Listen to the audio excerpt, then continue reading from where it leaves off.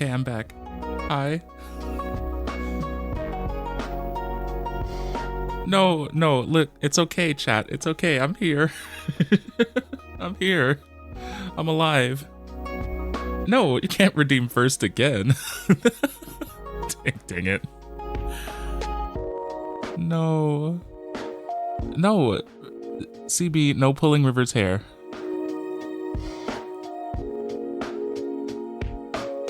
Looks around, guessing we don't count? No. Chat, behave, listen, it's okay.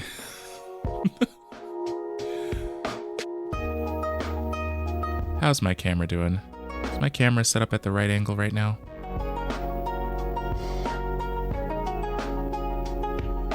Hi, how's it going? Don't make Ty turn this stream around. Listen, I will turn this stream around. When it ends and restarts and gives you another ad. Nar, that's so sad. No, that's so sad. Okay, well. Sorry, I just had to slap my microphone for a second. Hi. We're gonna get started with Subnautica first. The stream's a little wonky today, okay? Because I'm not gonna be doing YouTube reactions because I want to react to something very specific having to do with Overwatch. They had a few announcements today and I really want to watch it, and it's 40 minutes long. So I'm gonna play Subnautica, and then if I have energy, I will do a reaction to the video, and I have seen half of it, so some of it's not new, some of it will be new. Thank you for the gifted sub, CB. Thank you. And Josh, enjoy your sub. Hopefully less ads for you too.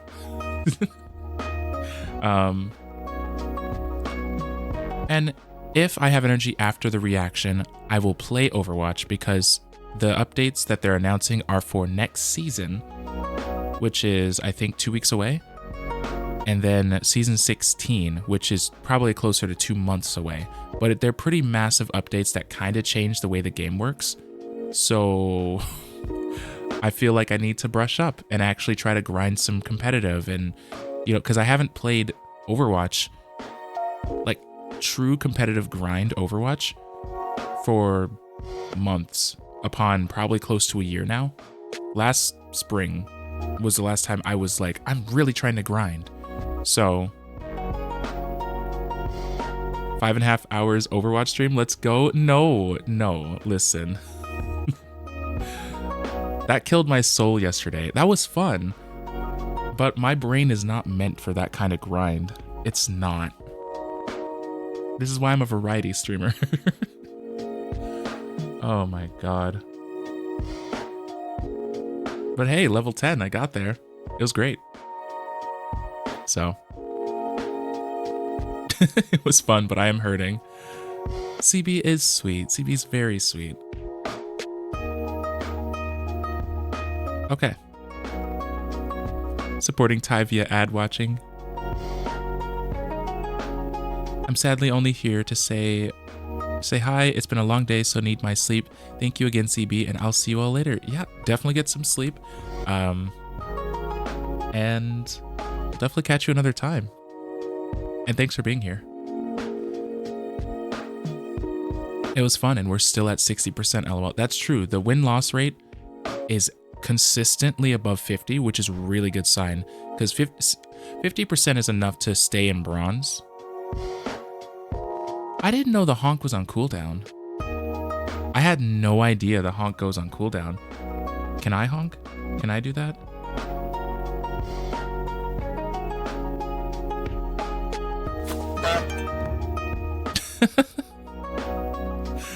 I got you, Josh.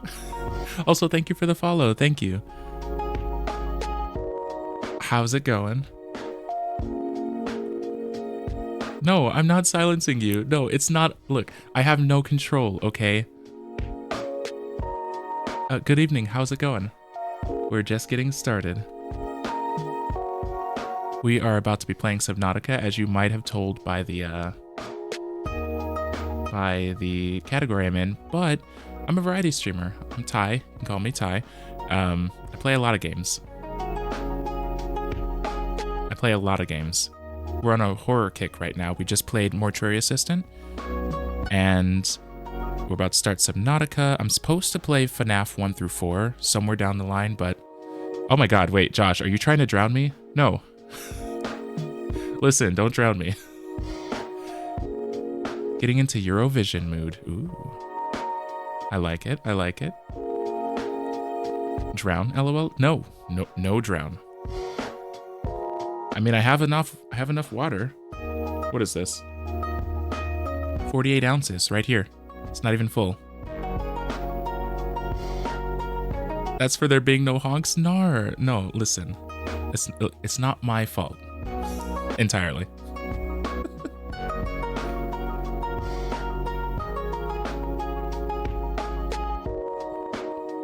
I like music, and Eurovision is the best music competition. There is the best music competition there is, so it makes sense. Yeah. No, posture check. No, not the 3 posture checks. Okay, wait. How many hydrates was that? Night, Josh. Thanks for being here. 5 hydrates. Do we want the water drinking ASMR? Do we want the...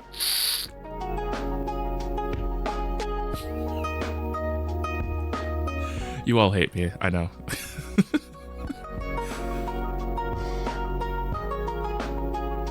Ty, you gotta turn into a pretzel? I don't know. I don't want to turn into a pretzel. Why am I being bonked? Don't bonk me. Listen, I don't deserve this. Those weren't hydrate. I redeemed shots instead. Oh my god. From horrors, I recently played At Dead of Night as it's getting a sequel this year. No way. River has been trying to get me to finish that game. For reference, River is my mod. There's a sequel coming? I never beat the game. I made it about halfway through. And I didn't go back to it because it scared the crap out of me.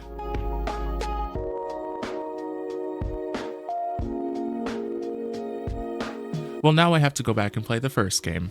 I absolutely do. The actress confirmed it a few months ago. Actress of Jimmy? No way. Oh, Jimmy. You have to do it now? That might have to be one of those... Oh, I didn't add it back. That's probably good. I still have 4... Wait. Subnautica, FNAF 1, 2, 3, 4... The Last of Us 1 and 2. I still have 7 games to play that was recently redeemed with the community challenge of raising 20,000 channel points to choose my next game. So I have a while. It might be summer before I can circle back and play the first game. Unless I play it on one of my non-stream days for recording for YouTube. Get to it? No. What about Sister Location or FNAF 6? I did 1 through 4 just because that's about all I could afford in terms of the games, and I've never played the original. But I hope to play the other ones, and I also really want to play... I played Security Breach. It was really buggy on console. It wasn't a good experience. I liked the story, I liked the mechanics, but it's a nightmare. People were saying I should have played it on PC. I didn't have a PC good enough at the time. So...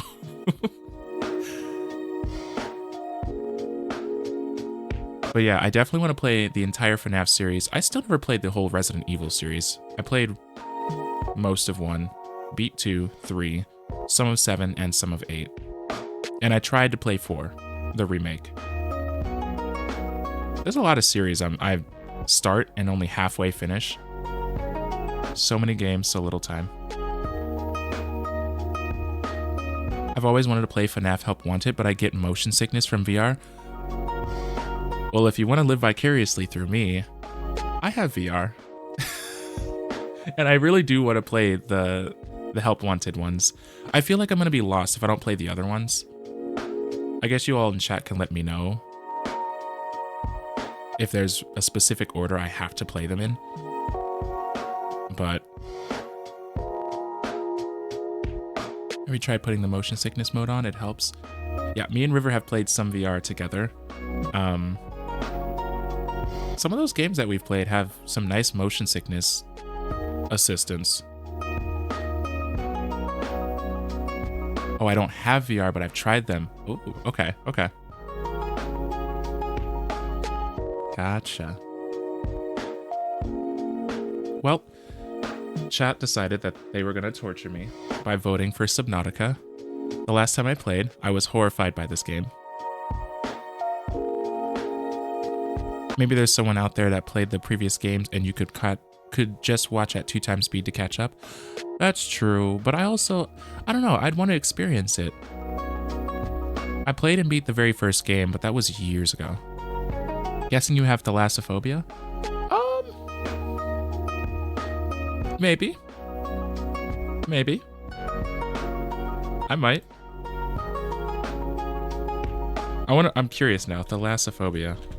I know it's a thing, but I've never actually looked it up before. Persistent, intense fear of deep bodies of water such as the sea, ocean, pools, or lakes. Yes, actually. Excuse me. Yes, I do. And I also have a fear of heights. I have a double whammy. I don't like being anywhere where I can't feel like I can reach the ground without dying. So being up in a plane, hate it. I hate it because if the plane suddenly stops existing, which is not a thing, by the way, it's completely fucking irrational. But if the plane just like ejected me out of there, I don't survive. And if I survive, it's like a less than 1% chance. Like I get lucky, land in the perfect position in a tree somewhere. Like, you know, but I'm not going to survive that. Same thing, if I'm too far down and I need to swim up for air, no, hate it. So I don't like being anywhere where I don't think I could get back up for air either.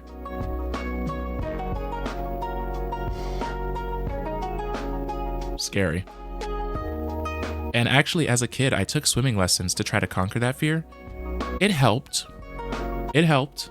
I know how to swim, but do I like being in deep bodies of water? No. No. Everything after 10 feet, like in a pool, anything after 10 feet starts to freak me out. Like swimming into the water, like diving. Swimming on top of the water at 10 feet, okay.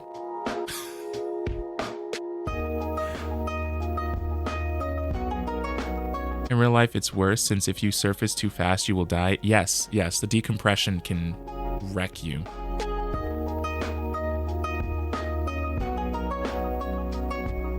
I mostly played FC and WWE. When you say FC, are you saying Far Cry? Just checking. Because I like Far Cry. I used to play WWE games, but I was still a kid.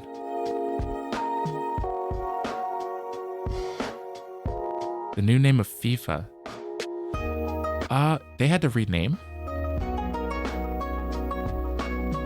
Oh. I had no idea they did that. I'm not great at swimming, so yeah, that and a surgery I had as a kid makes it very hard / nerve-wracking. I feel it. So that is to see I understand the fear of the water. Yeah. Never have been a first-person shooter player. I used to play like third-person shooters as a kid, mostly because my older brother was really into like military, like guerrilla warfare kind of games. Uprisings, etc., World War II. Like we played a lot of those war games, but that was like 2000s to 2000, maybe 8. Because he's 5 years older than me, so it's like by the time he was leaving the phase, I was like starting to learn how video games even worked.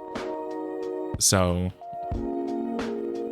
but then when I was reintroduced to video games, first game I played ever was The Last of Us, and it was like Fallout, Call of Duty, The Last of Us, and then the first game that really sucked me in that was a shooter was Overwatch, and that was 2019. So ever since. I've been pretty hooked on shooters. I could play most of them and play them well.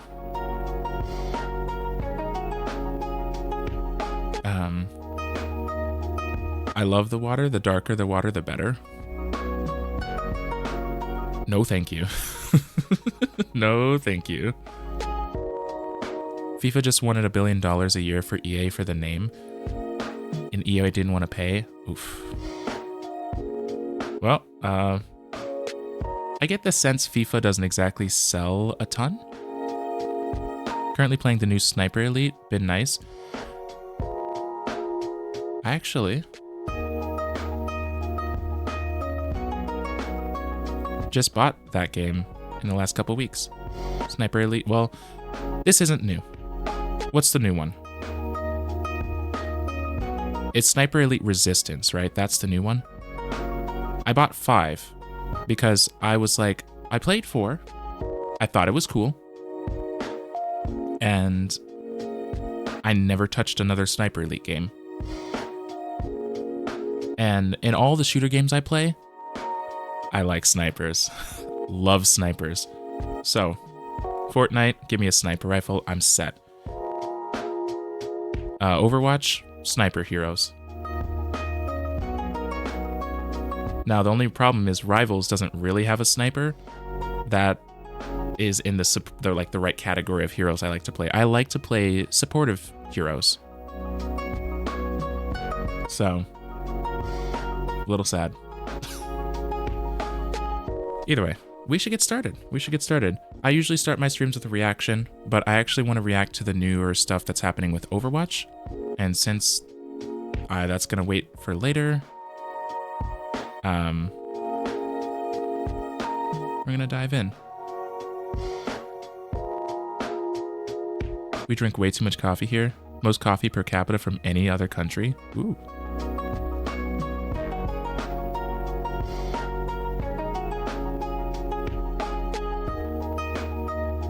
Oh no. Where is it? Console screen. Here we are. My lighting seems low. I see what you did there, Ty. No, listen. Why?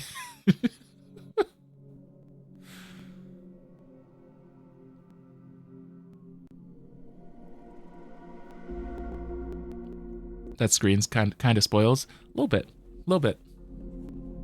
That's okay, though. Give me 1 second, because I feel like my lighting is really low, and I don't know if I like that. 1 second.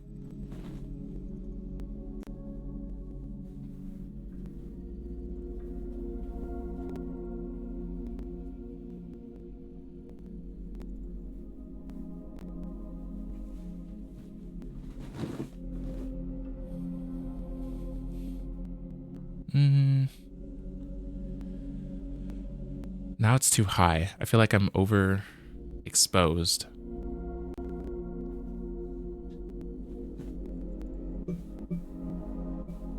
I'm gonna mute for a second.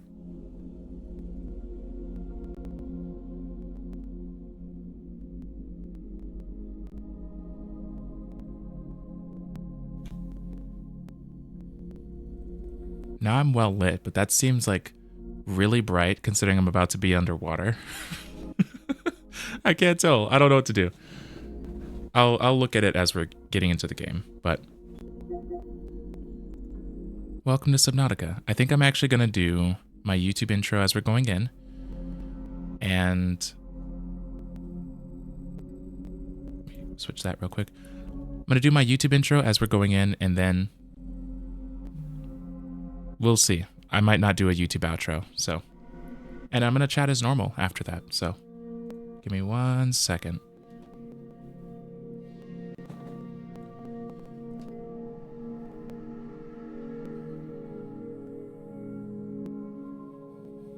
That's good.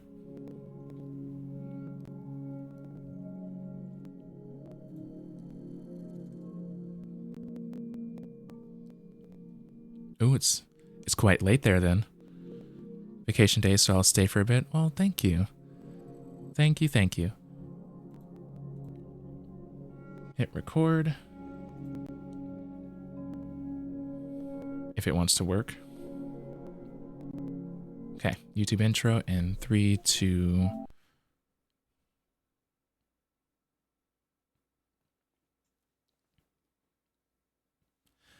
Hey everyone, Tybri Long here. Welcome back to my channel and welcome to Subnautica. I posted a video of this a very long time ago, and I can tell you about when because my file is still here. 2023, about 2 years ago, is when I last played this game. And I made it about 5 hours in. We made virtually zero progress. I've spent a lot of it lost. My Twitch community has challenged me to conquer my fears. And I'm really not I'm really not here for it. Because if any of you watched the clip from YouTube or saw the stream from 2 years ago almost, I was not messing around with most of these creatures in this game. I just could not do it. So,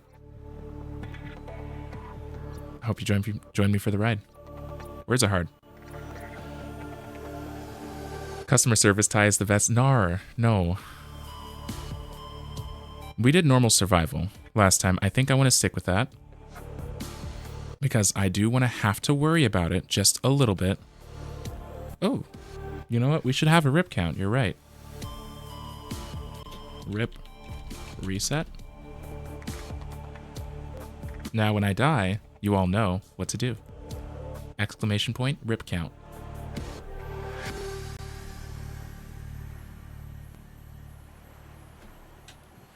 Now we're going to do survival.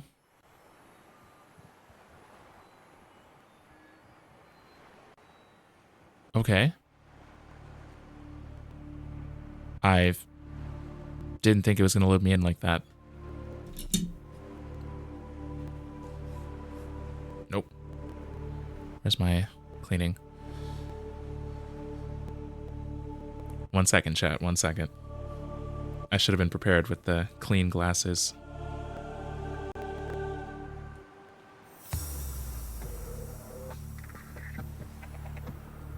Guessing you haven't touched below 0 then yet? No. No, I haven't. No, I'm not going to pick up from the old file. I'm going to start a new one if I can. Attention. Pump failure imminent. All personnel abandon ship.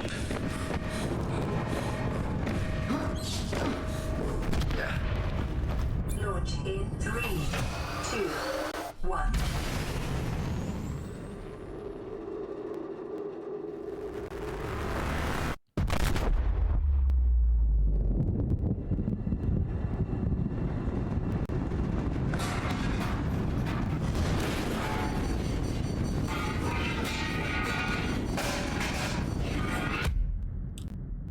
There I go. Use feedback menu to report bugs and give feedback. Let's see if I can progress quicker than the last time, because I played for almost 6 hours and I barely understood how to build a base. So, fire extinguisher.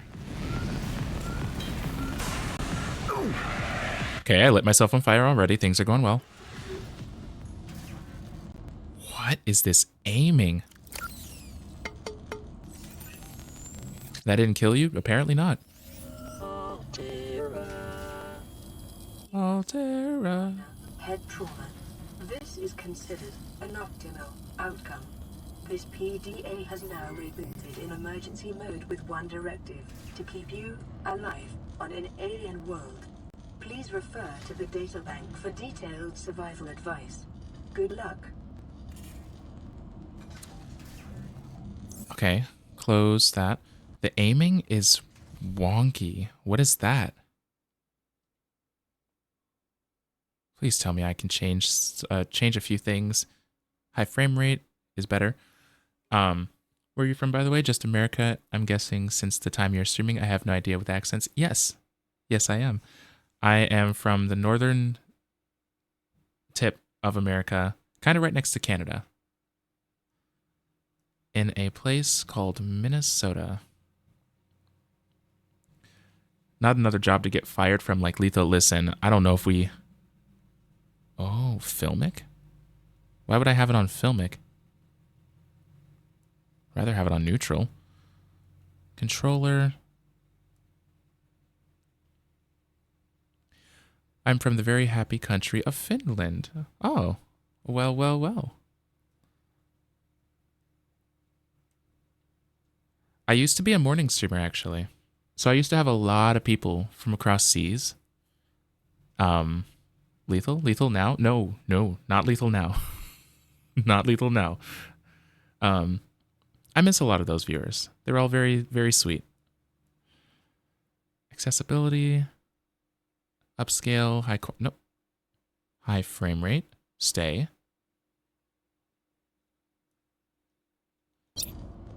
Oh, that's so much better. It was like choppy. It felt like it was running at 30 frames a second or something. What am I doing? You have suffered minor head trauma. This is considered optimal outcome. This PDA has now rebooted in emergency mode with one directive to keep you alive on an alien world. Huh. Okay. Okay. Use a repair tool. How do I get a repair tool? Fabricator. I'll take the first aid kit. There's a storage container with flares, water, and a nutrient block. So this is supposed to keep me alive just for a second while I repair all of the bullcrap. I need power cells at full capacity. That's fine. Fabricator. Okay, fabricator is used for food, crafting new stuff, and just so everyone has a first look into what I'm about to be doing.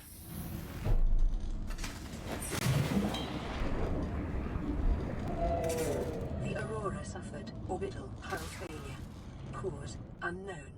Zero detected. It is, and let me show this to you. It is a literal planet of water.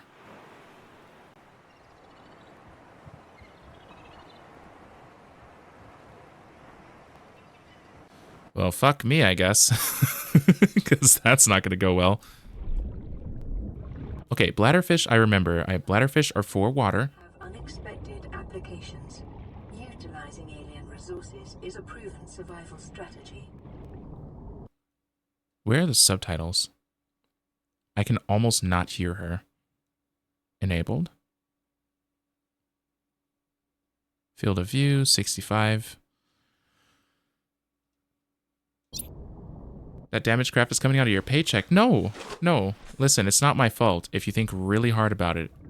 It's not at all my fault. Right, we need scrap. With interest? No. Why am I being bullied? Okay, these fish are very useful. Bladderfish are useful, these purple ones. I believe you can use them for water. There's all kind of scrap from the crash, I think. All the plants are like harvestable. Harvestable? Words. Mushrooms, I don't remember what they're for. But I'm running out of oxygen. See this? Oxygen is a mechanic in this game.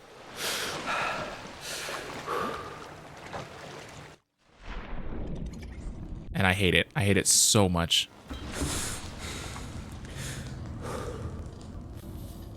Fabricator. I can now use the metal salvage to make titanium. Isn't there a way to research stuff? I could have sworn. I don't want to use all my metal stuff on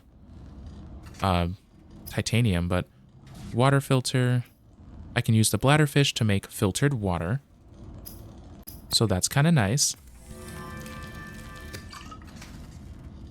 I can cook some of the food. I'm not going to cook the bladderfish because they're good for water, but I am going to cook the boomerang. And then we need personal stuff. So I can make like my equipment, such as a standard O2 tank. I can make fire extinguishers. I can make fins for faster swimming, I think is what that is. First aid kits, pipes. that can send oxygen from the surface down into the water, and a floating air pump, which I think you have to connect the pipes to. There's a lot going on, and as you can imagine, 5.5 hours was not nearly enough to memorize everything, but considering I played this almost 2 years ago, I feel like I'm not doing bad. Now the question is, if I need a repair tool, how do I make it? Electronics. O2 tank, fire extinguisher, tools. 5.5 hours was enough to grind to level 10. Okay, well, you're not wrong. You're not wrong. Repair tools, silicone, rubber, cave sulfur, and titanium. I have titanium. If I remember right, silicone rubber can be found on the base of the ocean floor. And then cave sulfur, I actually have to dive into a cave to get.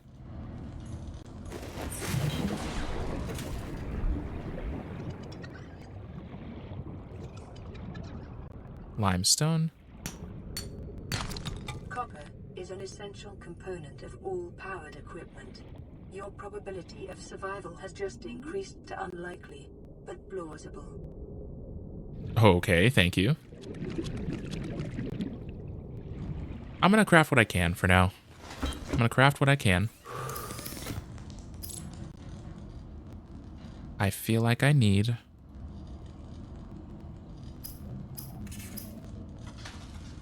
Nope, not this. I kind of need a scanner. How do I get a battery? Resources, electronics. Oh! Acid mushrooms and copper ore. This isn't bad to start. Wait until you swim out into the ocean. Acquired. And you stop being able to see the marker of your ship. Because that's when it gets kind of scary. This isn't so bad, though. This is not as bad as I remember. I can make a scanner now. The scanner can be used to synthesize blueprints. Why is it so quiet?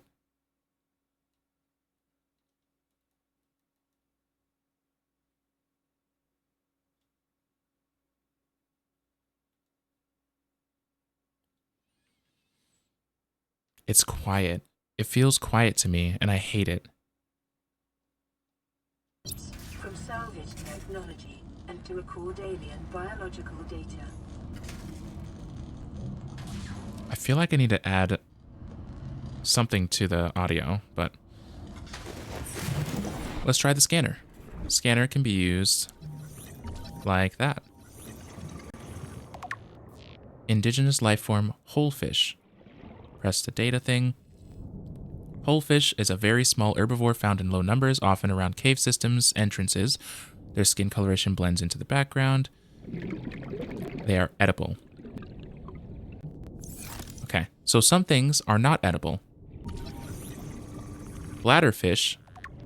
I actually did not use my scanner as much as I should have when I first played. And I didn't know for the longest time how to get water until I used my scanner. And I'm not going to make that mistake again. Get this bladderfish. Rabbit ray? No, get back here. Come back. Bastard. That area is out of fucking nightmares. I'm going to swim towards it. Well, you see how this is very nice and close to the surface? It gets deeper. Oxygen.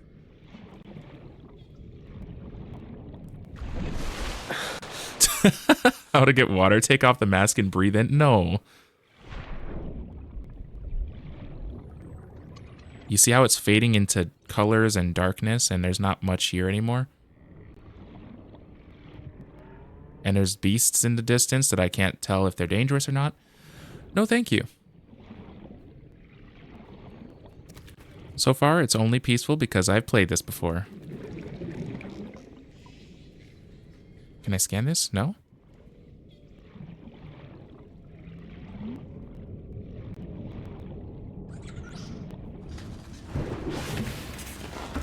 So I need to I need to repair this ship. The reason why, and this is a mild spoiler, but it also took me 5 hours to fucking figure it out. You repair this little spacecraft because it unlocks new stuff for you to craft. I didn't know that. So there's a whole reason why they're sort of... This is like the tutorial, sort of. I need a repair tool. And I need silicone rubber. Don't I need a mining tool?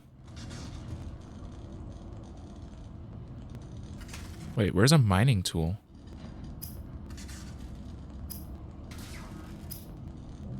Oh, and there's day-night cycles. So as you saw, the sun was going down.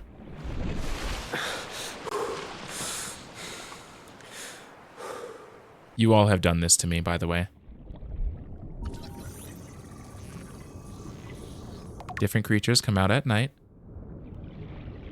I actually don't know which way is north. So I remember I had to start making landmarks. I'm gonna swim this way.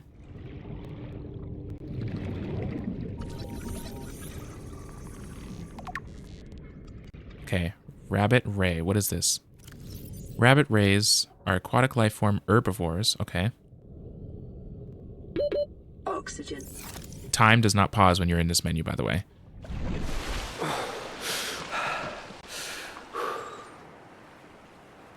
I remember the moon. Oh, that's so pretty. Okay. Okay, I think I'm going this way. If I remember right... Oh. There are caves over here. Or something. Giant coral tubes. Why would I scan this? Coral tube samples are rich in calcium, exploitable in bleach fabrication. Oh, okay.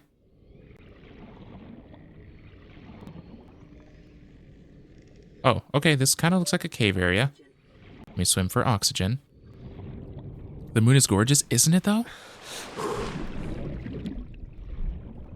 Okay, I need as much salvage as I can get my hands on. Detecting increased local radiation levels. Trend is consistent with damage to the Aurora's drive core, sustained during planet fall. Brain coral. Scrap salvage. Peeper. No, come back. Peeper. Come back. Jerk. This seems like it's kind of a cave. Damn it. I need an O2 tank. I need an O2 tank right now. This is relaxing? Yeah, for you. For you, baby. I don't know about for me. Oh my lord. I need to boost the sounds. It's like quiet.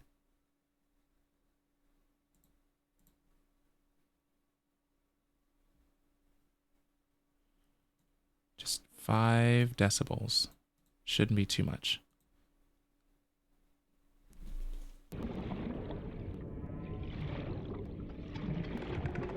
Calorie intake recommended.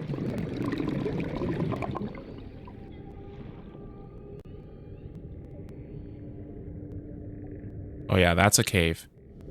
Okay, wait. So... Okay, I'm gonna swim it for air. Oxygen. And I'm gonna go straight down.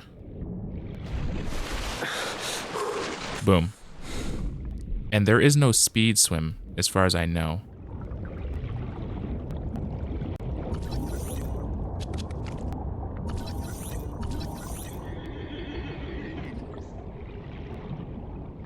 Oh, that's bad, isn't it? Oh, that one explodes. Ow. Okay. I understand. I'm sorry.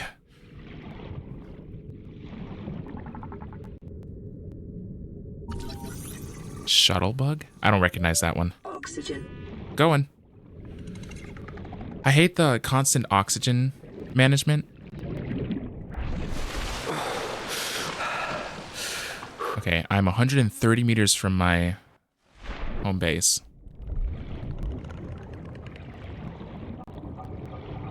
Limestone. Detecting sulfur deposits in the local cave systems. Sulfur is an essential component of the repair tool. Quartz. Oh, I should have scanned it.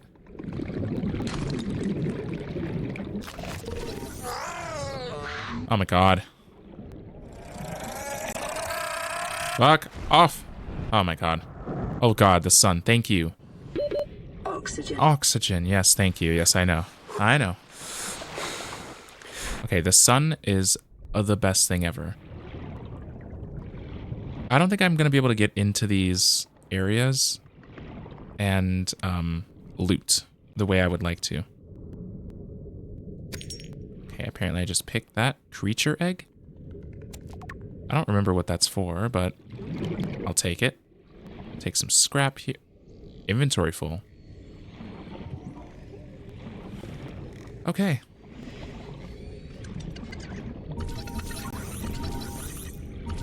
It's very pretty. I will give it that. It's very pretty. Oxygen. Yes, I know. I know, game.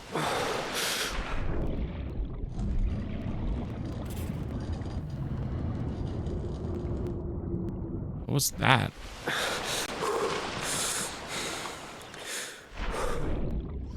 Never mind, I'm gonna mind my business. I'm just gonna mind my business. I need a storage container that can float on the water. For now. We have a storage here, but I feel like I'm gonna fill this up very quick. Pin recipe. Beacon manager.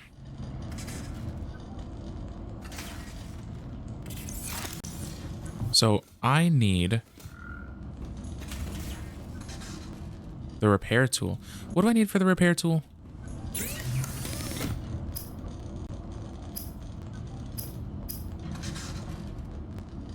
Silicone rubber. I don't know what this looks like.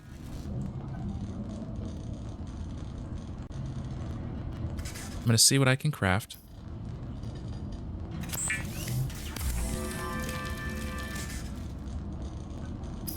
Make some water. Let's see what I can craft for resources. I can make glass. Why would I want glass?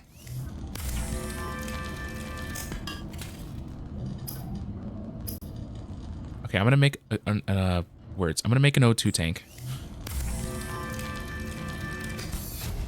What happens when you get KO'd? Is there a drop your backpack kind of thing? Starvation imminent. Seek calorie intake immediately. Okay. Yes, I know. I'm gonna eat food. I'm gonna save that actually. I'm gonna eat cooked bladderfish. Oh right, food spoils. Shit. Right. How do I open up my inventory? This? I need to consume that. Consume that. Bladderfish also... Stabilizing. Thank you. Bladderfish also give you water when you cook them. But not a lot. Not a lot. I need more food. So much more food. I need a floating air pump so I can set that up top. I don't remember if there's a drop your backpack kind of thing, to be honest, and that's gonna scare me for a bit because I don't like not knowing. Do I just...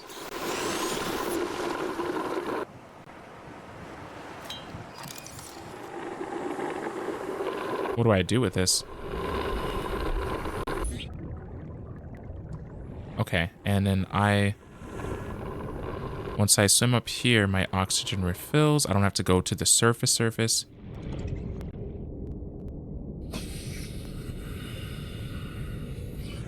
Okay, I'm gonna swim towards it and see when it starts refilling.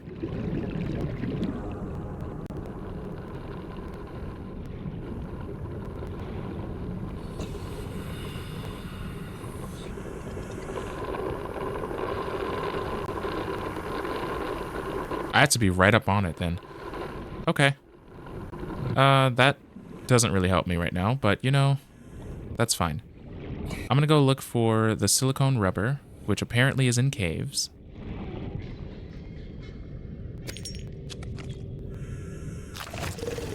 These goddamn explodey ones. You bastard, why are you like this? Should I pick a direction and swim in it, just so you all know what it looks like? Because I'm playing very safe right now. I'm trying to find what I need first. It follows you? Yes, it does. It chases you. Here. I am gonna go this way.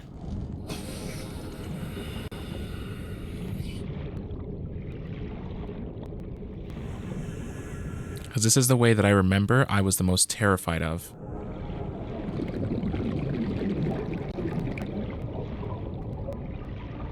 I want to look around and still go the same direction.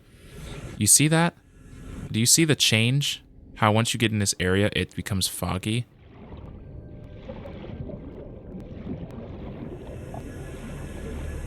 I hate that.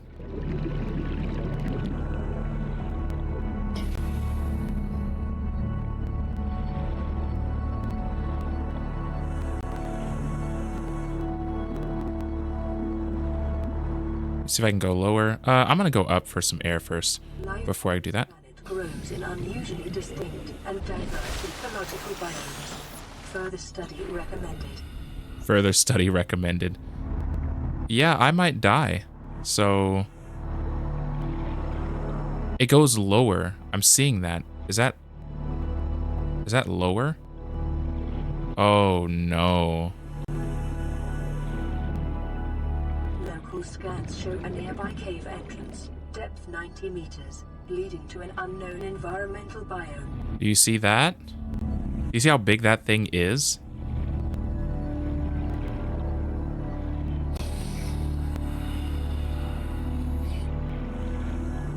I remember I swam up to one of these things one time. And I don't remember what it did. 30 seconds. I'm going back. I'm going back. I'm going back. Unknown environmental biome? Yeah, no. There's biomes. There's lots of biomes, apparently. And I hate it. Oxygen. Yes, I know. Yes, I know, game. So, bestie, you ready to join me on this? For Subnautica 2?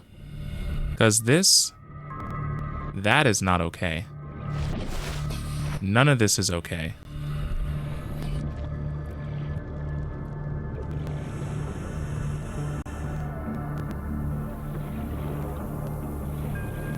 Hate it. Hate it. Hate it so much. For now, I'm going to make sure I have a good base. Like, something to go back to. And then I'm going to start exploring from there. I need to find a basic cave to go into, though. Because I know that silicone rubber isn't that far from me. Like, it has to be pretty close, right?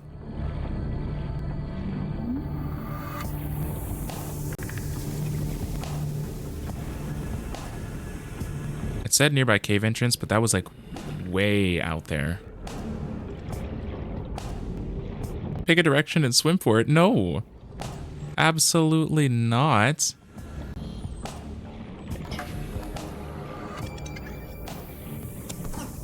Silicone rubber. Ooh, a cave.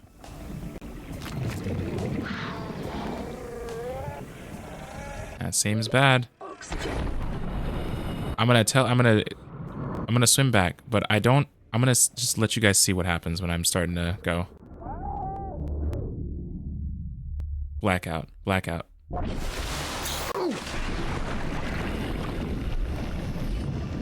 That's what happens. You slowly black out until you lose consciousness, and then you appear, I think, back in your ship. I don't know if you drop anything.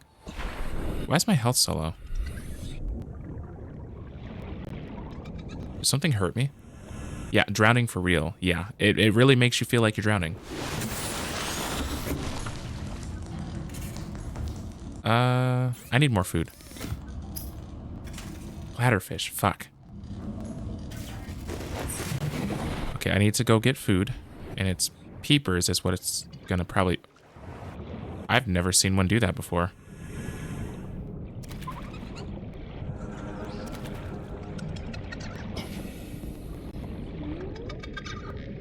Wait, what is this? Creature egg.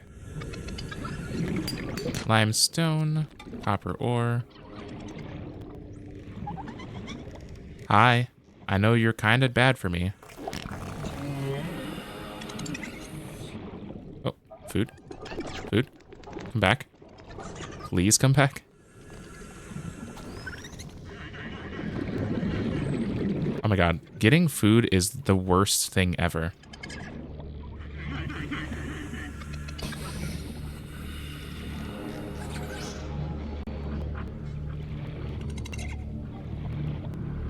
Scrap salvage. Okay, inventory full. Never mind. Can't have anything. Calorie intake recommended. I'm going. Yes, I know. Seek fluid intake. Resources, cooked food. I don't know which one's better, peepers or boomerangs, but I'm gonna go for the peeper next.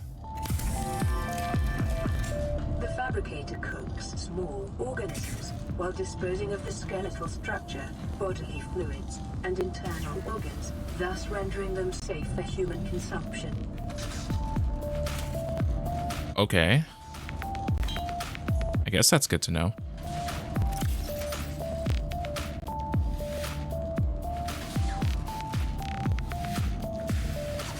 Vital signs stabilizing.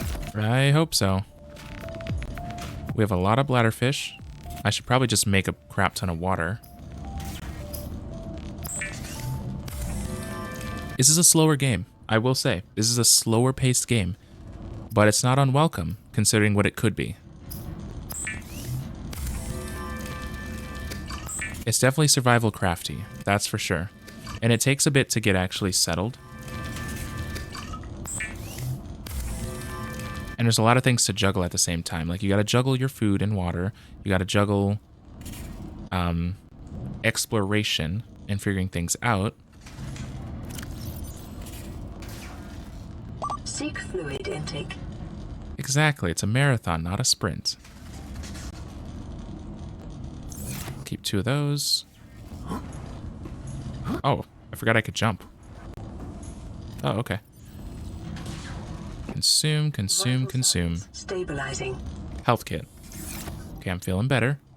Now I can go out and explore, and I really need titanium.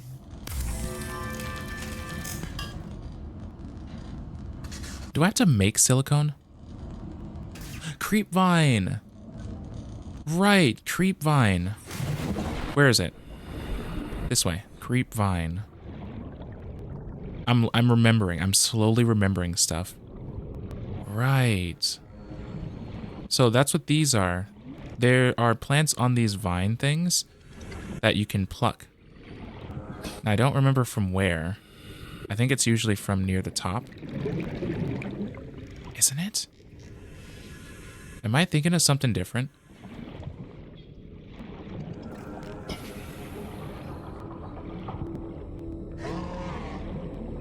No. Don't do it. It's these, right?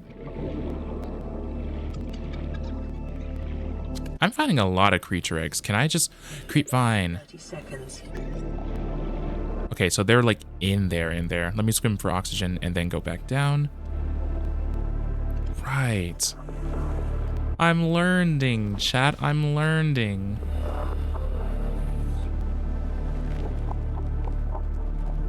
Creep vine for the silicone rubber. I'm gonna pluck several of these. Oh shit, I forgot about those ones. Please don't attack me. I got one. Fuck. I need to empty my inventory. I really do.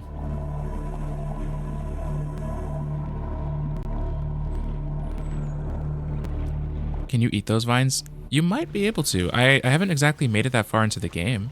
So, maybe. Potentially. I don't know.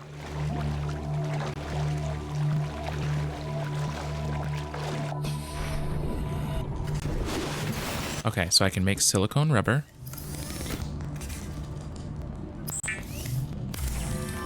And what is that? What is that last one? I think that last one is a raw material of some kind.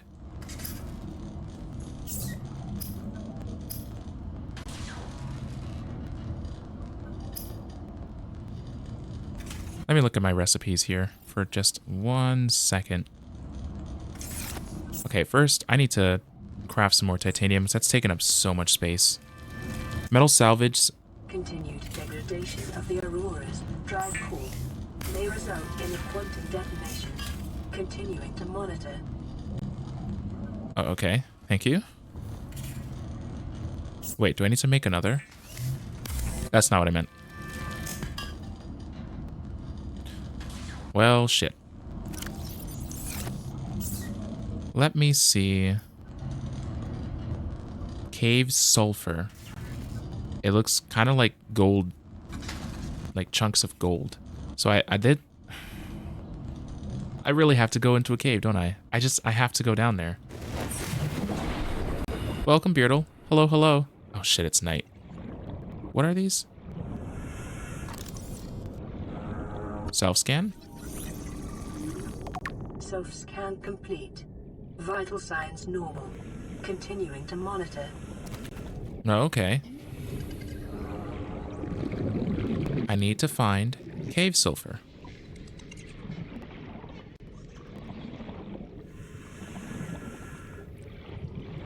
So I just had a thought. What if Ty was suddenly isekai'd into this game? No.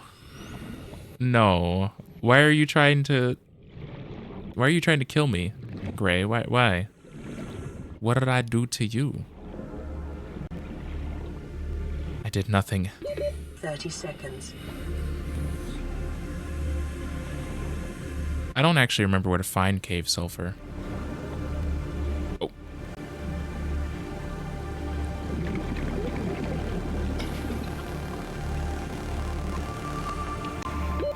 Oxygen. You have the tools to survive, though? Not really. Not yet. I only have a scanner. That's all I got. So daytime is definitely going to be for exploring, as I'm relearning. Nighttime's going to be probably for crafting. Kind of like 7 days strategy. I don't remember which way the cave was that I had found.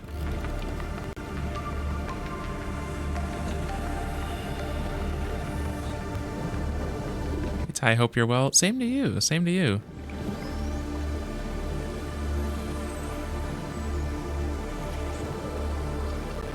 When do you sleep in this game? Never sleep. Absolutely never. Beacon fragment. Oh, okay.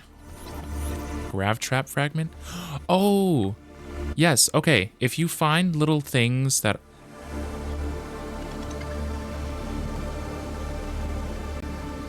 I don't know what that was, but it looked weird. There's little wreckages around that you can find and scan the materials of. And I believe it unlocks recipes? Oxygen. Oh, don't you normally tell me 30 seconds? Oh my gosh. Need to get some sleep, but I'll lurk for you. Well, thank you. I appreciate it. I appreciate it.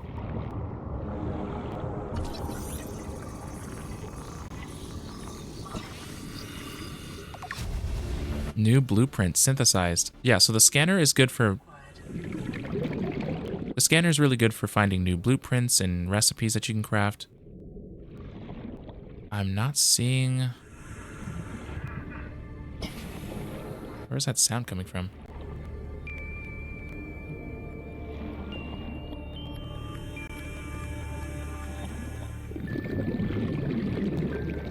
I need cave sulfur. I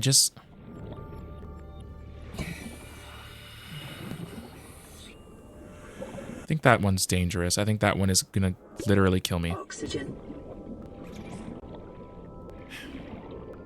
I'm actually so tense playing this.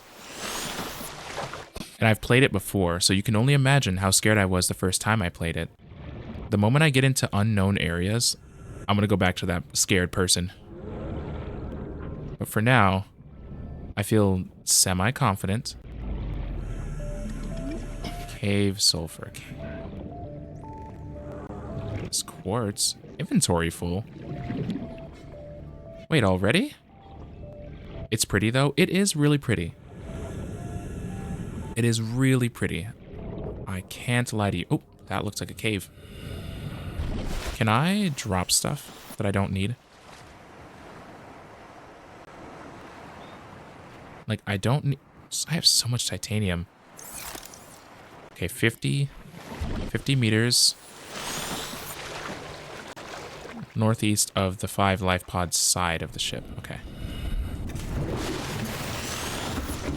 Okay. Executive decision. The titanium needs to just not be in my inventory right now, and so does the metal salvage. Okay, so this way. 50 meters. Go deeper. Giggity. Wait, can I scan it? No, come back. Dang it. Oh.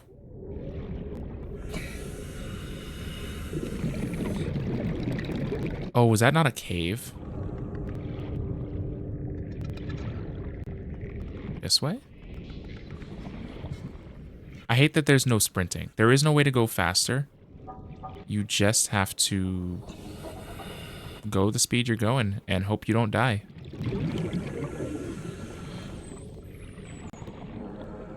Why am I finding us so many creature eggs? Why? Oh.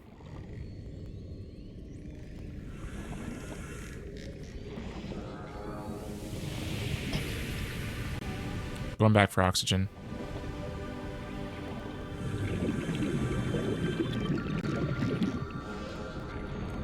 Yeah, there's no, like, movement, anything. You go the speed that you're going, and good luck. The only way you can go faster is if you get upgradable stuff. So, like, I could craft fins right now to swim faster, but then that would just become the new default, you know? Crash fish. Wait, did I sneak up on it? Why is it not trying to kill me? Limestone. That's... titanium. What? I didn't even wake you. What? Okay. Jerk. Limestone. Quartz. Cave sulfur. Oh, it comes from the... Oh. I have to wake those things up and then outrun them? Oh. I hate that, though. But I did it. I'm going home. I'm going home. I don't want to be out here anymore.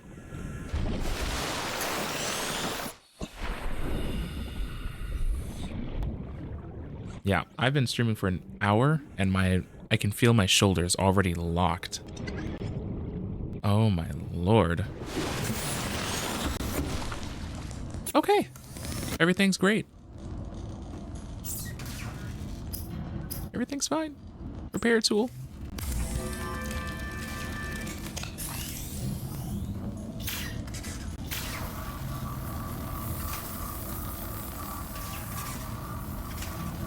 Multiple secondary systems online. Running full environment diagnostic and outputting results to databank. Okay. Databank entry. Category 3 ocean planet, oxygen and nitrogen atmosphere, extensive biodiversity, may support Leviathan-class predators, water contaminated with high levels of foreign bacteria, planet is beyond Federation space, rescue unlikely. No, I'm stuck here. It's not recommended to explore this environment without hazardous materials, suits, and extensive support apparatus. So I'm screwed. That's what you're telling me. Repairing the radio. Someone please help. This is an error. Distress signal received. Rescue operation will be dispatched to your location in 9 hours. Continue to monitor for emergency transmissions from other life pods. So that's that. Isn't there something... I swear, there's one more thing to repair on this ship. There's power cells. Is there not? Wait, let me climb the ladder.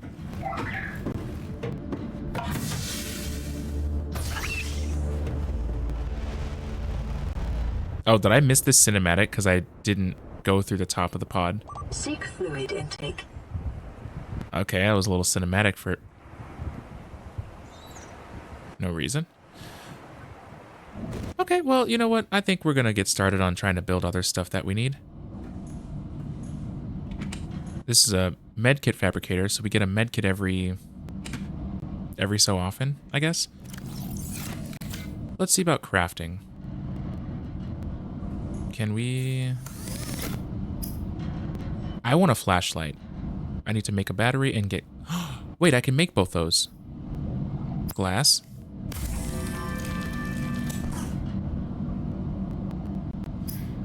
Battery.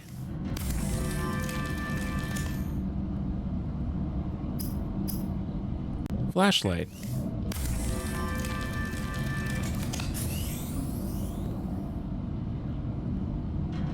So, I should just have that now, right?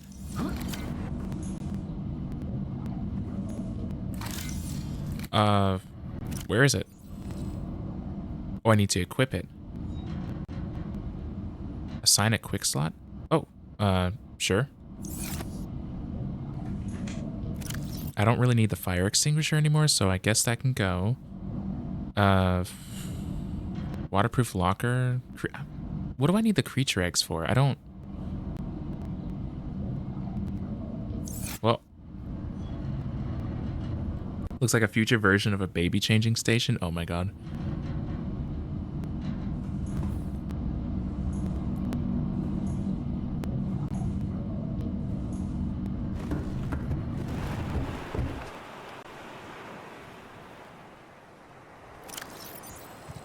Okay, how do I do this though?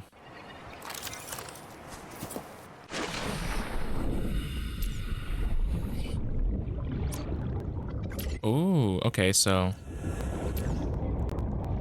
that's that. What else can I craft?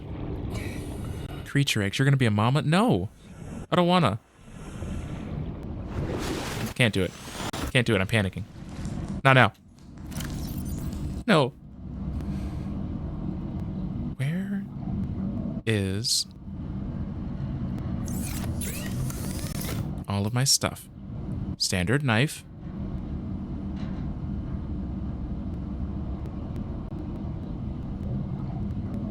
Oh, okay. Survival knife. Weapons were removed from standard survival blueprints following the massacre on Abraxas Prime. The knife remains the only exception. Okay. So I have a knife.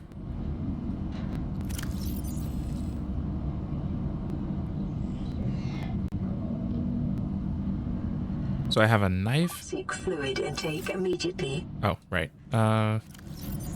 Water. I got the prison shank here in this game, and I love it.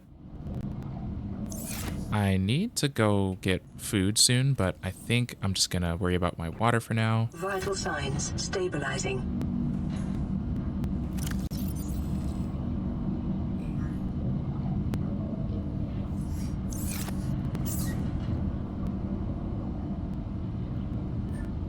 Need creature things so the eggs can later spit out larva that latches to your face and impregnate you with something that'll burst out of... No. True, you can't do it. That's why I'm sitting with Tyver and Relong right now. No! No, listen.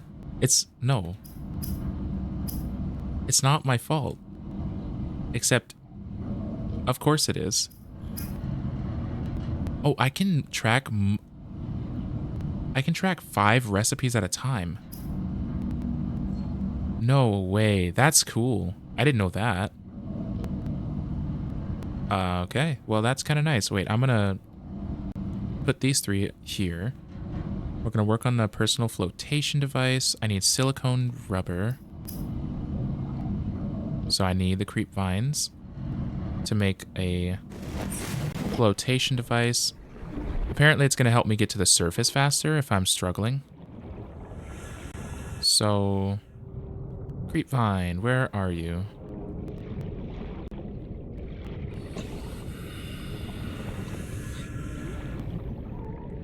I'm so tense. And I'm not even really thinking about it either. I'm just like, I need to get food and not die, but at the same time, what is this? What's down here? Ooh, okay, that's a dangerous one.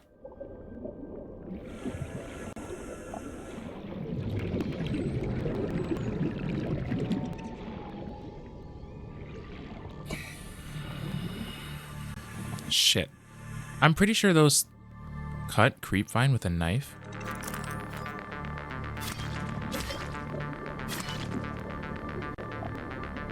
What would I need that for? I don't know what I need that for. Okay. Oxygen. Right, okay. Oxygen. Going straight for it.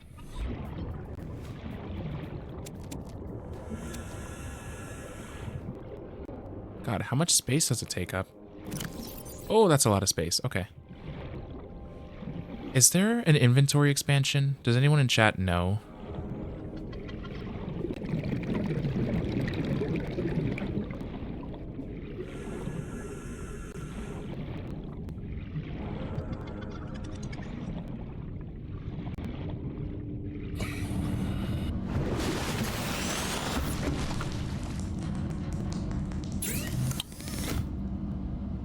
Sure. I need silicone rubber. And I should be able to make the... What? Not... Air bladder. What is Pathfinder? That's new.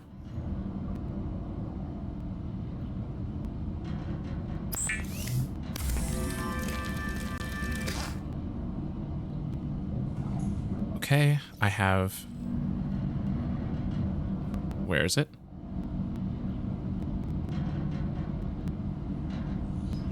Air bladder, 15 seconds of oxygen, emergency flotation device.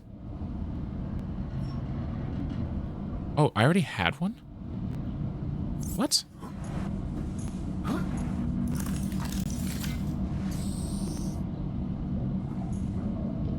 I already had one. Okay, well, I didn't need that, apparently. Habitat builder. This is the thing that I need to start building a base. And it's the last thing I really need, so... I'm gonna... Calorie intake recommended. That's me in real life. Warning. Local radiation readings suggest the Aurora's drive core has reached critical state. Quantum detonation will occur within 2 hours. What? Okay, what am I supposed to do about that? Why is she so casual about it? Ah, things are just gonna explode in 2 hours, you know, it's fine.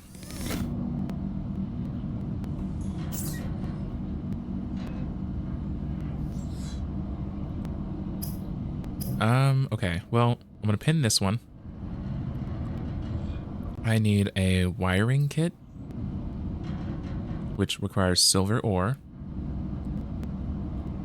I need a computer chip, which takes table coral sample, gold and copper wire, and I need a battery.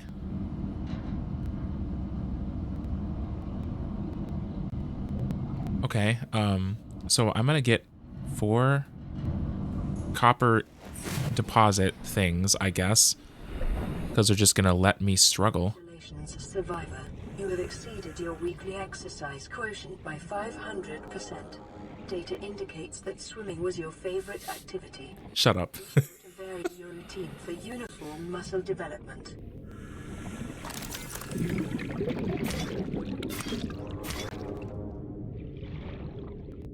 Wait, my inventory's still full? Wait, what's that? Why do I have a symbol up there near my recipes that looks like a radio? Should I be concerned?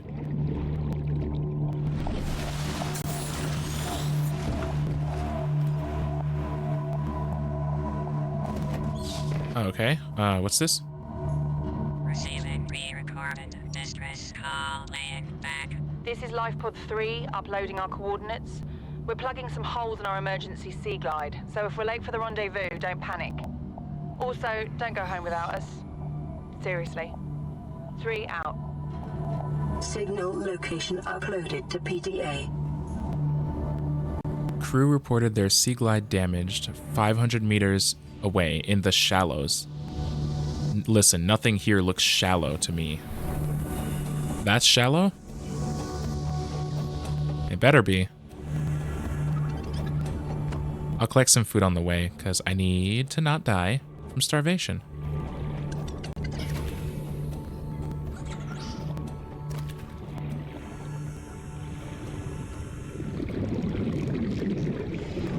So there's also just a little bit of lore. I don't know if there's a ton, but there are people who have reported stuff since the crash.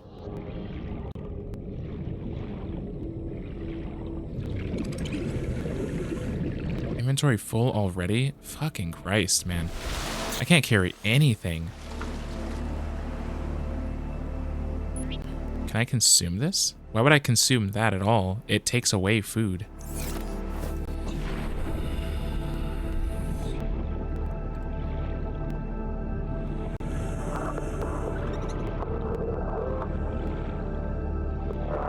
I'm not even going to dare to explore because those little shark-looking creatures down there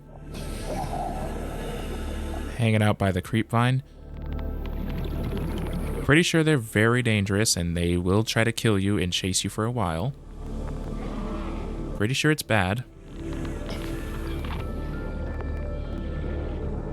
Emergency. Starvation imminent. Seek I know. immediately. I know. It's okay. Seek fluid intake. Okay, apparently I need everything. Thankfully I have lots of water. It's the food ones that I struggle to catch, so...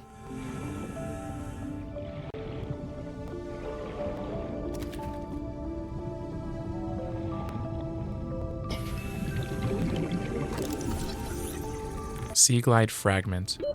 Oxygen. Going. Got it.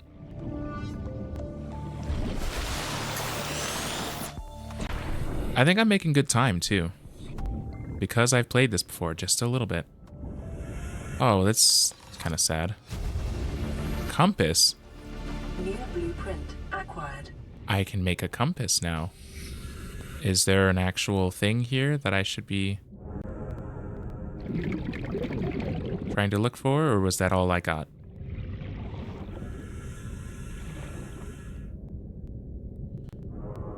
Okay, that's all I got for coming all the way out here, so I'm gonna go home.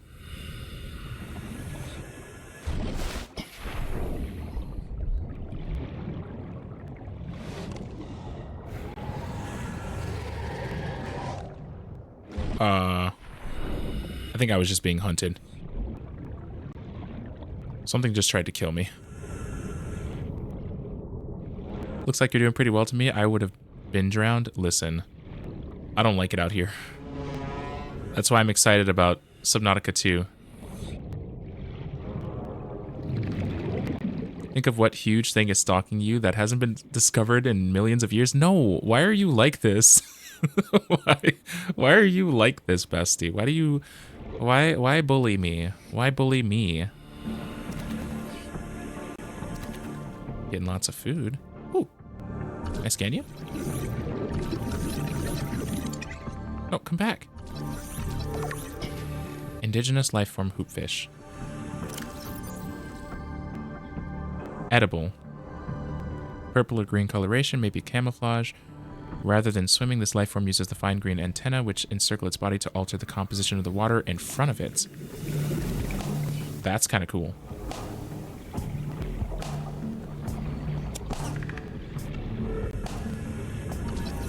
What is this? Blue palm? Going up for a second.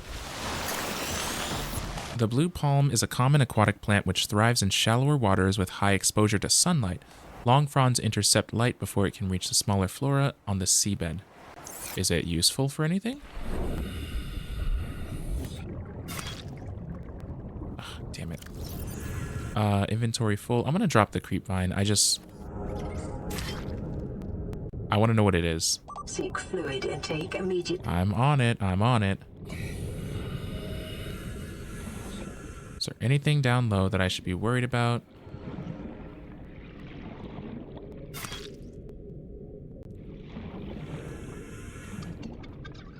I actually really appreciate the sunlight.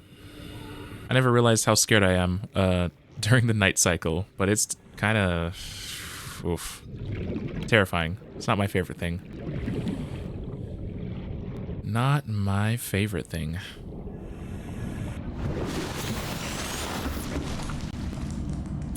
Okay. What do we got? What do we got for food? Because I'm gonna need it.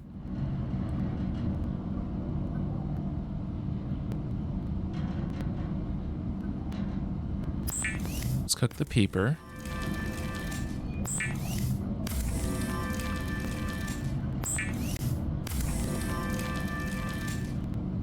I should have enough for some waters.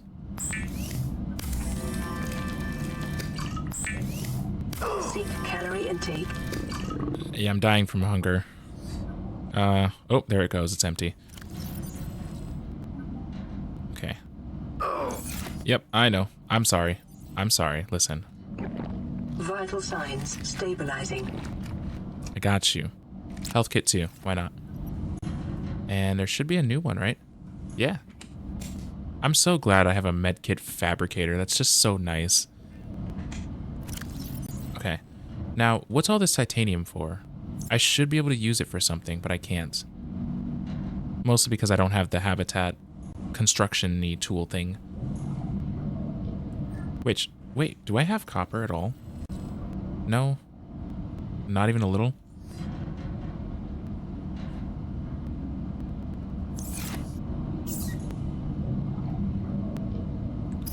Okay, well, how do I make these other things? Because maybe it's a lot simpler than I'm making it out to be. I need copper. That's the only raw material I need. Everything else seems like it's crafted, so... Nope, not that.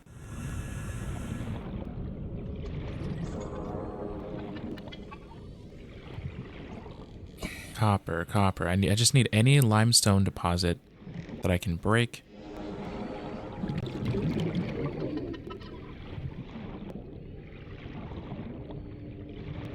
Okay, 100 meters.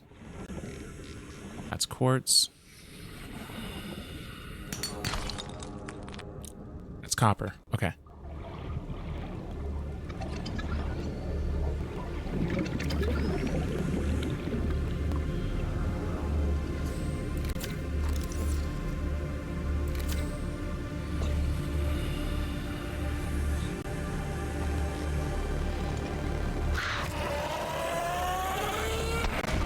How? Every time?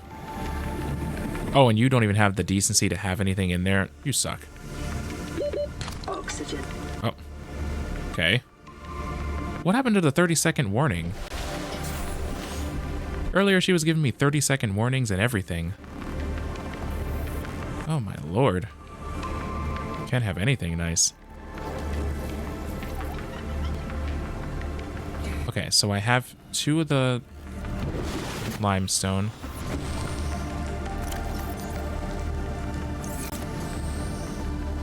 So I need the battery. That is good. So I should be able to make a battery. So we have a battery. I am gonna unmark.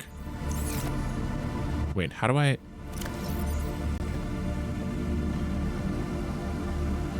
Unpin. Okay. Now I just need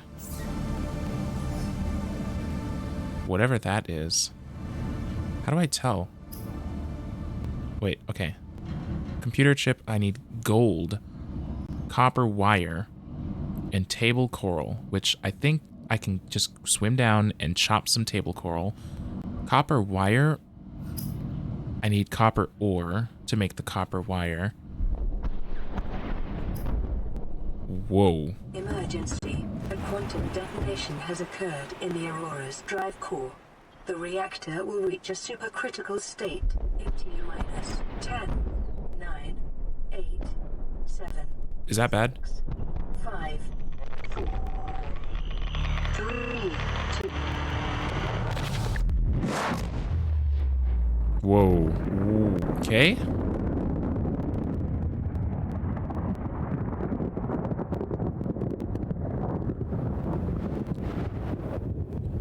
That seems not good.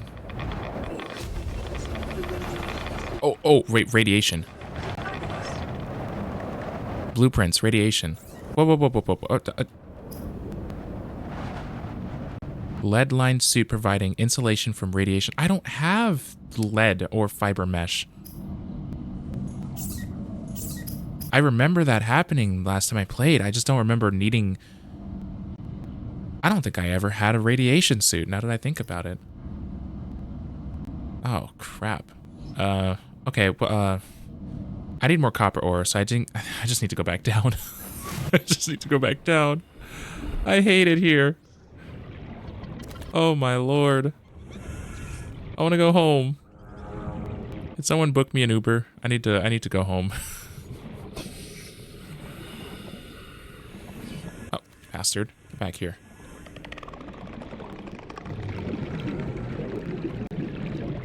You're about to get awesome superpowers? No, listen. I don't want it.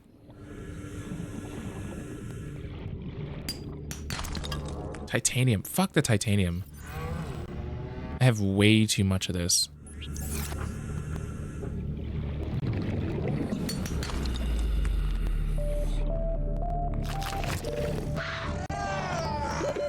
Seconds. Every time you catch me. I need the fins. Home just blew up? No. No, not like this. You fucking... Oxygen. Oxygen. Yes, I know. Oxygen. Thank you. Oh god, I might not make it quite before my vision starts to go. Okay. Put water on the fire? No, listen, I don't know if that's gonna help. I don't think that's gonna help.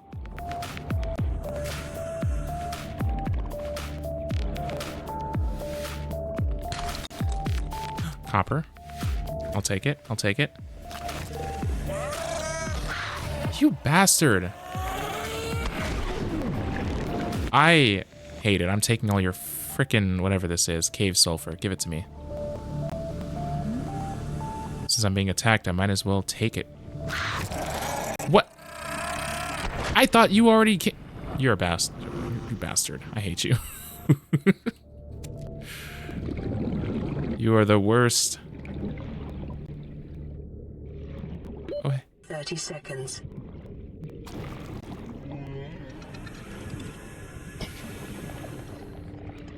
Oh, table coral.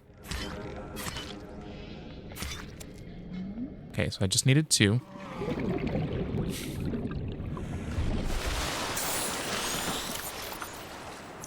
Okay, so I have table coral. I have 2 coppers. I apparently need gold. I don't know where I'm supposed to find gold, but that might take some exploring. And I might have to put my 2 items away for a while I explore. I don't have titanium, which I apparently need for the circuitry thing, circuit board. And you know, I think they're about to make us go explore. 'Cause I don't really have many options. Copper wire. Yeah, I've got nothing. Where is it? Gold. Just straight up gold.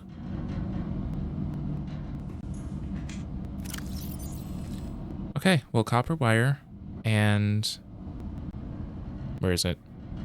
2 of the table coral samples. I'm going to take my flare back. I just need gold. That's all I need.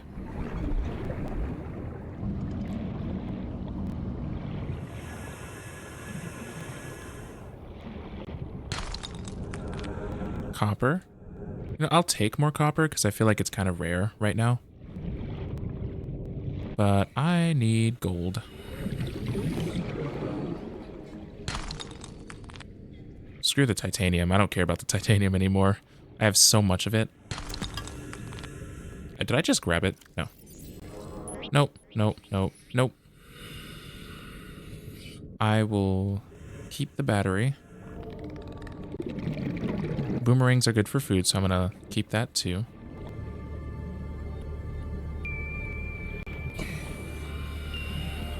I'm staying low because I want to find the little deposits. Okay, that seems like a cave. I'm gonna go up. Oh god. Oh good god. Nothing there. Gold. I'll take copper, I guess. I think gold is going to be a different biome entirely, so I'm going to try this area. Hopefully I don't die. Oh, that's kind of close. What is that? Oh, it's carrying scrap.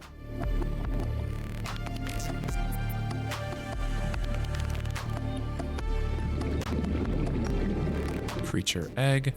I'm gonna swim low to the ground just for a second. I feel like I need to explore down here.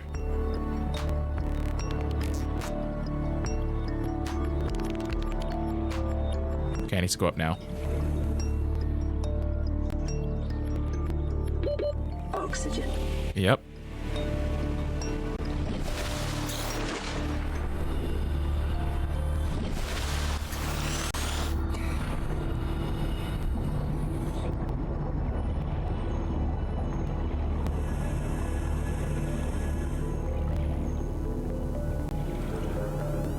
What is that?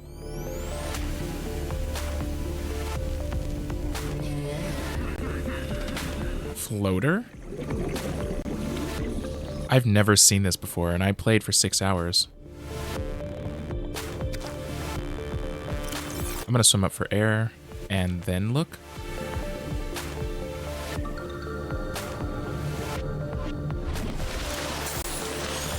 Two species living in symbiosis, which attend to which attach to and attempt to feed on any objects they come into contact with, may aid in flotation of sunken objects. So, okay, so if I pluck, oh, it already fell. Oh, it fell. It was floating before because I grabbed those two. Wow. 2 makes a huge difference, apparently.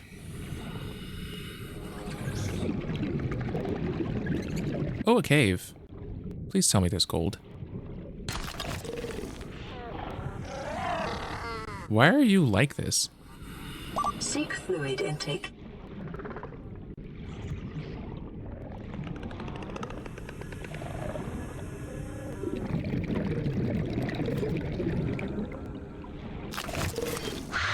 What?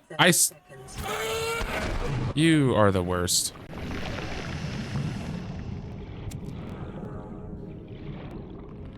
Another one? Damn.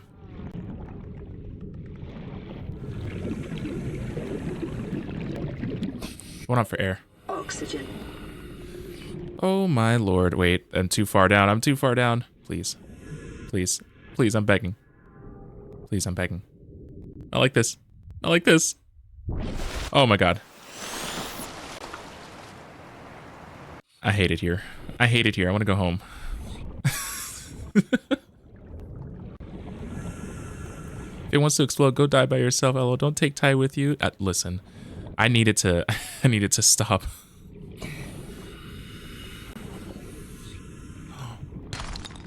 Gold! Sandstone outcrop. Sandstone. Okay, sandstone is the more expensive and more... Oh, is it dark? Okay, limestone is the cheaper stuff. Sandstone is the more expensive stuff. Okay, mental note taken. Sandstone, good stuff. Limestone, not good stuff.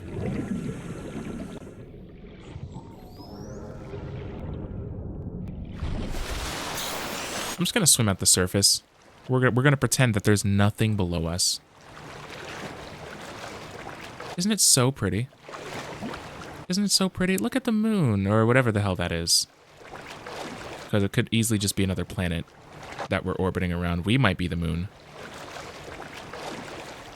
There's no reason why a moon can't be habitable. So, ignorance is bliss. Yeah, I just love being in my little bubbles, not worrying about anything ever.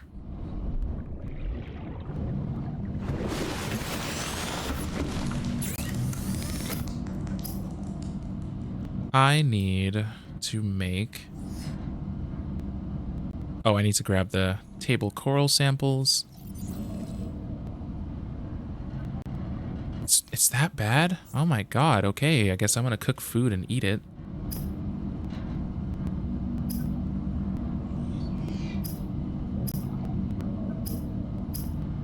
Cook some peepers. And then make some waters.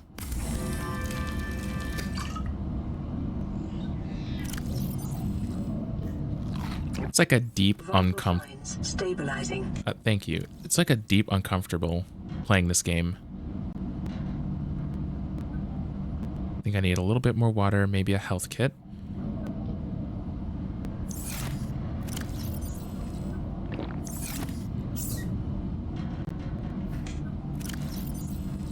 I need table coral. Nope, not that. Table coral. And copper wire. And now I can make... Not that. Computer chip. It's cozy. It is actually a little cozy. I will say that. I do like the slow progression, the crafting system. But it's... If you are afraid of the water, for any reason, it becomes a horror game. Very quick.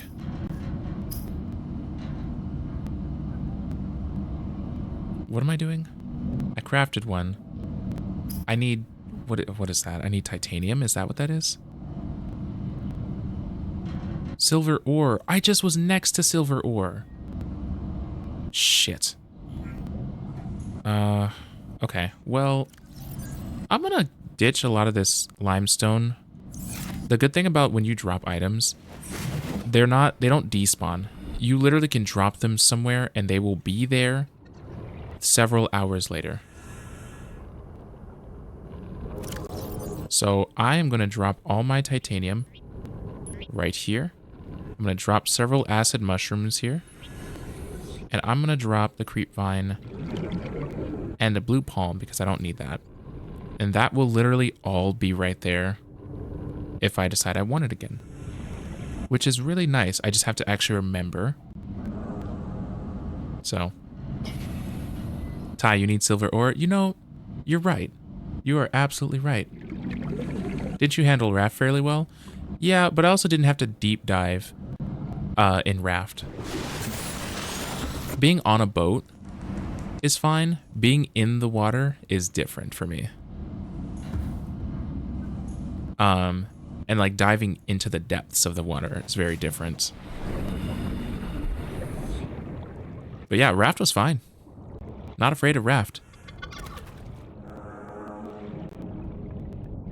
Ty, you should drop several items because they will be there several hours left after. You know what? You're right. You know what? Where do you get all these crazy, awesome, big-brained ideas, bestie? I have to know for science. We're not going to talk about Raft. Listen, CB, if you ever want to play Subnautica 2, I'm sure we'd be so down for it.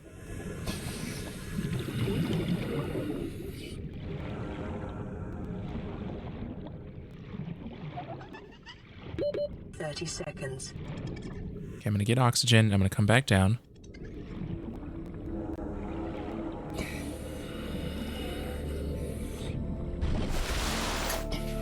Sun's coming back up just now.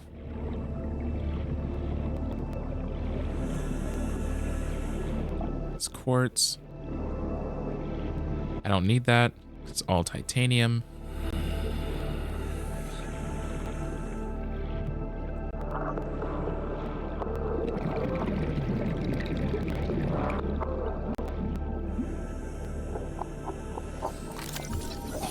Drooping stinger? I'm guessing I shouldn't touch them.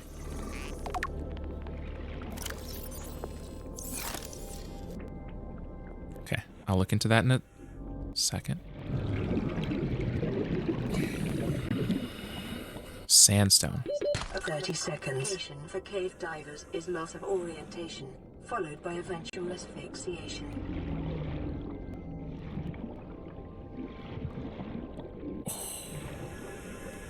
I hate this so much. I hate this so much. Oxygen. Oh, Lord, I hate this so much. Welcome in, Brina. How's it going? My chat decided they were going to torture me today, so this is what I'm doing. I don't need lead. Silver. Waste wiring kits are an essential component of many habitat modules. Damn it. I'll take some lead, I guess. But I don't want it. 30 seconds. Silver. Got it. Is there more?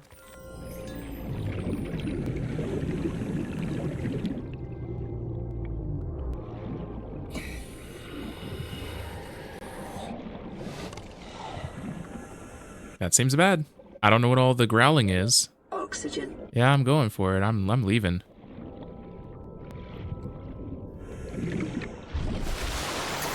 I'm where am I? Oh my god, I'm so far out I almost didn't see it.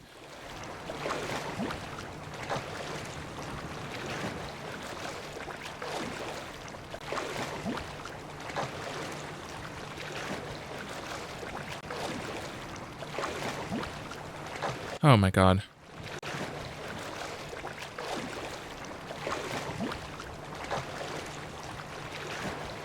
I hate that there are so many games that I'd love to play if they weren't in first person. Yeah, I mean, I wonder if there's like a tool or a fix for some of those.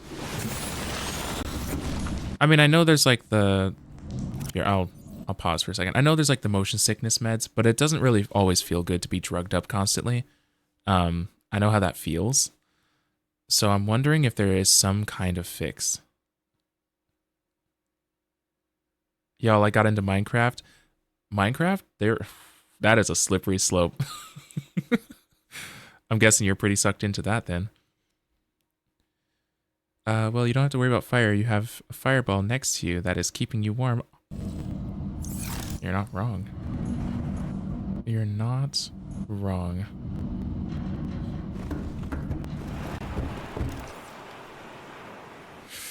Oof. I wish I had a cozier fire to sit next to. Not that, but it's fine. It's fine. Everything's fine. I'm not nervous. You're all nervous. Wiring kit. And then I should be able to make a habitat builder. The builder tool is designed to construct habitats capable of withstanding extreme environmental conditions. And this is where things got a little fun. I'm pretty sure now I can build buildings. Like actual buildings. So let me see if I can equip the habitat builder. It does require batteries, so if it runs out of batteries for whatever reason, I do have to go and scavenge for, I think the cave sulfur is what it is. But I can officially start building buildings, which is really cool.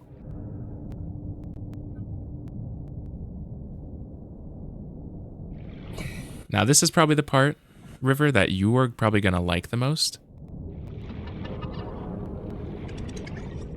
I am going to build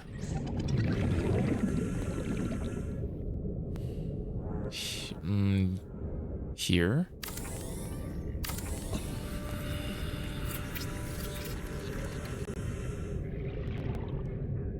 And there are requirements. You have to have proper hull strength in order to like construct stuff. It's really cool.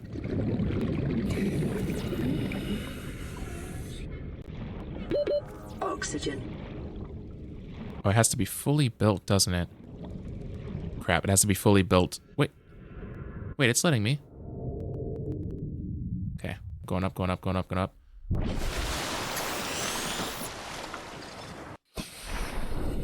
Now what do I need for these?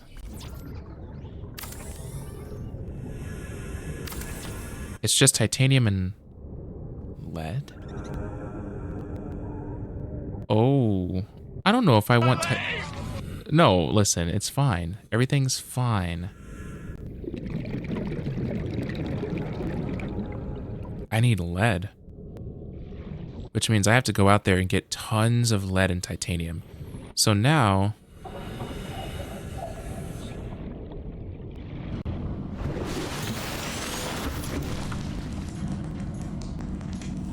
we have a ton of titanium and basically no anything else.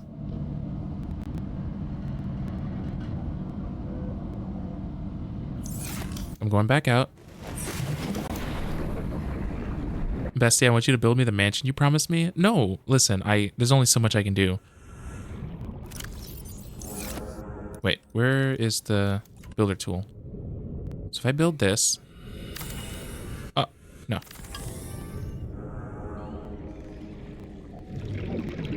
If I build this, I can rotate it. Oh, damn it. Boom.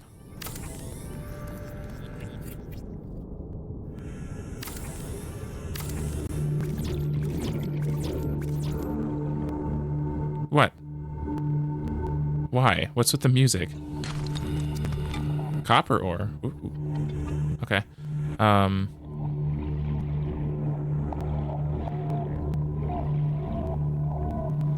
Where's the titanium I dropped? Creep vine. And titanium mushrooms. Going up.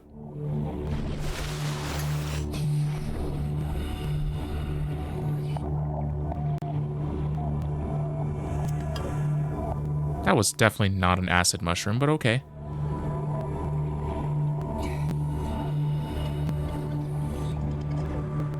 Seek fluid intake.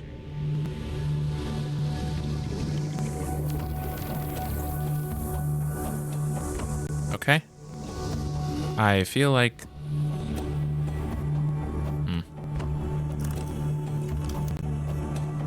I need a hatch.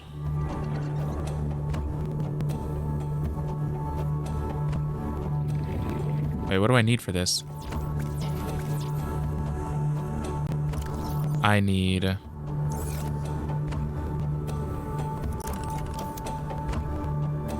quartz and titanium. Oh, I have quartz. Yeah, I know. Oxygen. I need the quartz that I thought I just went and picked up the quartz though. Because I dropped quartz, titanium, and other stuff. So, are you telling me I need to go get more quartz?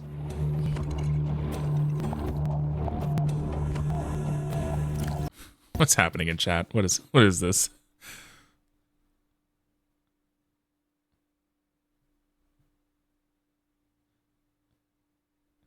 I was eased into it by house building. Now it's 2 days later and I've been enchanting shit and I gotta build a compact farm and underground enchantment room. The building is easily the best part of Minecraft. The best part. It's so fun. And I feel like I lack the creativity to build really, really cool stuff. But I know a few people who have been in this chat who build some amazing, amazing stuff. So Bessie, I want you to build me the mansion you promised me. I'm still working, so I should pop back in later. Sounds good. Thanks for popping in. He was doing that in Lego. I was doing that in Lego, Bestie. Listen, that house that I'm building is just for you. Just for you. No, he was starving in Lego. No, I wasn't starving. I was okay. I was alive. I did okay. That's how he maintains his figure? No. No. No, no, no. No, he starves himself for you. Nar. In Minecraft, I just dug holes to the very bottom, then made tunnels. Yeah, that's like my primary way of crafting bases, is I always build underground bases and tunnels. It's fun. And you get a lot of resources that you need by digging straight down. The only thing you tend to lack a lot of is wood, I think. But you get all the other like materials and resources. So it's kind of nice. Not to mention in Minecraft, you can actually have tree bases and all kinds of stuff. It's really cool.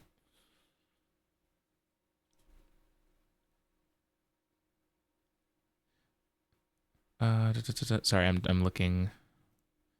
You starve in games and I starve in IRL. LOL. Nar. Okay, if we ever do a Minecraft creative mode thing, I'm in. I actually think that would be a good, solid game to have be some community nights, because Minecraft is so flexible. We can make challenges for each other because it's so flexible. We can, if we really want to, we can mod it and add stuff to it. Like, we can play normal survival. I'm sure there's a cheat menu somewhere mixed in there. Like, there's a lot of stuff to do. And there's a reason why the game stayed relevant from its release until now. It's really good. So, do you think if your skin stays moist for too long periods of time and it becomes, what does that say? Macerated? So bad it can just slide off of you?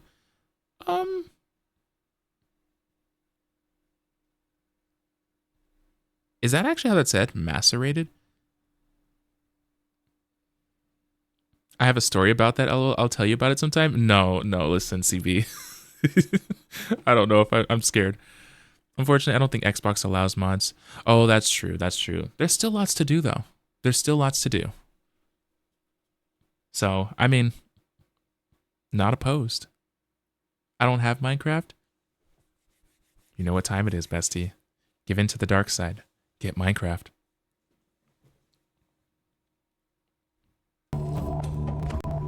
Ow, that's loud. Okay.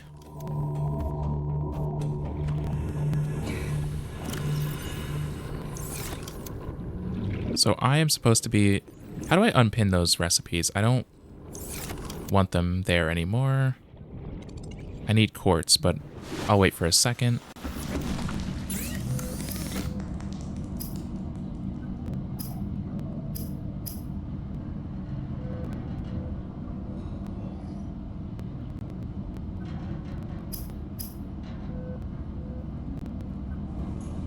Oh, there's a radio message. This is Avery Quinn of Trading Ship Sunbeam. Aurora, do you read? Over? Nothing but vacuum. These Altera ships. They run low on engine grease, send an SOS. You offer to help, they don't pick up. Aurora, I'm out on the far side of the system. It's gonna take more than a week to reach your position. Do you still need our assistance? Over. Yes. I'll try them again tomorrow. Damn charter's gonna have us blowing our credits running errands for Altera. See what the long-range scans pick up in the meantime.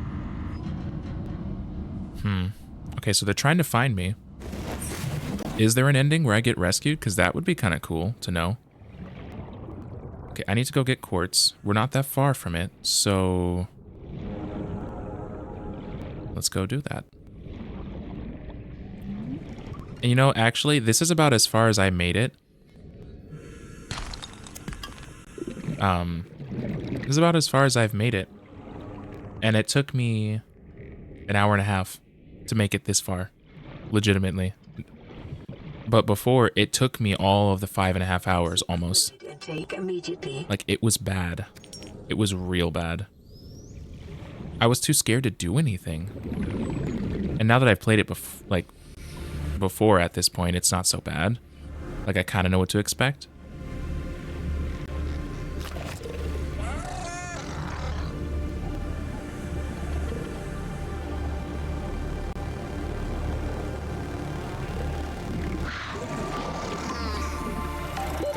Oxygen. Every time.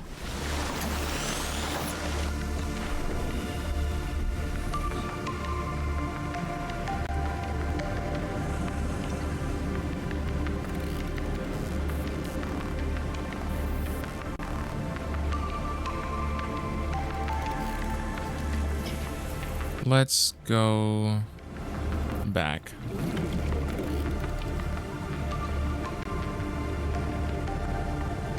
Oh wait, I should be able to build this now. So, construct. And enter base. Warning, emergency power only. Oxygen production offline. And this is how you can start building a base. But you have to add stuff to it that you need, like oxygen. And you need to add stuff to it that you can use, that you're going to be able to use. So we need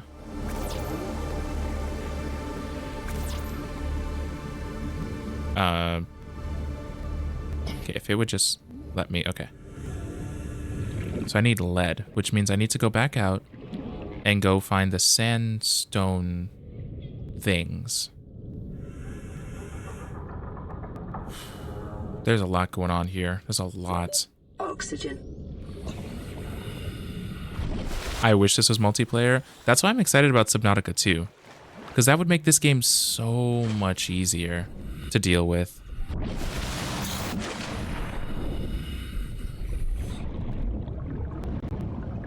Okay, I'm going to swim out this way.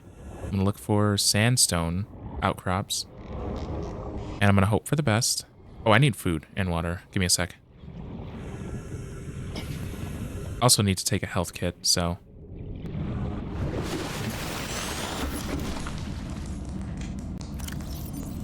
Okay, so we're about to run out of food. Or water, I mean. So... maybe I should go fishing before I do much of anything else.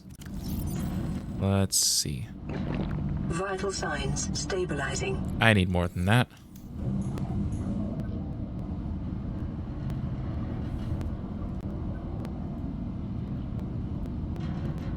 Okay. I keep getting notifications from my printer. Can you not? Not right now.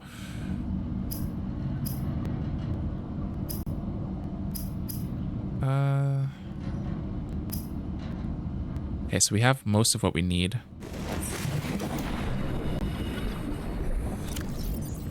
Oh, health kit.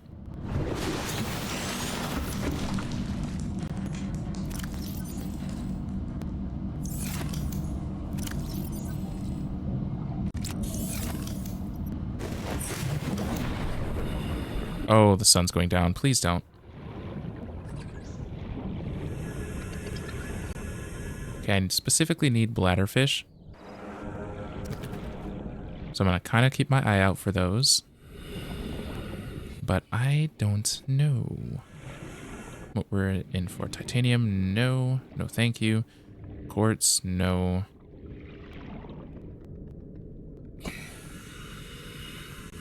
Lead, right? Okay, so quartz and quartz, that's a no. Actually, I'll take the quartz, not the titanium, because it's too easy to find the titanium.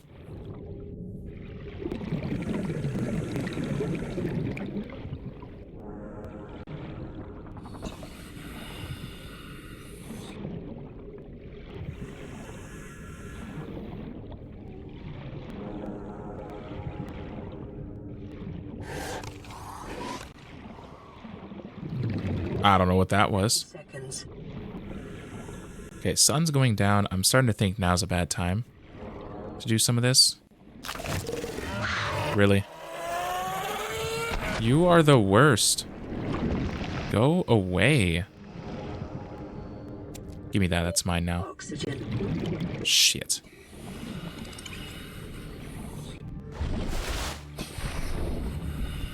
You know what? Ignorance is bliss. Ignorance is bliss, even though I can clearly see them right there.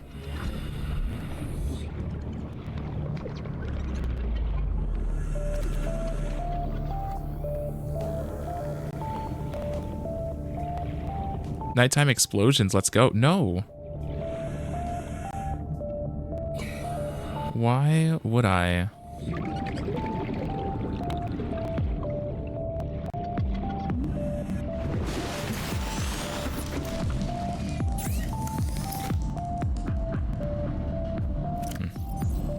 Give me 1 second. I want to find something out real quick.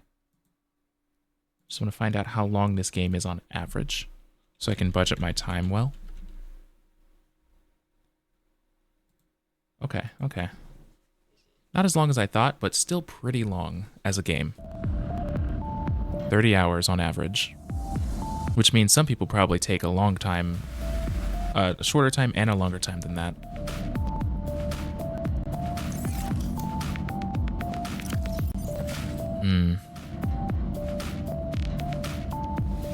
I might play 1 more hour here and then switch over to start watching the Overwatch new stuff that they're announcing. Yeah, 30 hours on average. So it's a long game, which makes sense because it's a big open world game. I'm pretty sure that's a no for me, dog. I mean, technically 7 Days to Die is way longer than that.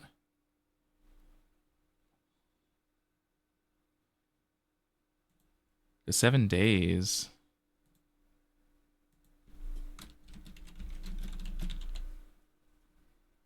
The average is 52 and a half.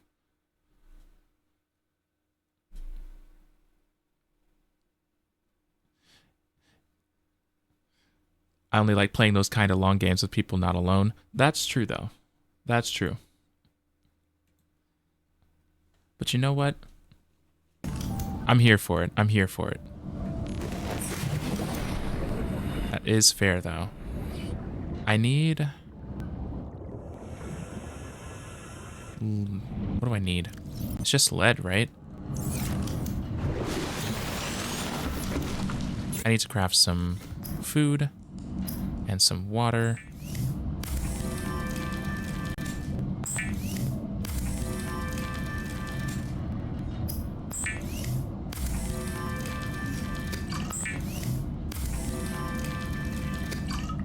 Oh man, only 2? Well, shit.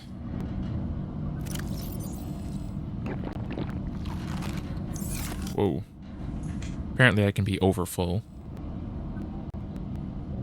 Putting that away. I need more peepers. Or not peepers, bladderfish.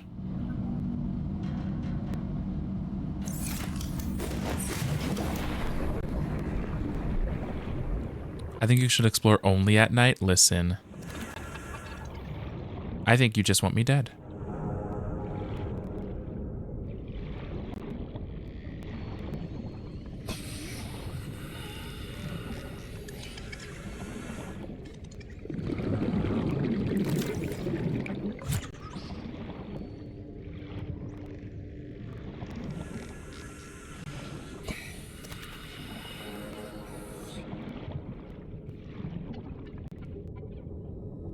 Okay, I'm gonna go up, get some oxygen, and come right back down.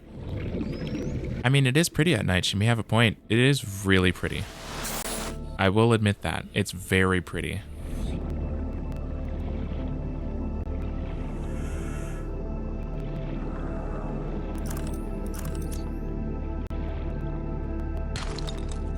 Copper, sure. Yeah, that seems bad. We go this way.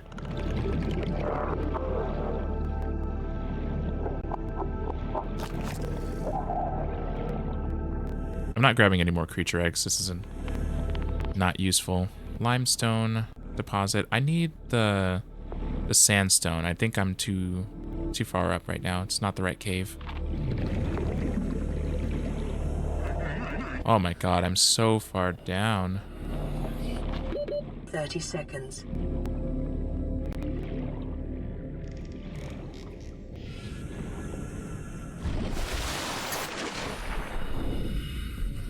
Oh, I have swam towards that ship, by the way. It's bad. It's real bad.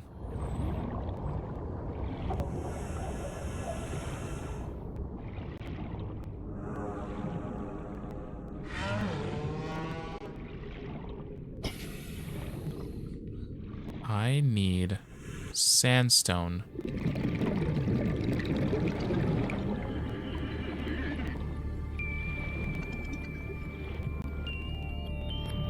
Oh, bladderfish.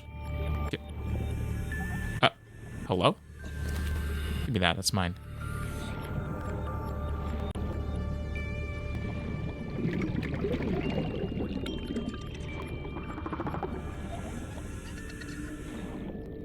"30 seconds. Okay, I think that's potentially a cave I can go down into. The eggs are gonna hatch in your home? No. I hope not. Swim to it? I'll give you a slight spoiler. It'll kill me. It'll kill me. It is not good.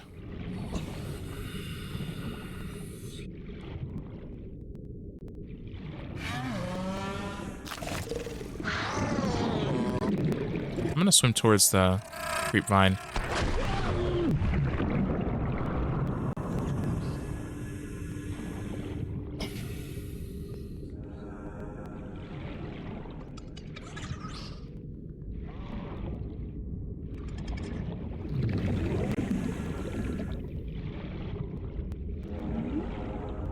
God, my oxygen.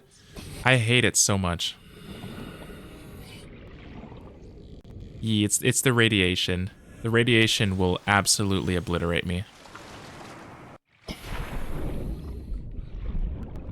And that's probably why I shouldn't have gone towards it. They apparently told me that I should get a radiation suit, but I didn't really pay close attention. Sandstone. Lead.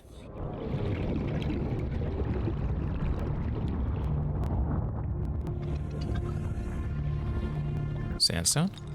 Gold. Limestone. Copper. Sandstone. Silver. Sandstone. Silver. I need more lead. Please tell me there's more lead. Oh.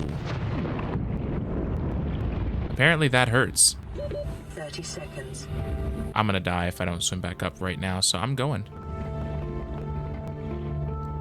So apparently whatever that geyser was that was just near me, that's hot.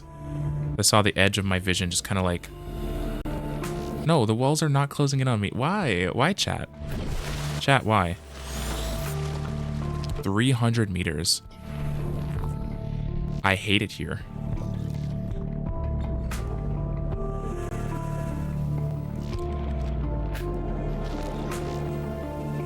I so hate it here.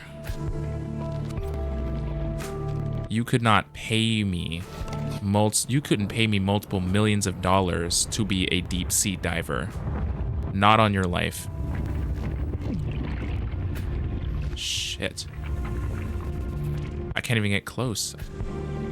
I don't remember how I got... Because I was able to come down into the caves near all of that chaos, but not anymore.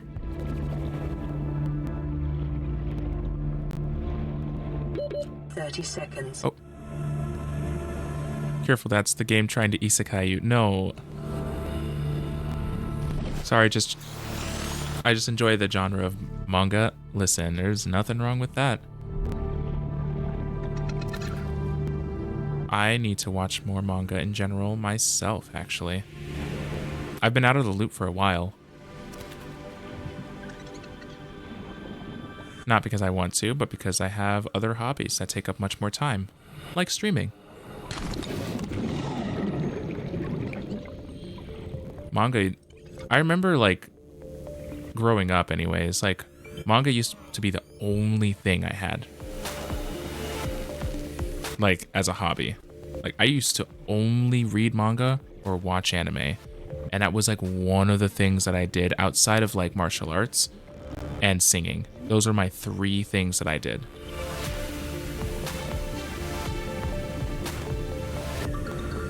And I don't know what happened. I just stopped. All of it too, actually. Now that I think about it, like the singing really isn't a thing anymore. Especially since college. Oxygen. Okay. Swimming is really hard. Why is it so hard right now? Anime stopped sometime in college. Music stopped sometime in college. Martial arts stopped in high school. When I graduated, that's when it stopped. Because when I went to college, I didn't have time. And I also didn't have a place to practice without looking like I was training to kill someone. And in high school, I had like friends to practice with, so it like looked more structured. But imagine some random person out in the middle of like a park or like on a facility on campus somewhere kicking the air. That wouldn't look quite right. It wouldn't look quite right. Not at all. But if you're training in a place where you're meant to be, right? Like if you're in a gym, for example, that would make some sense. Even if it's like a workout gym, there are open spaces in gyms. But as a college student, that's not something I could afford because I was going to college. So it's like, well, shit, I don't have a place to practice anymore. There goes martial arts. So, martial arts, high school, manga, I actually went to the anime clubs on campus. They were really fun, and there were some cool people, but I couldn't stick with it because I had to study. I should watch more anime. I should watch more. I miss it. I'm trying to see if there's anything else I need before I craft what I want to craft.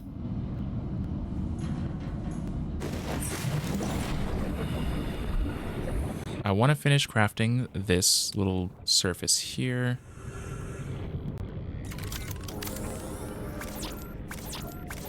Really? Wait, did I only get 1? Shit, I only got 1. I want to rewatch Inuyasha.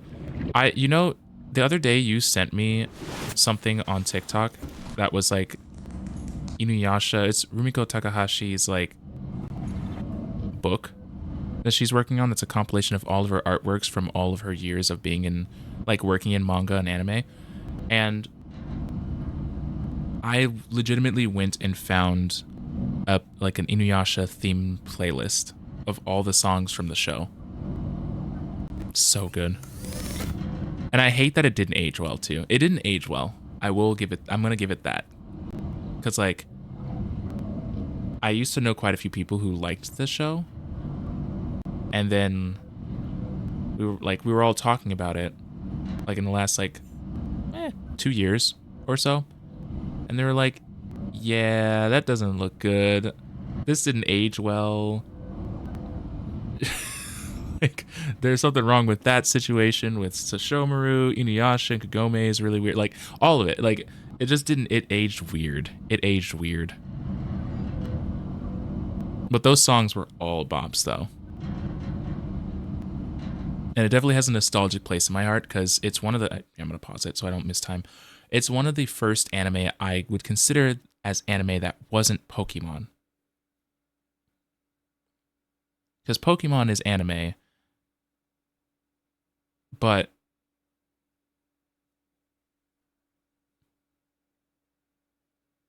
you know, like it has such a household name. It's just kind of it's anime, but like meh. So I don't really count Pokemon.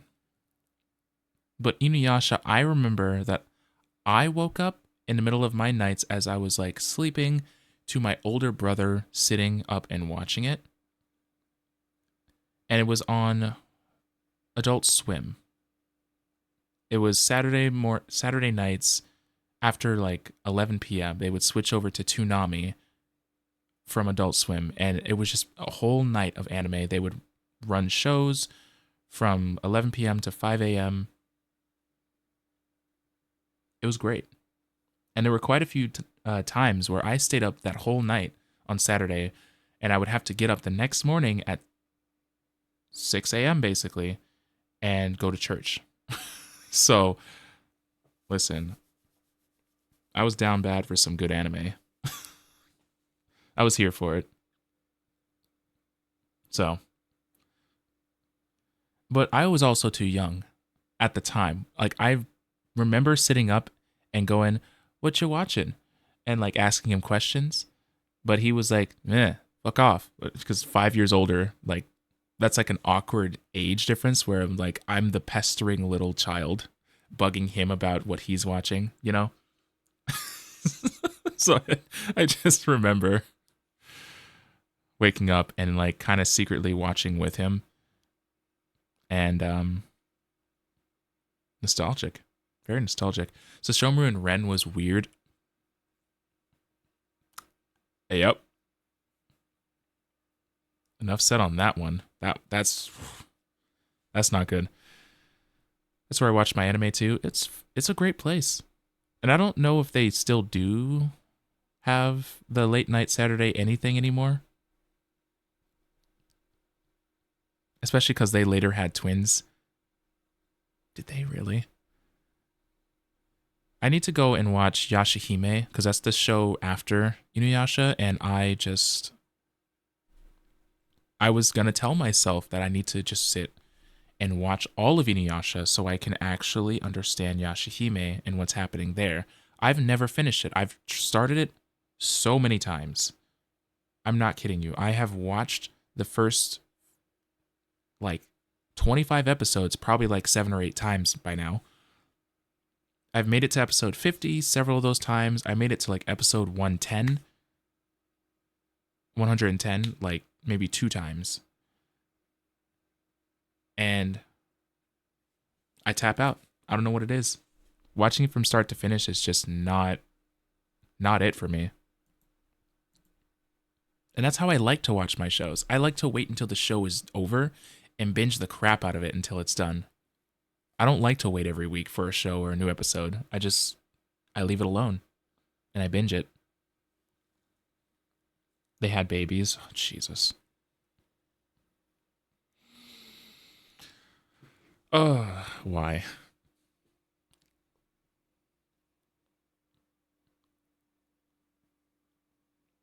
After all that trash he said to Inuyasha, Sesshomaru still had kids with a human. Yeah. All that mess he was talking, and he still did the exact same thing. He shit-talked his own father. Because that was the whole thing, right? It was like Inuyasha's half-demon. He shit-talked Inuyasha and his own father. And then he did the same. That's weird. He's weird. He's crazy.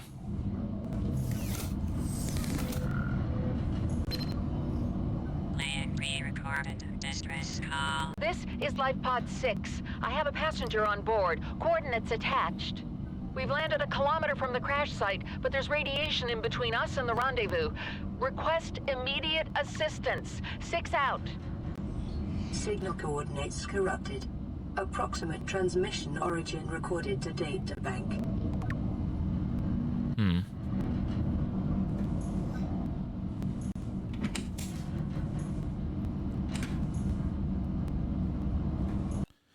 Side note. I should make we should have a day where every once in a while where there's an anime day where we all just like sit and binge watch a show. Specifically some kind of anime. I know we've talked about Saturday morning cartoons here and there.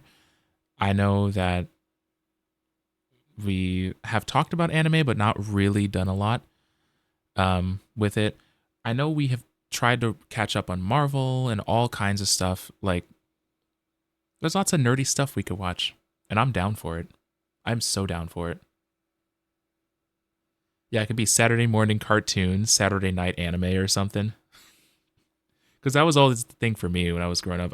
Saturday was my favorite fucking day of the week, no matter what was going on.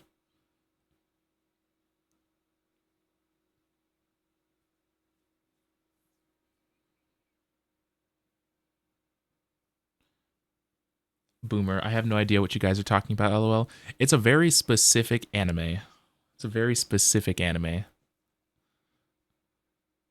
that I haven't actually finished. Yeah, I had no idea. So, I mean, I guess I knew Sesshomaru and Ren wound up together. I didn't know they had kids. So that's news to me. That's news to me. No,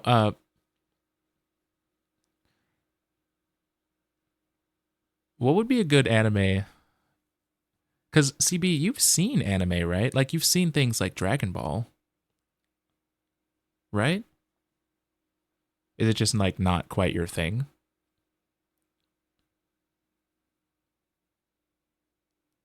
I was going to say, like, what's a good starter anime?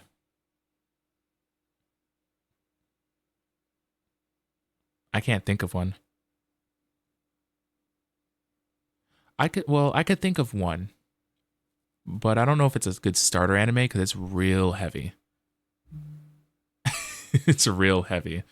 Full Metal Alchemist is a really good one because it's pretty dark with some light touches. And if you like documentaries, you might like the style of it. It's not quite a documentary, but yeah.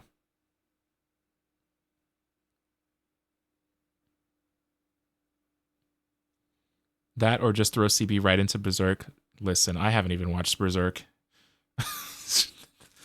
I've heard it's a complete trip. It's insane. Inuyasha and Kagome had a daughter. I did hear about that. Yeah. Yeah, I need to finish Inuyasha and watch the final act and then watch Yashahime because I am so behind. I need to continue Sword Art Online. Not Sword Art Online. What is it? Attack on Titan. I watched season 1 and I never watched anything else. There's so many anime. And I have been so out of it. Like, it's been at least a half decade since I've like sat down and been like, I'm gonna like watch anime at this time every week or something. Like, I haven't had a routine around anime in so long. I've lost so many of the stories. So. Okay, well, back to the game.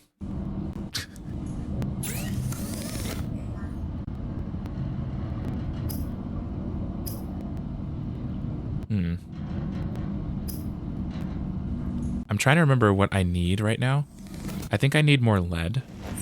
And it is daytime, so I'm going to try to go for lead right now. Is my inventory full? Yes, it is.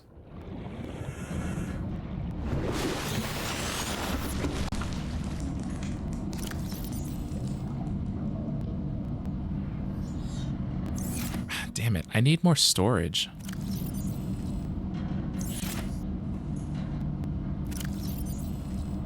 Maybe I should drop the copper ore.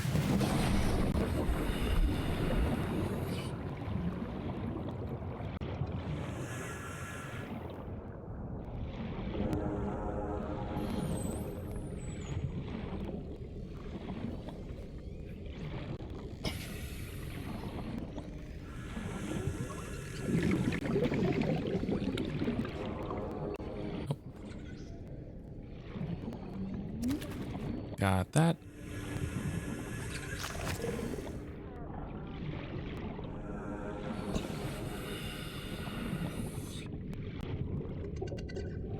I play JRPG. I think that's why I never started Genshin Impact.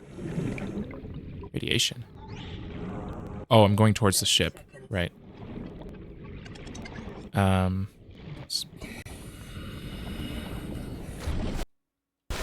my oxygen back here. Okay, wait. Apart from Pat Labor and the various records of Lotus War, I can't recall what I have in my anime collection. I actually don't recognize that one. I'm very curious. There is one I can see in my head, but I don't know the name. Technically, maybe the Netflix Castlevania is an anime. That might be a good one for CB. Yeah, I'm just thinking like anything that's like, if someone were like wanting to get into it, they like it would be a good starter one.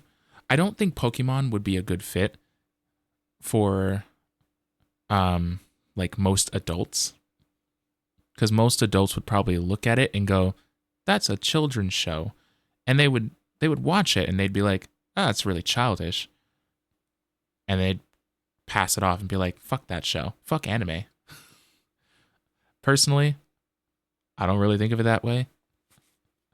I think Pokemon's fine, actually, but people who don't know anime, they might. Castlevania might be a good one. I've seen the first episode of the Castlevania on Netflix, and I can't remember any of it, to be honest. I play JRPGs. I think that's why I never started Genshin Impact, Infinity Nikki, or other games like that. Yeah, I mean, JRPGs tend to be Japanese-inspired and anime-inspired. I have had the thought, too, where I'm like, huh, I wonder if CB would like some of the anime, like some of the heavier anime like games, as well as just straight up anime. I have thought about it. Infinity Nikki though is I believe American made, but it's in the anime style. Genshin Impact, I'm pretty sure, was made elsewhere, but I could be wrong. But yeah, no. And there's quite a few games that are like that too. I'm sure you might like some of them, but Battle War is a series of future cop mecha stuff set in the 2000s, but given it came out in the early 90s, Record of Lodoss War was actually tied to someone's RPG games, akin to D&D. Basically, they did what Critical Role did before it was cool. Ah, okay. Interesting.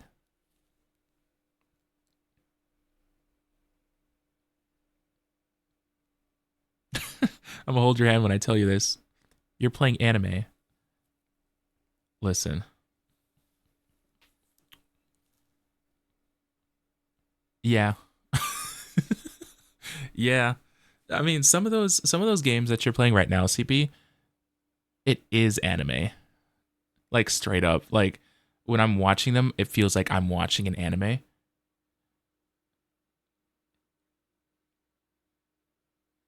So I'm very curious if you would like some anime, but maybe not others, because there's genres. There are genres of anime. It's not some catch-all like thing. Like there are horror animes. There are actual like legitimate animes that are meant to scare the shit out of you.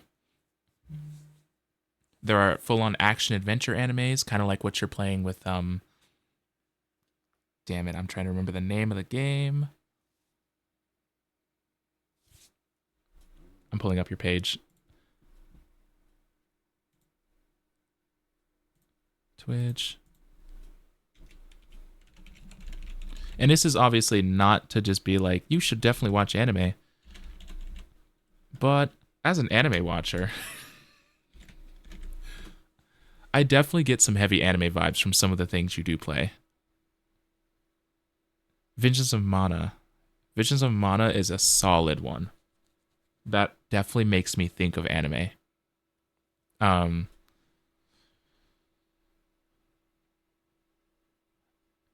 Ayuden Chronicles, 100 Heroes. That kind of reminds me of some of the older ones. Still good. But yeah, Visions of Mana. If you like Visions of Mana, you really might like some action adventure ones, but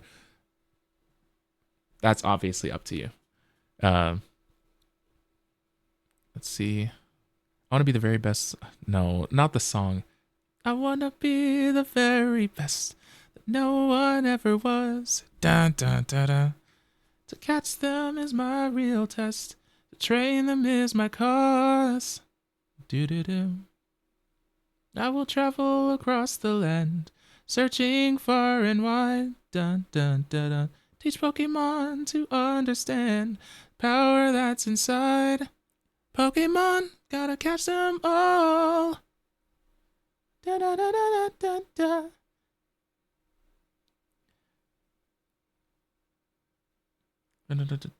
Slice of life, sports ones. There are sports ones. Yeah, there actually are sports ones. I have not seen a single one because sports does not catch my attention like at all. But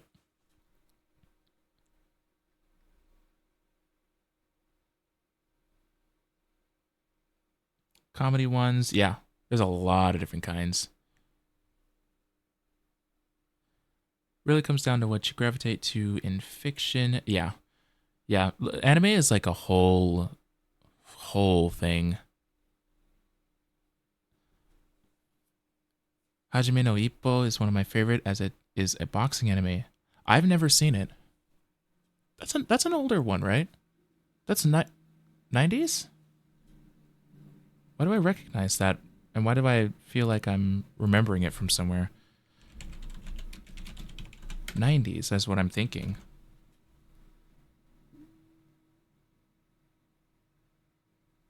Shonen category in 91 manga awards. So the manga is from the 90s. Is there an anime of it?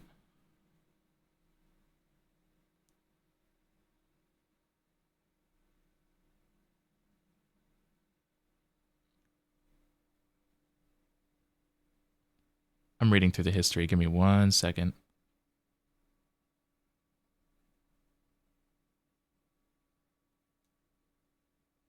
'76 episode anime adaptation produced by Madhouse aired on Nippon TV from October 2000 to 2002. Wow. I think I've only seen the manga.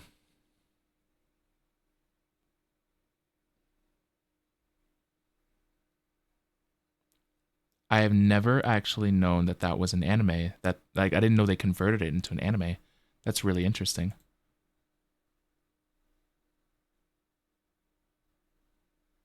Interesting. Okay. I don't watch anime. It's not my thing. That's fine. That's fine. Interesting, though.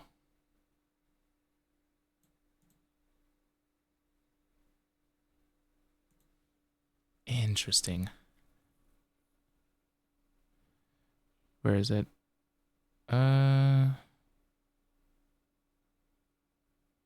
Boxing. I'm curious.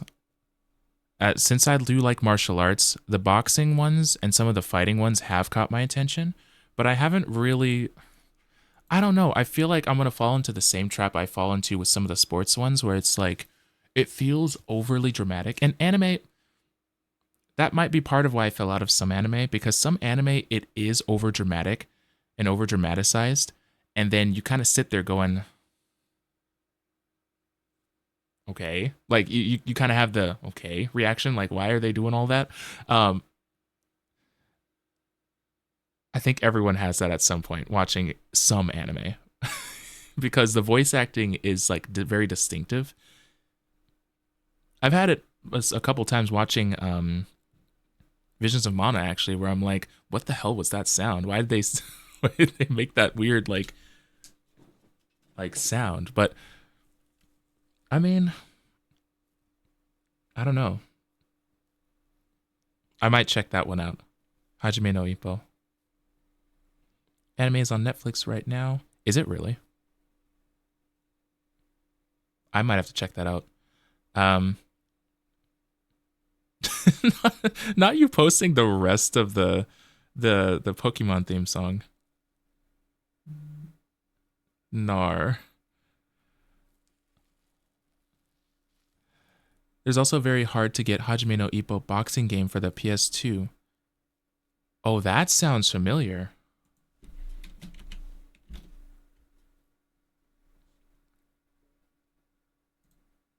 What? Okay, it's not what I thought it was. Oh, that's cool though. Hajime no Ippo, the Fighting Victorious Boxers. Road to Glory. Oh, that's cool. I'm seeing little screenshots too.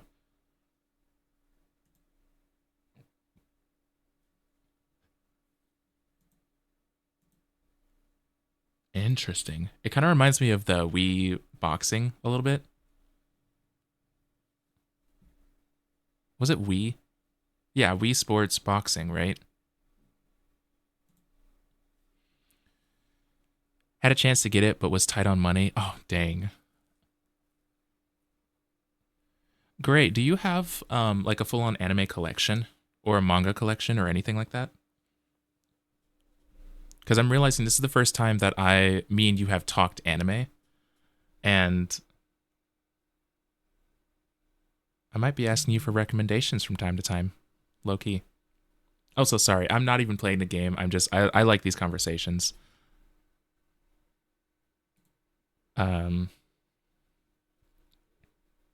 See, I strive to be as dramatic as some anime women. No. No. Okay, but I feel like you'd be really good with the voice acting in anime. That'd be really fun. You would have such a ball. Baki is one of my favorite martial arts anime manga, as it is just dudes being over the top and in a realist way. Oh my god.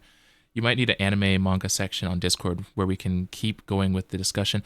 I actually used to have one and no one used it. So I might actually need to re-add it. Because I know people in my Discord like anime. I know there are people all over Discord, all over in my Discord, who have watched anime, who like anime.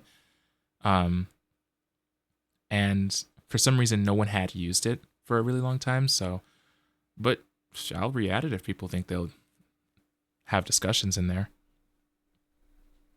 I'm not opposed. I did have a manga collection, but I needed space. But I kept my favorite animes. Okay, I'm glad. Oh, I know the feel though. Selling stuff probably to make space or afford things. I know how that feels. That's not great. Okay. Yeah, I might have to add an anime section back to the Discord. But for now, I'm going to try to make just a little bit more progress before I switch over to Overwatch stuff for a little bit.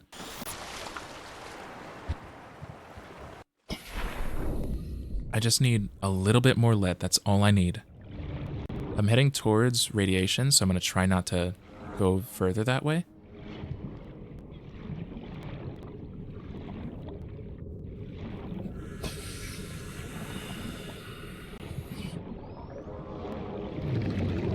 I'm staying close to the floor because I want to see a cave and not be like 30 feet up from one and not see it.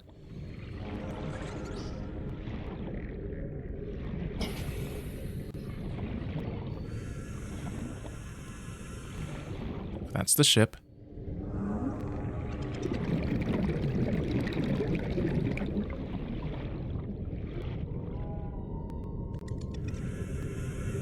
Post thirst traps as Shomaru fan art? No, listen. Bestie, why?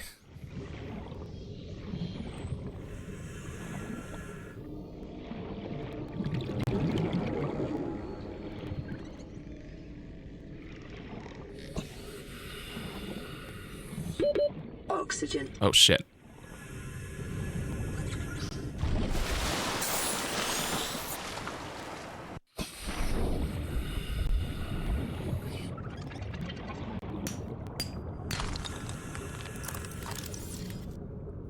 These are all limestone. God dang it.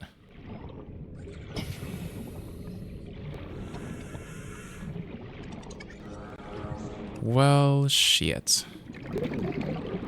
Breakable? How do I get over there?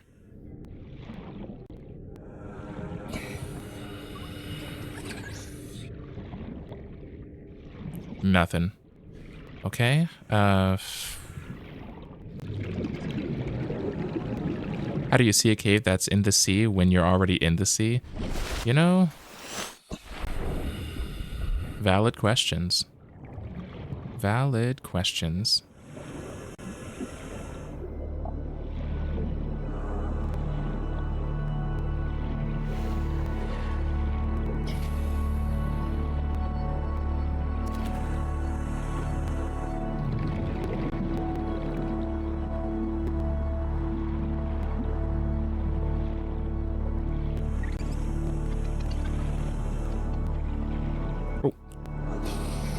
I hate how I have to take my like thumb off the movement and turning stick to press X in order to catch fish. And every single time 30 seconds. Every single time I'm like chasing some of the fish that are like actually fast, it just doesn't work. It just doesn't work. I wish it was like the right trigger, because then I could look around and like click while I'm moving, but it's just not gonna work. Now, is this good or bad? Seek fluid intake. Absolutely not. Still limestone. God damn. Where do I need to go?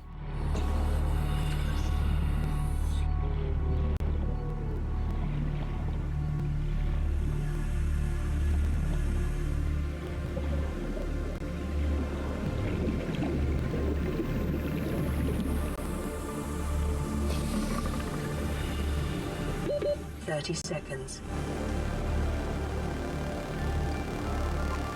Oh, is that the sun going down? Shit. Seek fluid intake. You heard her. Drink the ocean? No. Bestie, are you trying to kill me? What have I ever done to deserve that?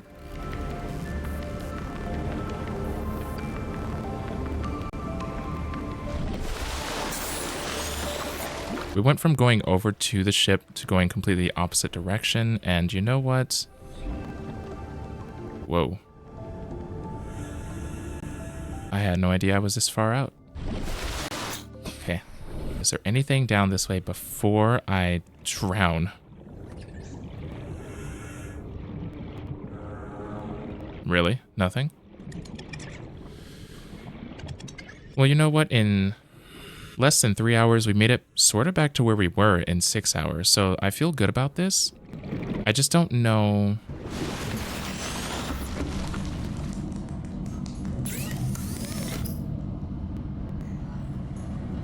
how to progress from here.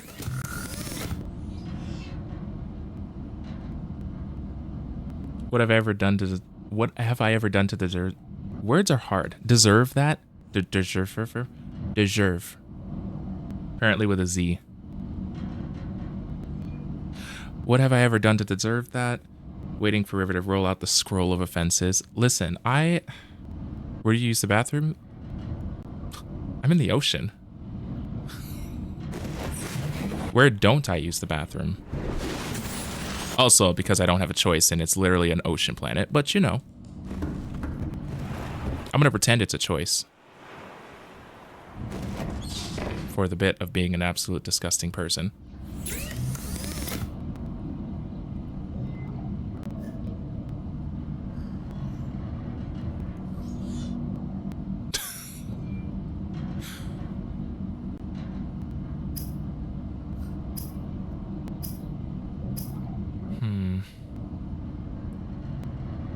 I still don't have lead, so I can't build anything else from the inside of that, or for like the platforming.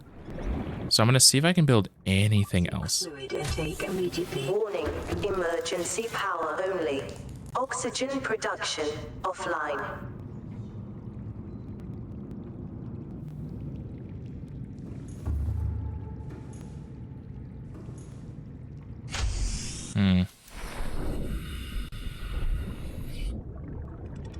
Can I? Wait. No. No.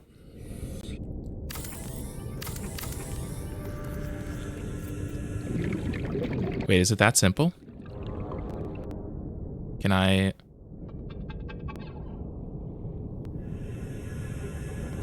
Attach a pipe network to the... Okay, so I actually need to craft pipes.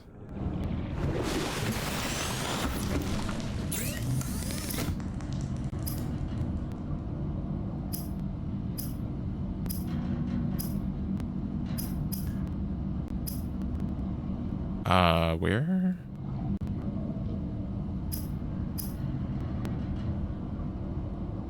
Pathfinder, flashlight, repair tool. There it is, titanium. Okay, I need titanium.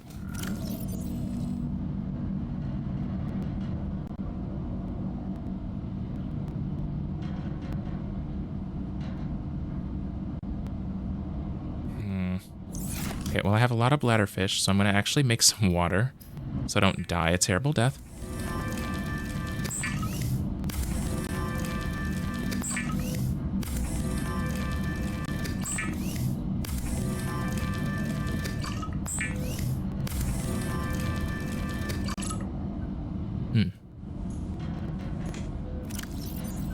So we have 5 waters. I should only need 2.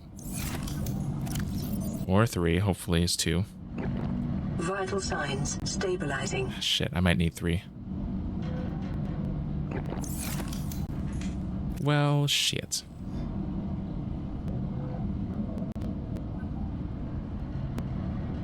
Okay, so we got that.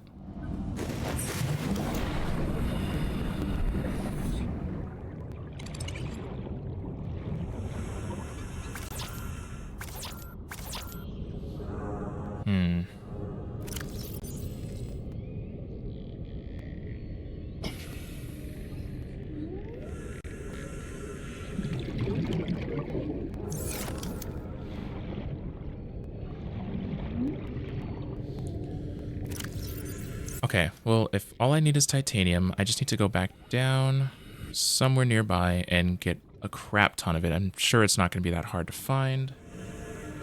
And then I'll probably be ending this segment soon here. I just need 30 seconds. hopefully to get an oxygen system going so that people aren't dying inside of that base. That works.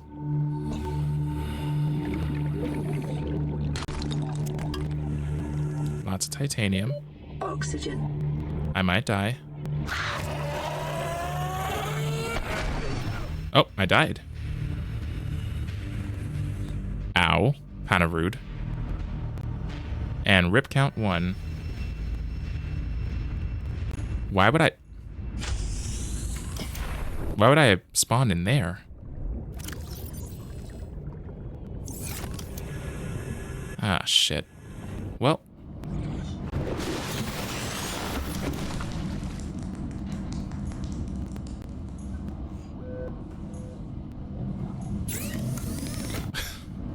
You know, I'm realizing I never actually did all the hydrates from earlier.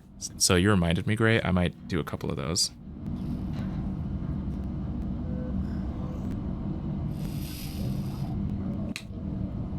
First one, you went a long time for that, GG's. Yeah, thank you. I was trying not to die. I think I died a couple times the first time I played, too. So actually, not a bad track record. Not bad at all.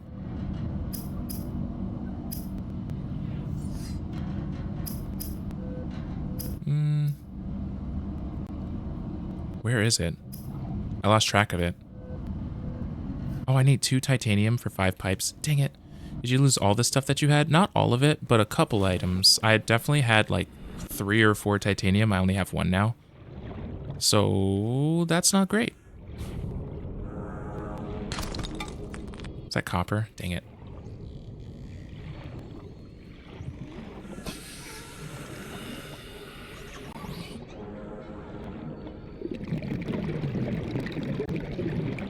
I went through there. I don't know if my items are still there, so maybe I should swim back through.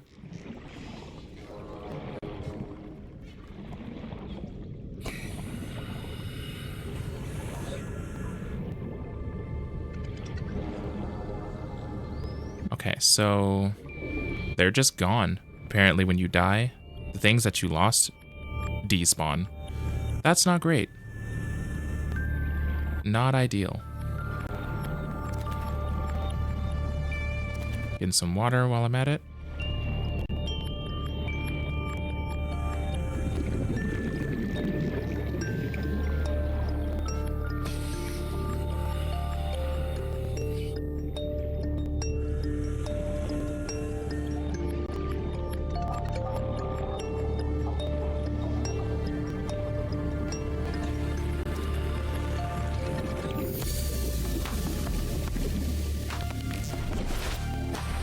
so I have all of that.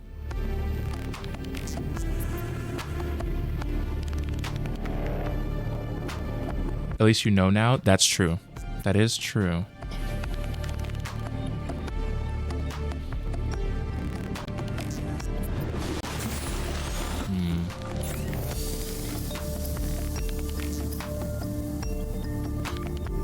Well, I'm going to struggle for a bit just to get more of that titanium because I don't know where I left. Like, I don't know where I left any. I'm sure I dropped some somewhere, but I've got nothing. Oh, I should have made the fins. I could be so much faster, probably.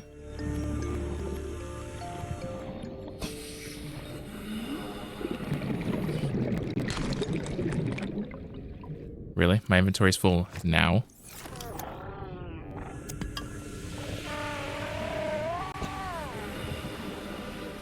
I'm leaving. Going away. Never coming back.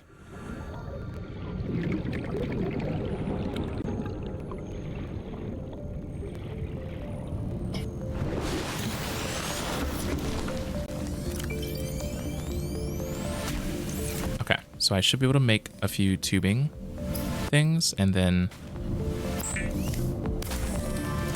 connect it to the main area. Is that what I'm doing?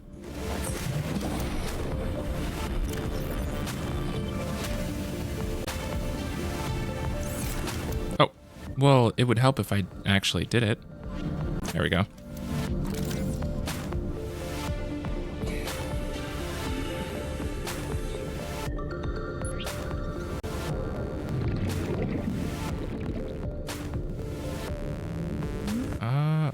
What?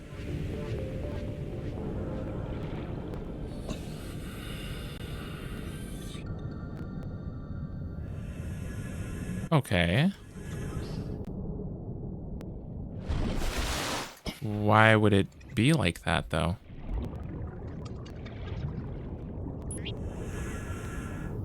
Okay.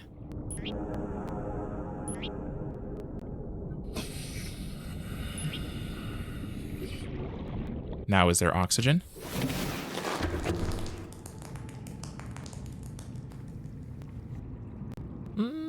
No, doesn't seem to be working.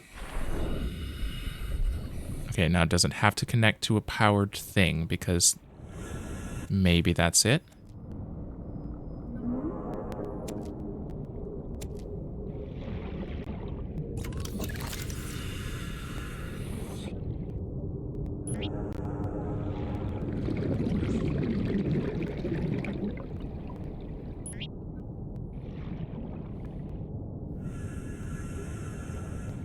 Oh, okay. Oh my god.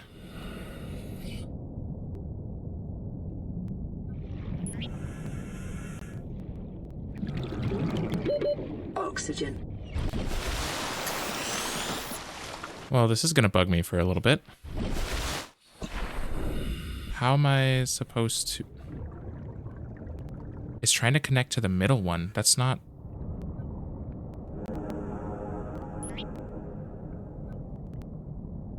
What? How are you... Should I have built here? Is it really going to be that difficult where I have to be super picky about how I build this?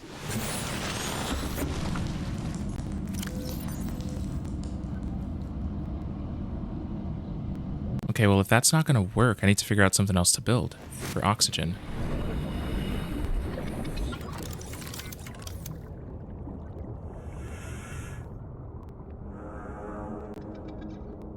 Fabricator, wall locker, locker, aquarium.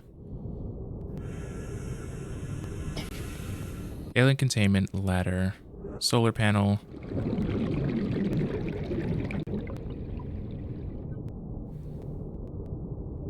Well, this is the only way to provide oxygen to the place for now, so I don't... What?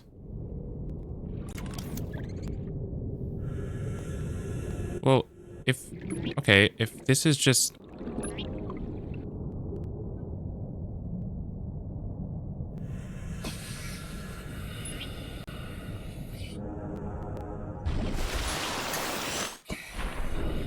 Did it not go far enough up, maybe? Warning, emergency power only. Oxygen production offline. Okay, if it's saying that it needs to be powered and sent to a, like, a source of some kind, we're not that far off. I just need 2 more titanium or something to just connect it to this, right? So, shit. This is so much more work than I thought it was gonna be. I just need titanium. 2 more titanium. That's all I need.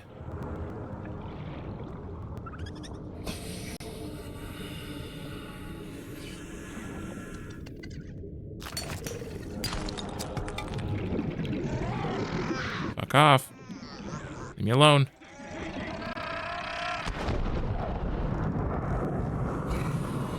Thank you. Okay, it would be nice if it was titanium instead of copper. There we go, that's 1.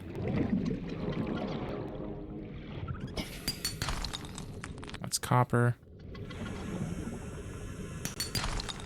Titanium. There we go. Shit. Can't grab fish at all.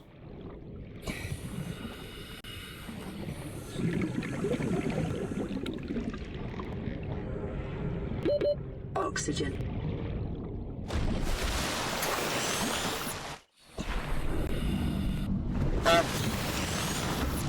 Welcome, welcome. Well, hello, Josh.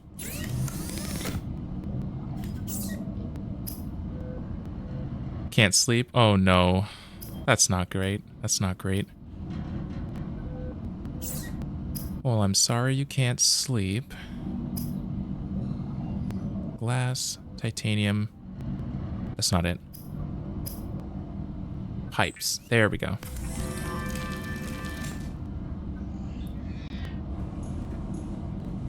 Oh, I can't take any... Okay. What? Do I really have to go drop things that I don't need right now? Fine. I don't need quartz. I don't need copper ore. And I don't need the waterproof... Well, I don't need the metal salvage either. Waterproof locker might be nice. Okay, so we got that. Now we just need to connect...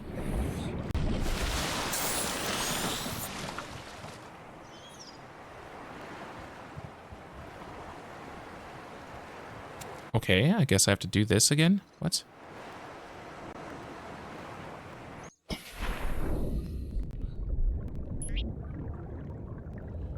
Why is it being so finicky?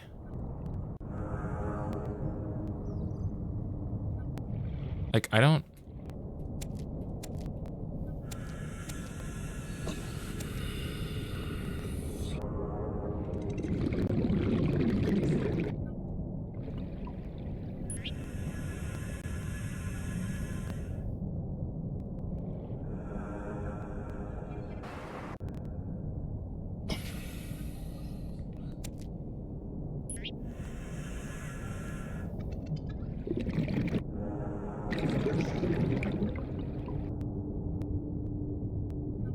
Can I just get it to do anything other than be terrible?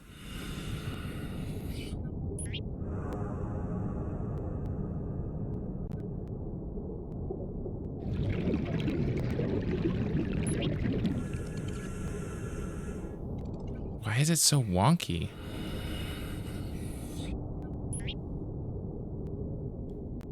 What? How are you stretching from that far? You wouldn't let me do it before. What?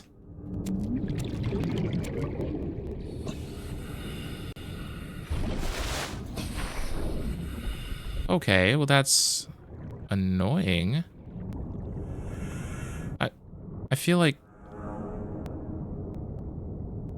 Again, this makes 0 sense.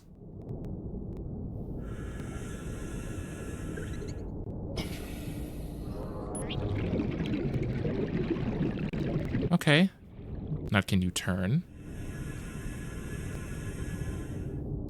Can you turn?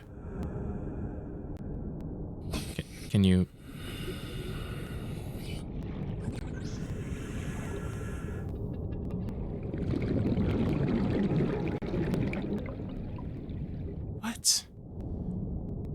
Why is it like this? This shouldn't be this hard. This should be so easy.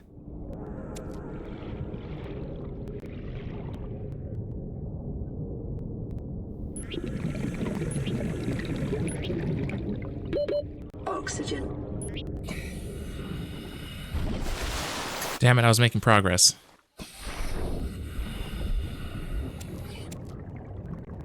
Calorie intake recommended. Absolutely not. I refuse.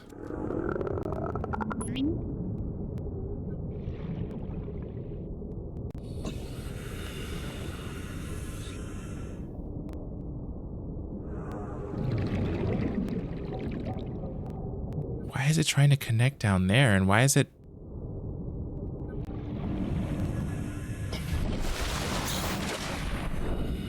Okay. Let me look for something here. Where is it?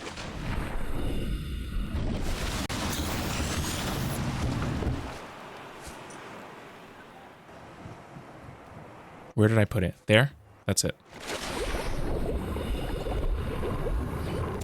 That's mine. Is it literally wanting me to set an air pump right above it somewhere? Is that what it wants me to do? Is that why it's freaking out so bad? I swear if they don't let me do this, I'm gonna die on the inside a little bit. Okay, that's a little further than I wanted it to be.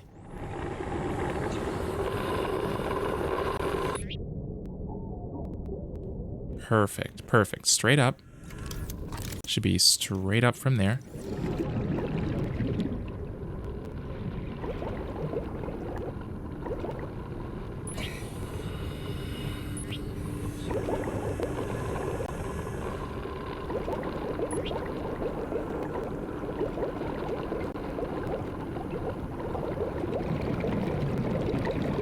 Okay.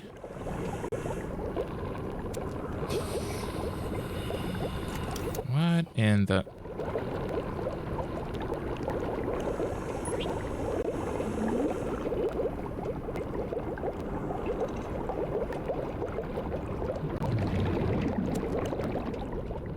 Okay.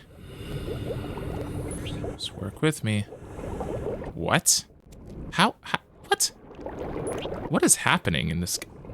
Wait, why is it laying down? Oxygen. I am so lost.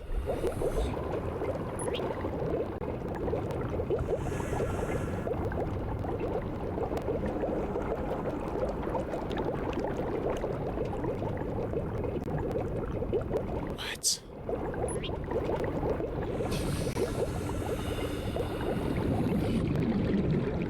I hate it.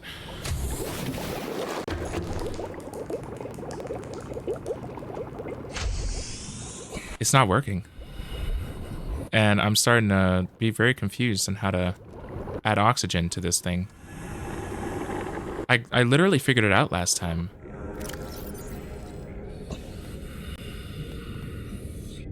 I don't understand. Is there something else I need to build or discover? Foundations, compartments, reinforcements for hull integrity, windows, hatches, vertical connectors for like different levels. Oxygen. Yeah, I know. I know.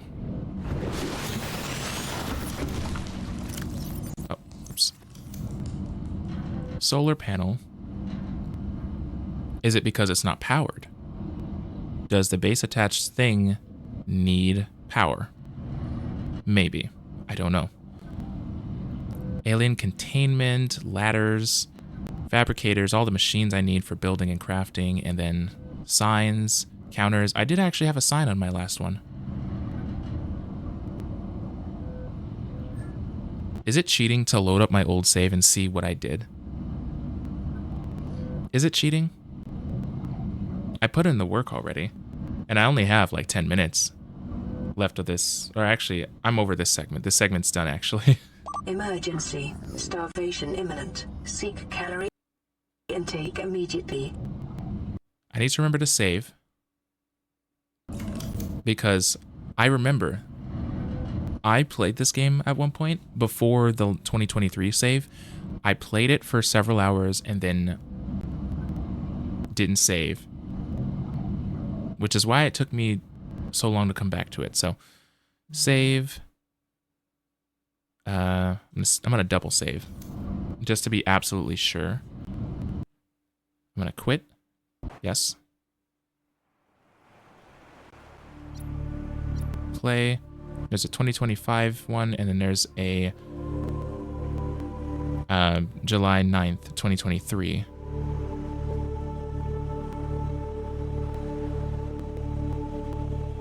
I want to know what I did, but also I can't. I don't want to cheat like this. I don't want to open it and then be like, oh yeah, and then like skip over the exploration part. Like I need to just figure it out. So there's that. That was Subnautica. I'm going to be coming back to this because there's a lot to work on and a lot to do. But for a little bit here, I'm going to do my reactions, and they're going to be reactions to stuff that I wanted to see. It's basically just going to be Overwatch.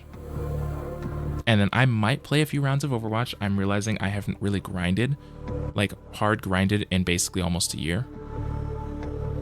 And I'm currently sitting somewhere in Plat. Who knows? I don't know. But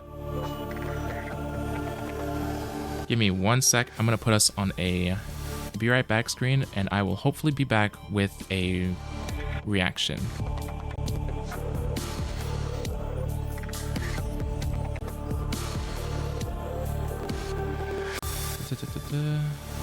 Give me 1 second. 1 second.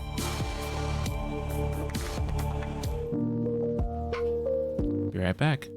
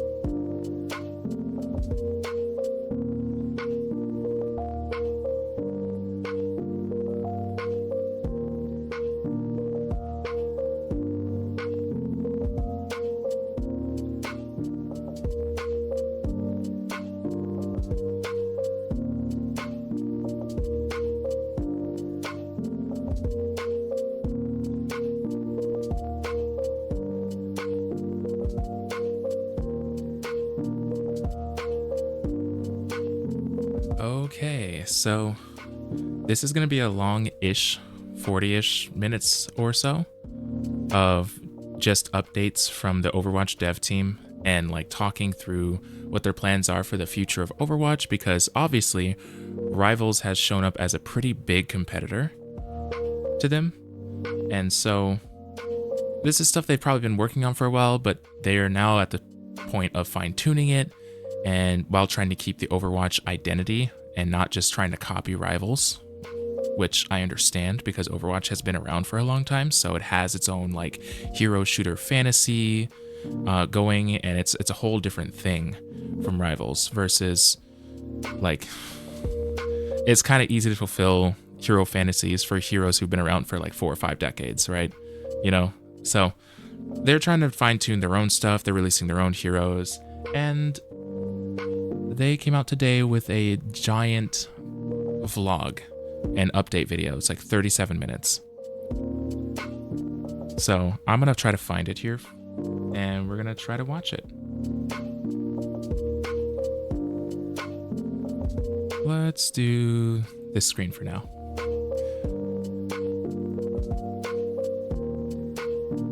May go into a food coma in a bit after eating. Look,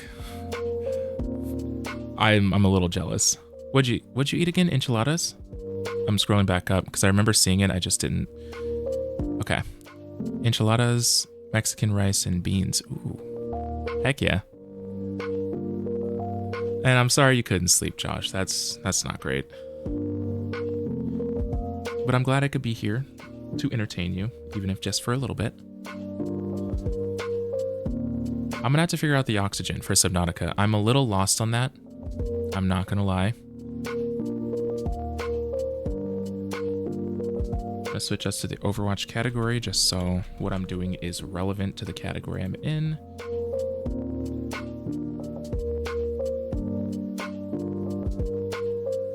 Oh, let me turn off Subnautica.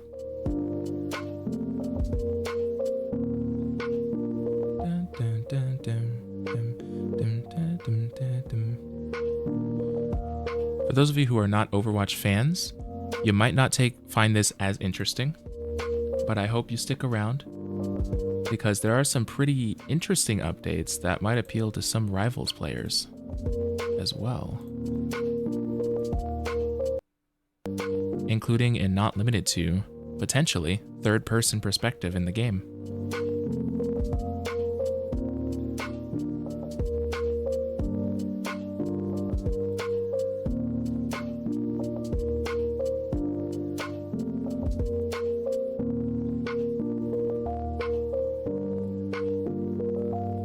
So let's see.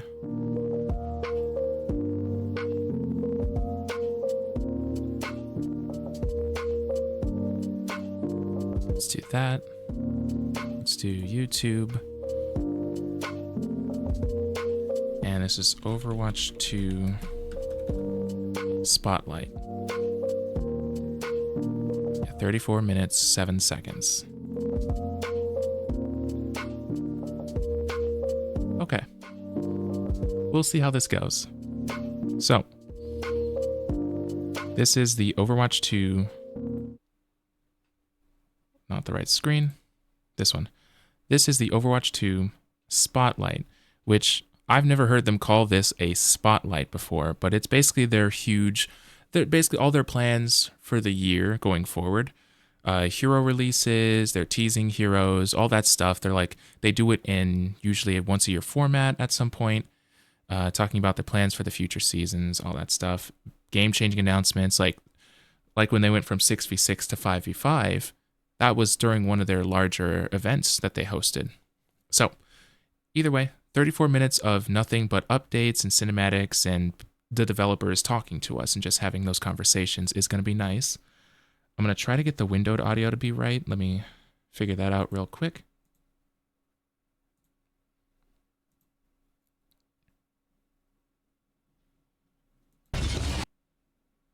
Yeah, that's loud. Let me turn my volume down. It's at like 80. Okay, I'm going to hit recording. And that's good. Okay, so this is the Overwatch 2 Spotlight that just aired. It actually was live, if I'm remembering right, 7 hours ago. Live chat replay, yep. It went live 7 hours ago at like 1 or 12 my time. So 1 p.m. other people's time in chat. And then 6 p.m. for the people across seas, roughly. So I didn't get to watch it live. I got to watch it a little after the fact. I made it about 20 minutes in to the 34-minute video. Or maybe further. This is where I made it, 22 minutes in. So I guess I watched more than half, but I wanted to watch all of this and kind of dissect what my thoughts are, because I was just kind of passively watching it this morning as I was waking up, and I was like, whoa, this is so cool. Wait, I should look at this on stream, give my thoughts on it, because I've been playing since 2019. I've been playing for a very long time. I've been through a lot of the bad times of Overwatch and the good times of Overwatch, and I've got to see a lot of creators give their takes on it too. So, I'm curious.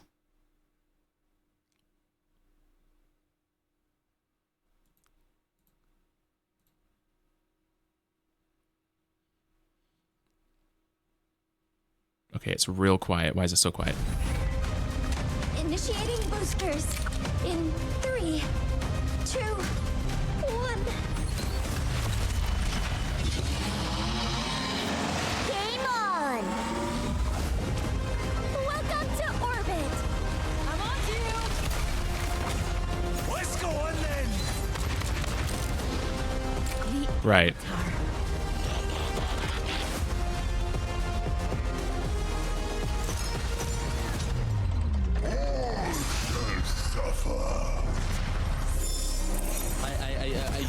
I have goosebumps.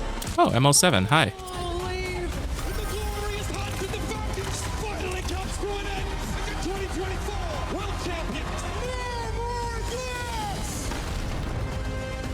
That's Spylo?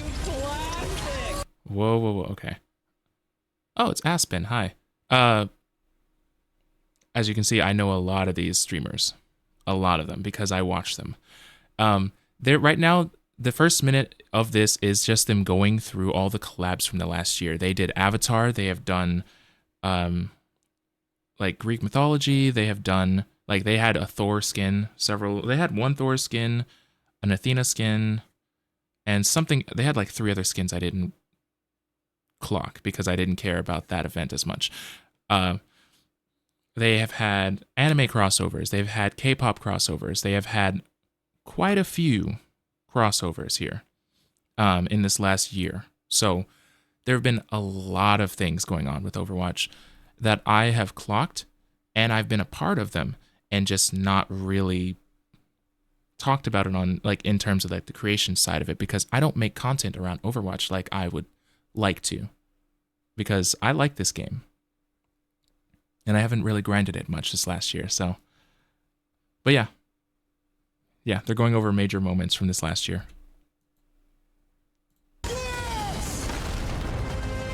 Overwatch 2 Classic!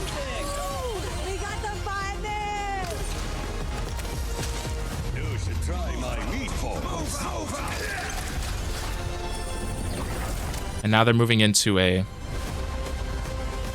update.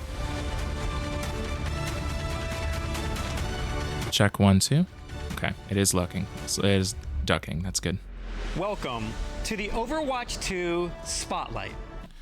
That's Aaron Keller. He is the game director for the entire game. Why are my closed captions in Mandarin?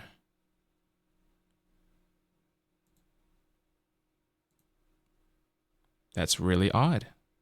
I don't think I watch anything in Mandarin.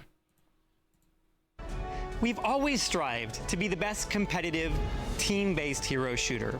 This past year alone, we made huge updates to our competitive systems, including matchmaking, balance updates, role queue times, and new features, all in service of constantly improving and evolving this game. To continue in that goal, we aim to innovate by creating new experiences for the more than 100 million players that have joined us since we launched in 2016. When people think of esports, Overwatch, like Activision Blizzard, Overwatch, Call of Duty, and World of Warcraft. All like make people go, esports. Like they think of competitive gamers when they think of those 3 games. There's a reason why. There's a reason why, because they have a history of making a lot. StarCraft is definitely among the biggest. I don't know if it is the biggest, but I'm sure it is up there. I'm not sure which one is the biggest. But StarCraft 2. 100 million players that have joined us since we launched in 2016. New experiences, new metas, new modes, new events, new heroes, just new ways to have fun. And 2025 is going to be another big year for us.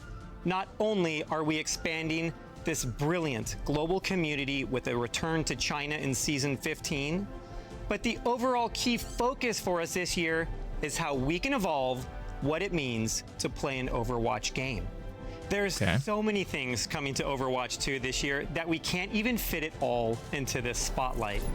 So, over the next 30 to 40 minutes, we're really excited. I made it to just as they were starting to describe what Stadium was. So I must have made it more than halfway through, like I said. Perks, Season 5, Season 15 and beyond, 6v6 and classic Overwatch, Hero, Stadium, Cosmetics, and the esports side. I'm curious what they're going to do with the esports side, because the esports side of Overwatch crashed like the last 2 years. It tanked real bad. The official organizations that were leading all the esports for it stopped being funded. They just stopped working. They stopped having cash prizes for anyone. Like, it was just all bad. It started being bad. And last year was last year was the first time that the esports side of it had to be community like made and put together. It wasn't this huge sponsored, organized event. So I'm really curious about that. It's gone well as far as I've seen, but the cash prizes for the winning teams is lower because they don't have as much funding.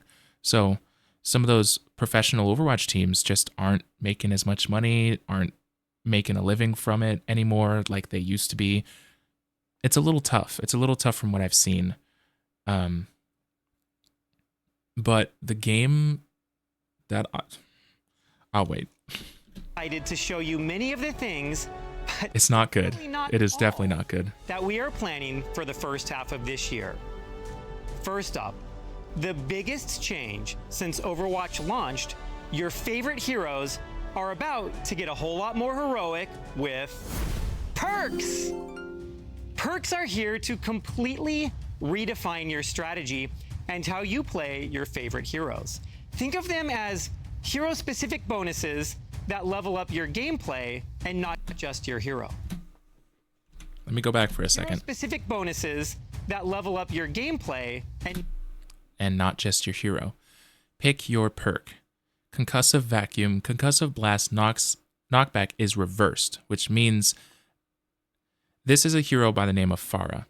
She basically has in the thing that like she throws down like a rocket and it just propels everyone away from wherever it lands, right?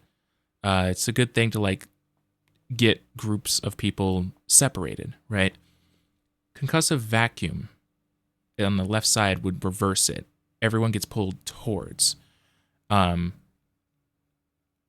Eyes in the Sky Jet Dash grants fuel usage, maximum fuel overfill doubled. So basically, that would allow her, because she's a flying character, to stay in the air longer. And you can kind of pick which one you want, is what it's sounding like, but I don't know if it's for every single hero or for only select ones to start, because they have clickbaited us in the past with some of these things that they announce where they're like, yeah, this is going to be awesome. We're doing this. Actually, we're only doing this a little bit. Yeah. We just wanted you to come play the game. Please play the game. like it's like a desperate attempt at like pulling people in is what it sometimes feels like.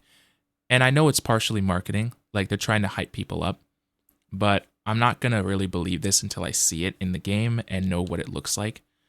But it is exciting because the Overwatch originally was supposed to be, and the devs have talked about this, the OG devs have said Overwatch was never supposed to be a first-person shooter game.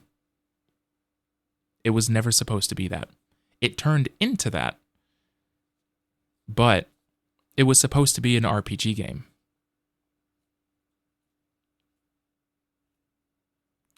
And so, for the longest time, they've been trying to fulfill the hero fantasy, but keep the core of what Overwatch became known for, because 2016, 2017 Overwatch blew up. It blew up massive. Especially 2017. That was the Overwatch World Cup that everyone like knows in gaming. That's one of those esports moments that people just are not going to forget. Right?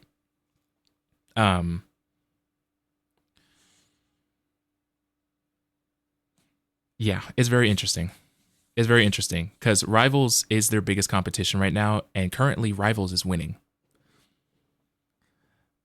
But if they can manage to incorporate RPG mechanics into this first-person shooter and or turn it third-person, because they do mention that a little later, that would help them. Because Rivals already has some RPG mechanics. They already have like group up like abilities that only activate when you have a specific synergy going. Like they already have some elements of RPG. There aren't skill trees or anything like that, but it would be kind of hard to implement full skill trees into a live fighter shooter hero game. So I don't blame them for that. Third person would be a bit better. Marvel Rivals proved that. Yeah.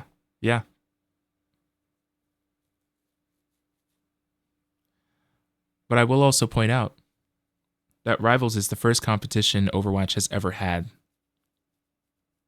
First legit competition. I've heard for, I don't know, people tended to really enjoy Overwatch 2016, 2017, and even some of 2018, but 2019 people started to fall off. Even when there were zero, development happening, even when they had left us and abandoned us in the cold, dead night of like Overwatch 1 and just left all the players there, no updates, no anything for years, there still, during that time, wasn't a competitive like counterpart to Overwatch. If people wanted to play a hero shooter, a live hero shooter, they had to go to Overwatch or they had to go to Destiny. And I think that says a lot about what Overwatch is capable of. Especially considering Overwatch is completely original. Completely original. They don't really like have a predetermined universe that they can take things from. They have to have people design the heroes, design the hero fantasy, design the mechanics, model them in Blender, animate them, do all of that, do the marketing for it. It's a lot. And if you know anything about game dev, it is a fucking nightmare to do that. It is a nightmare. And I think what Marvel has, which Overwatch is going to really struggle to compete with, is content. It's that simple. They have the content to back it up because they have, what is it, almost 100 years? Pretty much most of Stan Lee's life, plus after his death. They have like 8-9 decades of content that's just back there. Good luck competing with that in terms of content. But if Overwatch can stand out in a unique way, they don't fall behind. You know? And I think they're actually working towards that with some of this. Having their own little identity that's separate from rivals, that makes it distinct so people can decide which one they like more, as opposed to, Overwatch is the same old Overwatch it's always been for the last 7 years. Whatever. Rivals is better because it's new. Because that's what a lot of people are doing. New equals better. And I don't blame them. It's fun to have something new and interesting to suck you in. So, this kind of thing, perks, I'm all for it. I just hope they're not clickbaiting us and having it be like, oh, only like 3 of the heroes have a perk. Like, are you kidding me? There's 40 heroes. How? Okay. Anyways. Not just your hero. Let's go back. Strategy and how you play your favorite heroes. Think of them as hero-specific bonuses that level up your gameplay and not just your hero. This means you can customize how you play in a match like never before. It's like giving your favorite heroes a little extra oomph. Overwatch 2 is about to evolve in a way you've never seen before. I also will say Aaron Keller took over from the original game director. Aaron Keller took over right before Overwatch 2 or right after it launched. He inherited a game that was fundamentally abandoned and broken, and he has pulled it together. And also, not to mention, he's gotten way more comfortable on camera. He was never this talkative or this calm on camera. If you've ever seen any of this, yeah. Character development, even for him. The game, for the characters, and for him. After that, we'll go into how we're starting the 2025 competitive year with a full reset and new competitive rewards, including the new competitive weapon when Season 15 launches. We will also showcase some new mythic skins, game modes, and of course, upcoming heroes. Plus, some improvements to how you are rewarded for your playtime, including the return of a system from Overwatch 1 that we've received a ton of requests for, so keep that feedback coming. We'll also share what's going on with esports, including how it's expanding with the reintroduction of Overwatch into China. Of course, some info on Overwatch Classic, I missed that. As well as 6v6, and hopefully a few surprises mixed in as well. We know what this universe means to all of you, and our team is driven by the idea of working together with all of you in this wonderful community.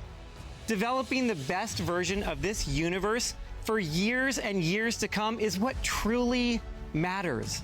We're so thankful that you are all on this journey with us. And there's so much to tell you about that you're gonna wanna stick around. I think the key to this, and I've heard some of my favorite bigger creators talk about cinematics. Cinematics. Overwatch has been known for their hero fantasy because of their cinematics. If you've watched any... Let me see.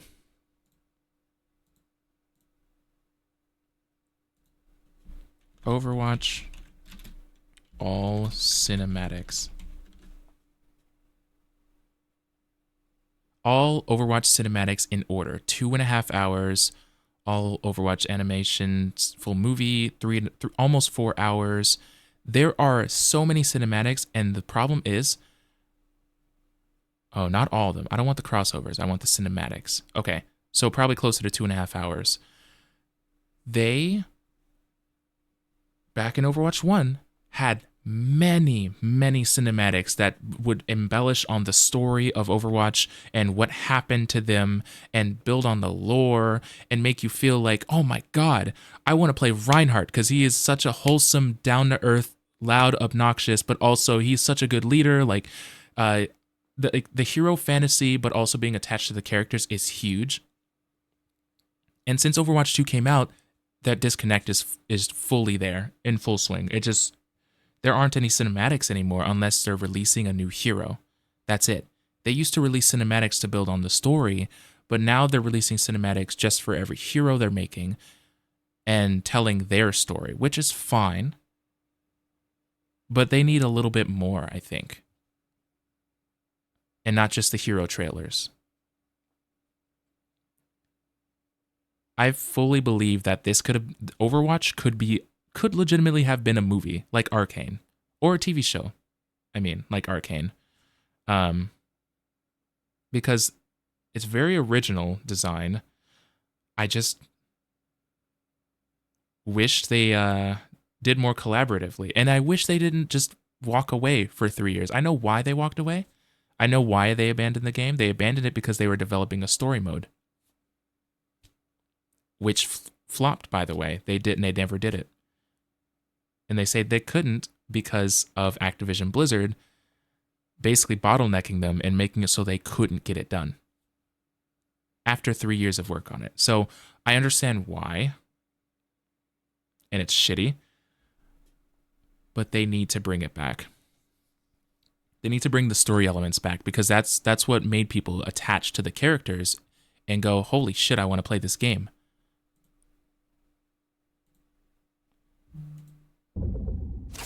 It is time to celebrate the glory of battle, the competition, determination, and the boom! At this point, they need to get with Netflix. I agree. I'm a little worried Netflix won't do it justice, but also they did Arcane amazingly. Arcane was amazing. And it's actually, Arcane has set a new standard for some art styles. Arcane and Spider-Verse, those two art styles, it's set a new like genre and standard for how some people do art. Like, people have been trying so hard to copy the Arcane style. It's very cool. Better Netflix than Prime, honestly? True. Probably true. I'm trying to scroll up to see the comments here. I don't play Overwatch, but I heard other people agree with the competition factor. Yeah. They need to do something to reinvent the wheel. Otherwise, they're going to get left behind. And it's that simple. When Overwatch has been the same game for like 5 of the years, and the only thing that they have changed fundamentally with the game has been the number of heroes played on each team, you kind of start to worry. Just a little bit. Which, I won't even touch that yet because we're not there, but... The competition, determination, and the boom! What a shot! Again! Finally, a worthy title! From the ashes, rise... Rank reset. I'm glad they started doing this, because they have acknowledged that the longer that the rank system had gone on, the more easy it was for people to be hard stuck, no matter their rank. They could be hard stuck in high rank or low rank. But if I remember right, they acknowledged at some point they that people were more likely to be hard stuck the longer it went on because of the it's not MMR. Well, yeah, no, it's the competitive MMR. It's the system by which they have proven themselves to be at the rank that they are or eventually get to, right? MMR like stacks on itself. So like if you have proven yourself for 4 years that you are a silver player and you stay there, and then you learn a few tips on that 4th year, and then the 5th year you're like you're playing as good as like a plat player, right?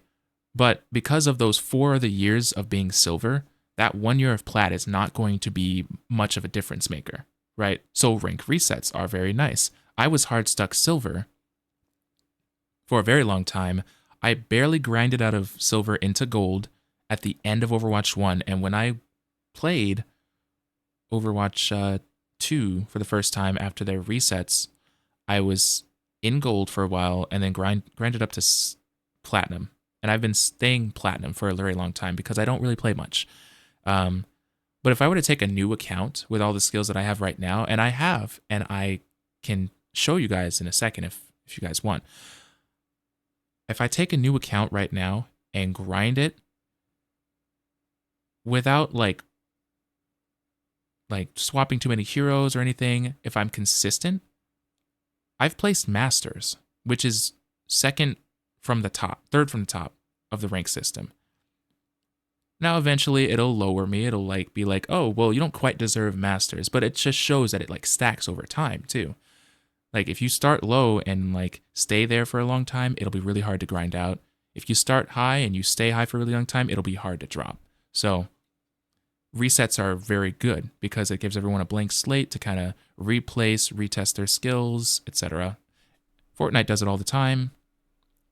I'm pretty sure most of the other competitive games did it. So,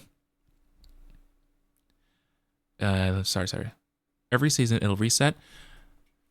I want to say every other. It's still so new to me. I always forget. I think it's every other season that it resets, but maybe it is every season, and I'm just losing track because I've been mostly playing Fortnite and Rivals. Whoops. So as someone who's never played, are Overwatch 1 and 2 the same thing or no? They're basically the same thing. The only fundamental difference is that in Overwatch 1, it was 6 players versus 6 players, like Rivals is now. Overwatch 2 is 5 players versus 5 players. That's it. That's the only real fundamental difference. There's a few quality of life changes that are nice. They changed some heroes, they've added heroes, but like, that's the basic of the game. So, thanks for the hydrates, by the way. So here's a question. Why not a sliding AMR or whatever the term you're using? Basically, it would constantly look at the most recent 90 days.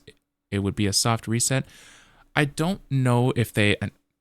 This would have to be something you'd probably have to ask a dev, but I don't know if they have the infrastructure for that for 100 million players. That's my thinking. Like, that would I'd probably make... I don't know. I think that would make a lot of the devs stressed because they might have to monitor it, but they also might not have to monitor it. I guess if they automate it, it won't be so bad, but I don't know what that looks like in terms of game dev. I don't know what automating rank systems would be. And I don't know how complicated it would be to set it for an entire game that is like across all different kinds of continents. Like I don't know what that looks like. You're not wrong though. It would just be data points. It would literally just be doing that. The only problem is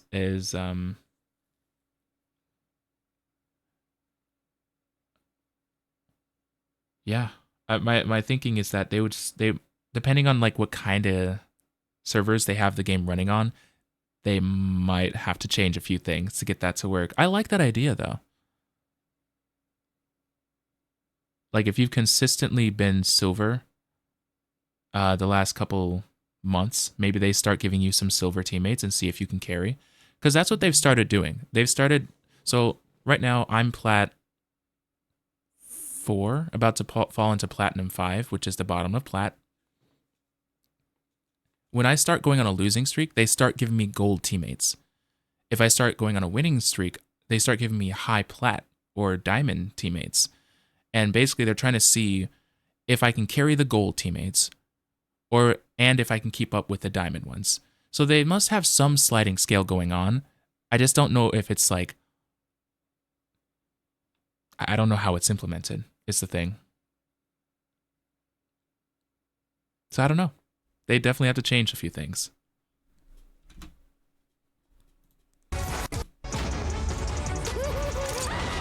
I could talk about this forever, guys. If you can't tell, I actually play this game quite a bit. Rank reset. It is not about standing atop the mountain. That's really hard to do, by the way. Sleeping a Genji out the sky? No. No, thank you. Yes, I too own one of these weapons. It is just not with me right now. So there's the weapon skins, which people usually have to grind for. Here's perks, which they already kind of walked us through. How could you not win with such an advantage?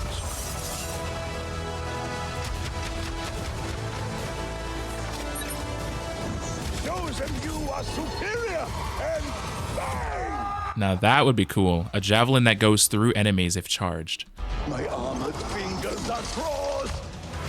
Yes! Just I'm mad about this. I'm glad it's coming back, but Overwatch 1 had loot boxes. Basically, for playing the game and leveling up, they gave you some stuff because there is a lot of stuff in this game. And there's 40 heroes, and all 40 heroes have many cosmetics. They took it away in favor of a monetized system, basically. I guess they're trying to make money after Overwatch 1 started kind of hemorrhaging. So when they transitioned into Overwatch 2, loot boxes went away.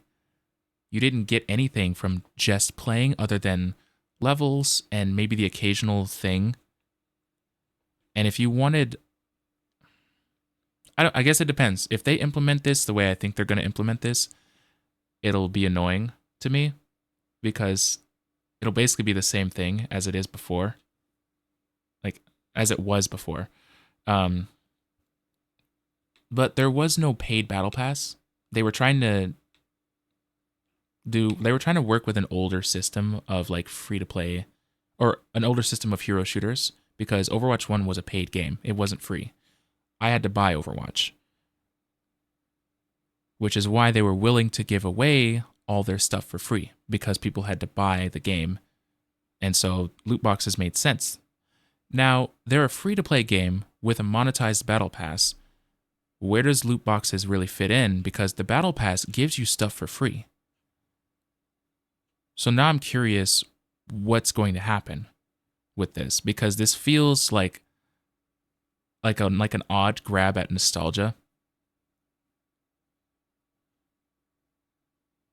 I'm not really sure how to feel about this, because they couldn't.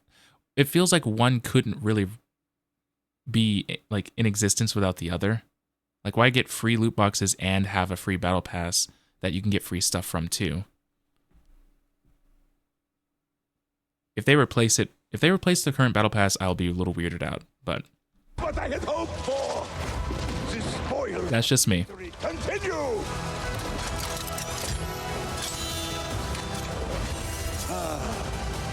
Memories. Goats meta. Goats meta is when I joined. 2019. There were different metas throughout Overwatch's history where it was like the good way to play the game. Basically, metas. Rivals has metas right now. There's the optimal hero to play for every rank. There are the optimal ways to play each and every hero. There's an optimal team comp. Usually people opt for 2 tanks, 2 of those damage, 2 of the strategists and healers. There's a meta. They're trying to play off of people's nostalgia and bring back old metas as a separate game mode. It is cool, but it's not necessarily what people were asking for, so it kind of begs the question, why? Because people were just asking for 6v6, which was the original format of the game. But it's fine. Free your mind.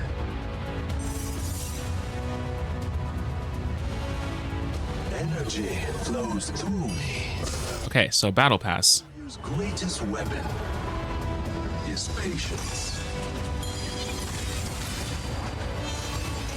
So Be present in the moment.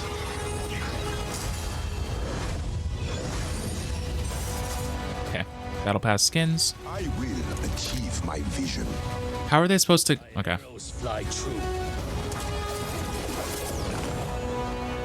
Kiriko. To win is great. To win in style is even greater. Rainy day skins. Such a masterful display. Play it again. I will rewatch this one a few more times.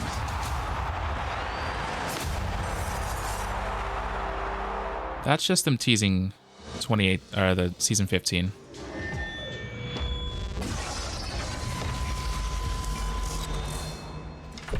That's some kind of teaser. I don't know what that's for.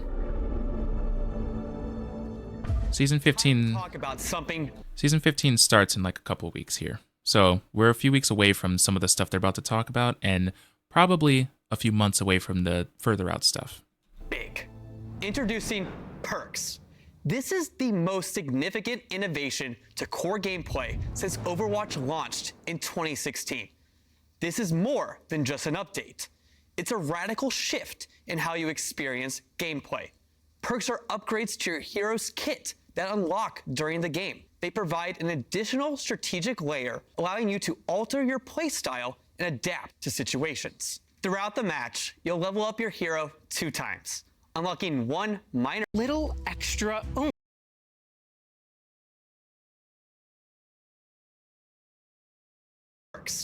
This is the most significant innovation to core gameplay since Overwatch launched in 2016. This is more than just an update. It's a radical shift in how you experience gameplay.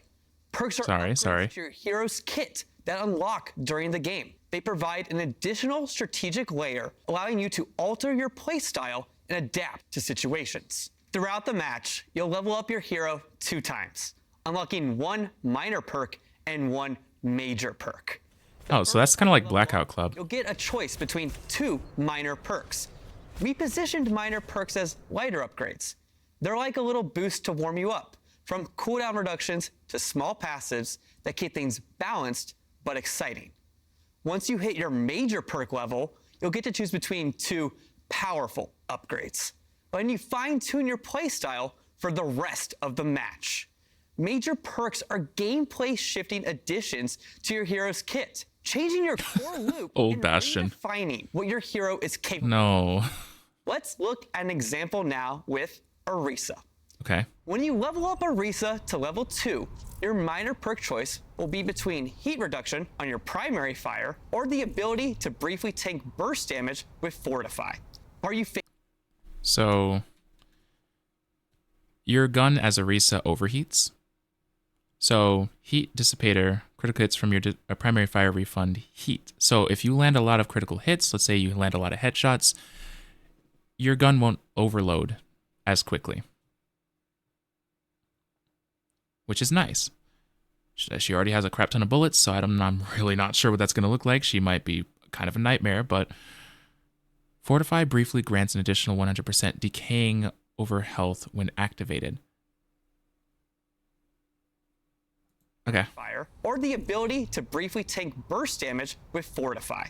Are you facing down a Junkrat and want to be able to survive his tire? The upgrade to Fortify might be a great choice. The fun really gets going when you get to your major perk at level 3, though. Here, Orisa gets the choice between a higher impact energy javelin or swapping out her javelin spin for a protective barrier. Here's another. I'm a little. I'm realizing with the perks, because for fairness of the game, they shouldn't tell you what the perks are of the enemy team in a competitive setting, right? So you have no way of knowing if the enemy team has an Orisa who has the extra burst damage protection. So how do you make that educated decision? Let's say if they're talking about Junkrat with his special ability, where he has an explosive tire. That's going to make it really hard for people to climb. I really hope these are thorough systems that are implemented in comp, because I want them to be able to experiment with it. But at the same time, I don't know how to feel about that. Another example of what you can expect with major perks with Torbjorn. For Torb's major perk options, you get to choose between 2 wild upgrades for your turret. The first perk option is allowing you to upgrade your turret to level 3 when activating Overload, drastically shifting your turret's threat level as it rips through enemies. The second perk option is if you're feeling a little cheeky, upgrading your turret to now stick on walls. With this added flexibility, Torbjorn can take different angles and even surprise opponents with sneaky turret placement. Finally, let's round it out with Ana. Ana's first major perk choice. Ana is my favorite hero. Upgrades her sharpshooting capabilities, allowing her to headshot enemies. Be careful, Widowmaker. You might lose this sniper duel. Whoa. Then, wait a minute. Playing Ana and having a hard time getting dove on, you might want Ana's second major perk option. Oh, I'm gonna wreck people's Give lives. yourself Nano boost when it's activated on an ally. Now that's a way to turn a fight. When designing perks, we wanted to expand and elevate what your heroes are capable of. We were looking for a system that we could layer on top of your normal Overwatch gameplay and offer choice from match to match.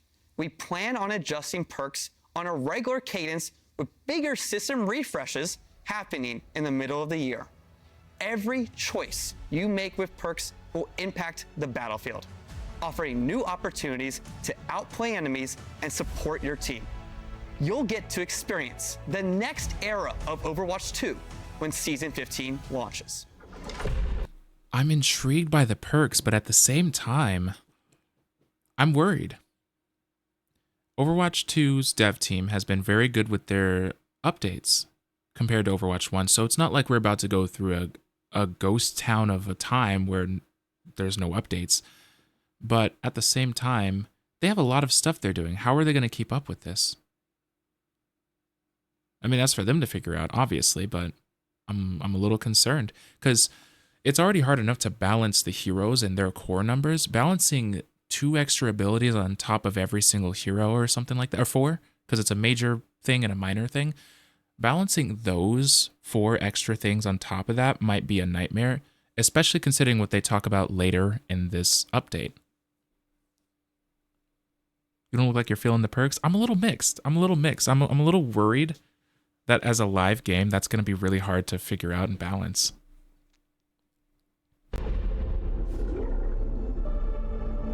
Okay, Season 15 and beyond. It's awesome to see the passion and dedication Gavin. the community brings to the game every day. Hey, Gavin. Honestly, it's what keeps us hyped to bring you more. Today, we're so happy to share some exciting new features when the 2025 competitive year begins during Season 15, a season that will shake things up by making the game more strategic and further improving our competitive systems. Last year during Season 9, we introduced a major rework to our competitive system, as well as the addition of new hero passives that refresh the core gameplay of Overwatch. As we enter the first season of 2025, this is the perfect chance for the team to shake things up once again. For such a big season, it just feels logical to start with a big bang, our galactic weapons. In response to your feedback about competitive rewards, we worked hard to make this year's weapon variant out of this world. We developed new tech to support applying this type of complex material to weapons. We want you to feel like you have the power of the stars in the palm of your hand. The complaint I have about the weapon skins is that, unlike Fortnite has many weapon skins. With this game, there are gold weapons,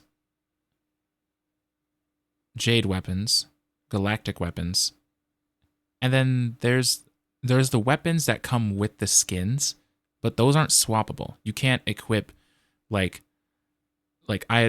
a skin on my main Ana where she's a botanist. It's like a green tinted sniper rifle, right? I can't equip that to a different skin. So really there's only the core skins weapons, and then there's these random things, these random 3 extra skins, which you would have to coordinate with a skin to even make it look good. Like Tracer on the left holding like in like the yellow and white jumpsuit with the blue power core holding a purple set of guns seems a little off. Or like purple with the turquoise there on the right on Baptiste. It doesn't quite work. And it's a cool thing to show off. Like, oh yeah, I play the game a lot. I've grinded for this. That's nice. But there's not a lot of options when it comes to like sticking them on the right skins and making them look good together. Like, so I'm a little torn on how to feel about it. But still very cool. I'm glad they're keeping it going. Because eventually they'll get to the point where they have a lot of options and they won't run into this issue that I'm talking about. Build weapons. We want you to feel like you have the power of the stars in the palm of your hand. And hey, we're also making climbing the ladder even more charming. No. At Platinum and above, you'll now get exclusive weapon charms alongside the existing titles. We'll start tracking your rank for this during Season 15 and hand out these rewards for the first time in Season 16. Now you'll be flexing your rank in any mode by rocking these battle-ready cosmetics with pride. We're also excited to report nice little that we're touch. bringing rake icons back to the hero portraits while you're in competitive play. We'd like to do more of this sort of thing in the future, but for now, this will give players that want to show off their skill by sharing their gameplay an easier way to do that. Now, Season 15... Rank icons. I thought he said rake. I was like, what the hell is a rake icon?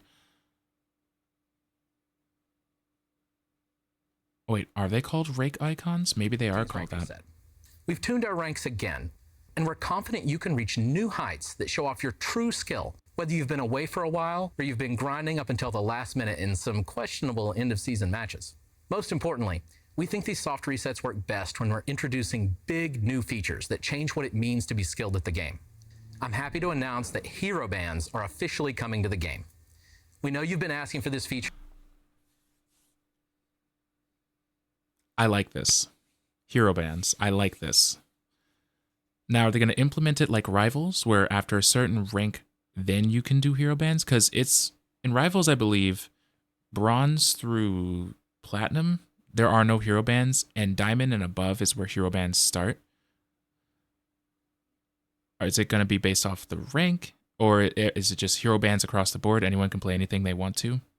Or ban anything they want to across the board? Because that would be... Well, let's just say the low ranks are always going to ban Moira. Because she doesn't have to aim as much. And so she's kind of a menace in low ranks. But, okay, yeah. Interesting. Happy to announce that hero bands are officially coming to the game. We know you've been asking for this feature, and we're looking forward to building our take on it. Don't worry, no pools or cats in pools are involved. We want a system that punches up at the strong or frustrating heroes without punching down at weaker niche picks. We also want a system that's very fast, that gives you nuanced control over outcomes, and that we can tweak based on your feedback. As you've seen, we're building a lot of new features.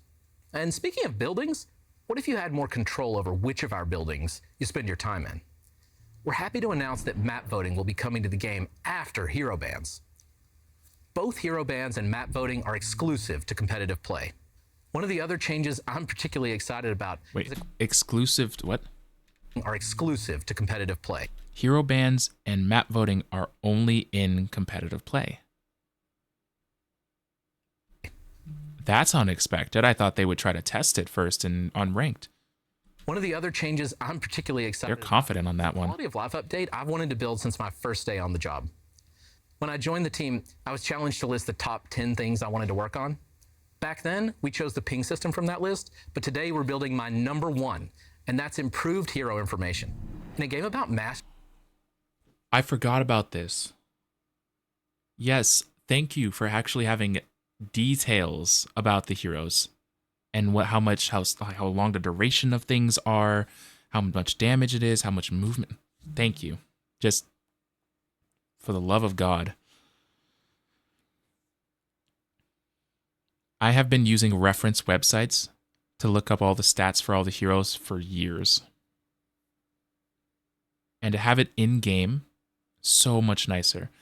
Rivals has a lot of their information in-game too, and I freaking love it. Fortnite doesn't have very much information on like weapons. Well, never mind, they do. if you inspect a weapon when you're in the game, I think it does tell you how much damage per shot or something like that. So even Fortnite has this stuff, i.e. 1-star Punisher, lol. Nar. You know the funny thing? Moira, the one who doesn't take any aim, is really good low rank, but once you get to like diamond and like or plat or diamond, she starts to get bad because she does like a leeching attack, like very slowly, kind of like a Scarlet Witch, right? But if you can aim, you're probably going to do more damage than she is. Because it's a leeching attack, it's really slow, right? So if you've ever noticed where we're like in a match and like Scarlet Witch will come out of nowhere and start trying to attack you, and if you land a few good shots on Rocket, she kind of goes down quick, right? Especially if she's close. Yeah. I'm not saying it's easy, but at a certain rank, people start being able to really land those shots well, and then suddenly those heroes stop being good. They start being really bad. Like if it took me 10 seconds to kill someone and it takes them 2 seconds to fire off like a shot and kill me, I think the 2 seconds is going to win, you know? That's why I'm afraid to play Scarlet Witch or Cloak and Dagger, because Cloak actually has the leeching attack thing, but he's not... It would take him too long to kill someone if they have good aim. So, kind of rough. Seconds, I like it. Nar. But today we're building my number one, and that's improved hero information. In a game about mastery like ours, equipping players with the knowledge they need to improve is one of the most useful services we can provide as developers. That's why we're adding detailed stats to the hero information screen that show damage, cooldowns, ranges, and perks. Thank you. Of course, Season 15 isn't just about competitive cosmetic updates. We're also tweaking stuff behind the scenes, think shop bundles and better ways to snag those jaw-dropping cosmetics. Season 15 is the return of loot boxes. You heard that right. Loot boxes are making a comeback. We're keeping it fun while being transparent about what's inside and the rate of various drops from opening each box. Oh, and guess what? Oh, I had a thought just now. Loot boxes. If there's a... I'm going to let him finish. Learn about what's inside and the rate of various drops from opening each box. Oh, and guess what? They'll be available in the free track of the Battle Pass. And of course, they'll also be in the weekly rewards where you can get loot boxes for just playing. Oh, they're incorporating loot boxes into the Battle Pass. That's better. Maybe. That might actually be worse because what if you get a bunch of stuff you already have? Like, I've been playing this game for 5 years. I have a lot of stuff already. Do I just get nothing? Okay, anyways, I'm curious. Ways to earn them. We're really excited for the changes we've made in bringing these back, and hope you are too. This doesn't interest me that much. I'm really excited to join you today to speak about what you can expect from events this year. One of the biggest ways the team has been exploring new ways to play Overwatch 2 is through 6v6 tests.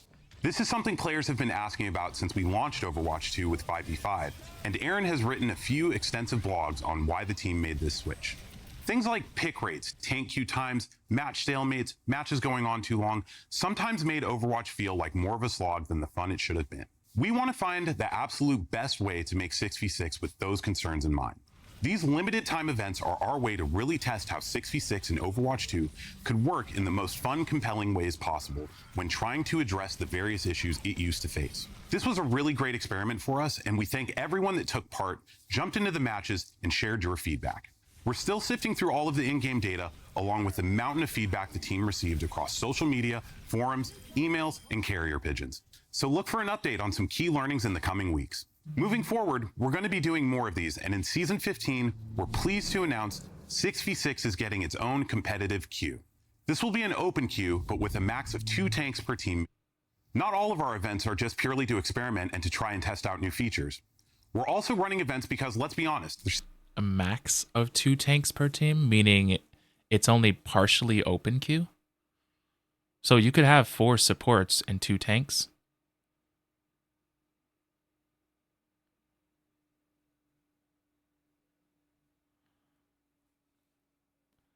That's a really questionable choice.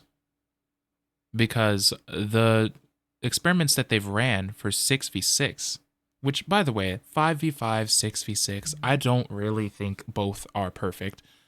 I think they should both be in here, but not with separate queues. Not with separate queues. Not like this. What I think needs to happen is, because the complaint was, in 6v6, certain maps felt too tight. You could just not break past certain places in 6v6. Too many heroes, right? Too many people to cover different places. But the complaint about 5v5 is that it feels like you're walking through like a wasteland half the time. It feels like a walking simulator sometimes, where you just have to like look for angles, you have to roam around a lot. You know, that's not fun either, because people want to be engaged in fights, right? But they don't want to be stalemated in fights either. I don't think it should be have a 5v5 queue and a 6v6 queue. I think certain maps need 5v5 and certain maps need 6v6. I think that's what needs to happen. Legitimately. And just incorporate all of it into the same game. Instead of trying to run it like it's two separate games, or running an experiment like, oh yeah, this is the 5v5 experiment, 6v6, 7v7, 8v8. Like, just have different team compositions for like really, really big maps, or less for small maps. Like, it's not something that I think should be this complicated. And I think the creators of this game, the creators around this game have made it a little bit more of a, it's one or the other, only 5v5 or only 6v6. And it's like, why not both? One of my favorite creators, Flats, has memed about 7v7, but like, why the hell not, actually? Like, some maps probably could be big enough to make 7v7. Anyways, I don't think it needs to be strictly one or the other. Destiny 2 has it where like you can go into certain things by yourself. Certain things require 3 people or 4. Sometimes I think it can go higher than that, but there are like certain requirements to make a match for some of these. And I just kind of wonder if they're just stretching themselves too thin. 7v7 shouldn't be that bad. Chaotic as hell, but doable. Well, right. It's like, base it off how big the map is too. Because maybe that would make it less chaotic. I know the maps in Rivals wouldn't be... Certain places on some of those maps in Rivals would be really bad if it was 7v7. But certain places, it feels like you're walking through an open fucking field. I wouldn't be opposed to having an extra teammate in some of those areas, because it's just like an open field. You know, there's not that many tanks. You know, like it's... Anyways, I wouldn't be opposed. Not even a little bit. But maybe that's just me. Sorry, I was making a clip here. Let me go back. 6v6, 7v7, blah, blah, blah. So look for an update on some key learnings in the coming weeks. Moving forward, we're going to be doing more of these, and in Season 15, we're pleased to announce 6v6 is getting running events because, let's be honest, they're simply fun. Obviously, we have to bring back the modes and events that everyone loves. In addition to the current return of Lunar New Year, we're bringing back April Fools. You'll hit the beach in Summer Games, and of course, face the horrors of Dr. Junkenstein this Halloween.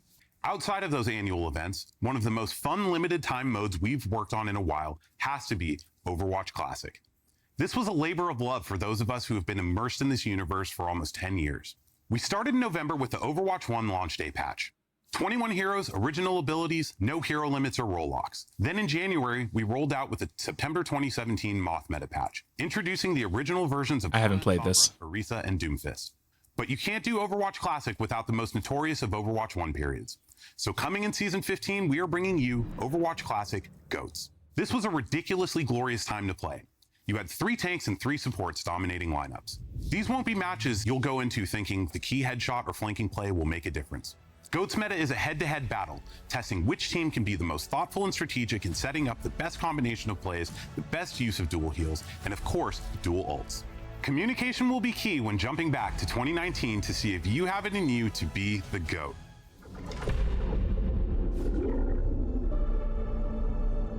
New heroes. I'm interested. Today, we introduce an exciting new hero to our lineup. Meet Freya.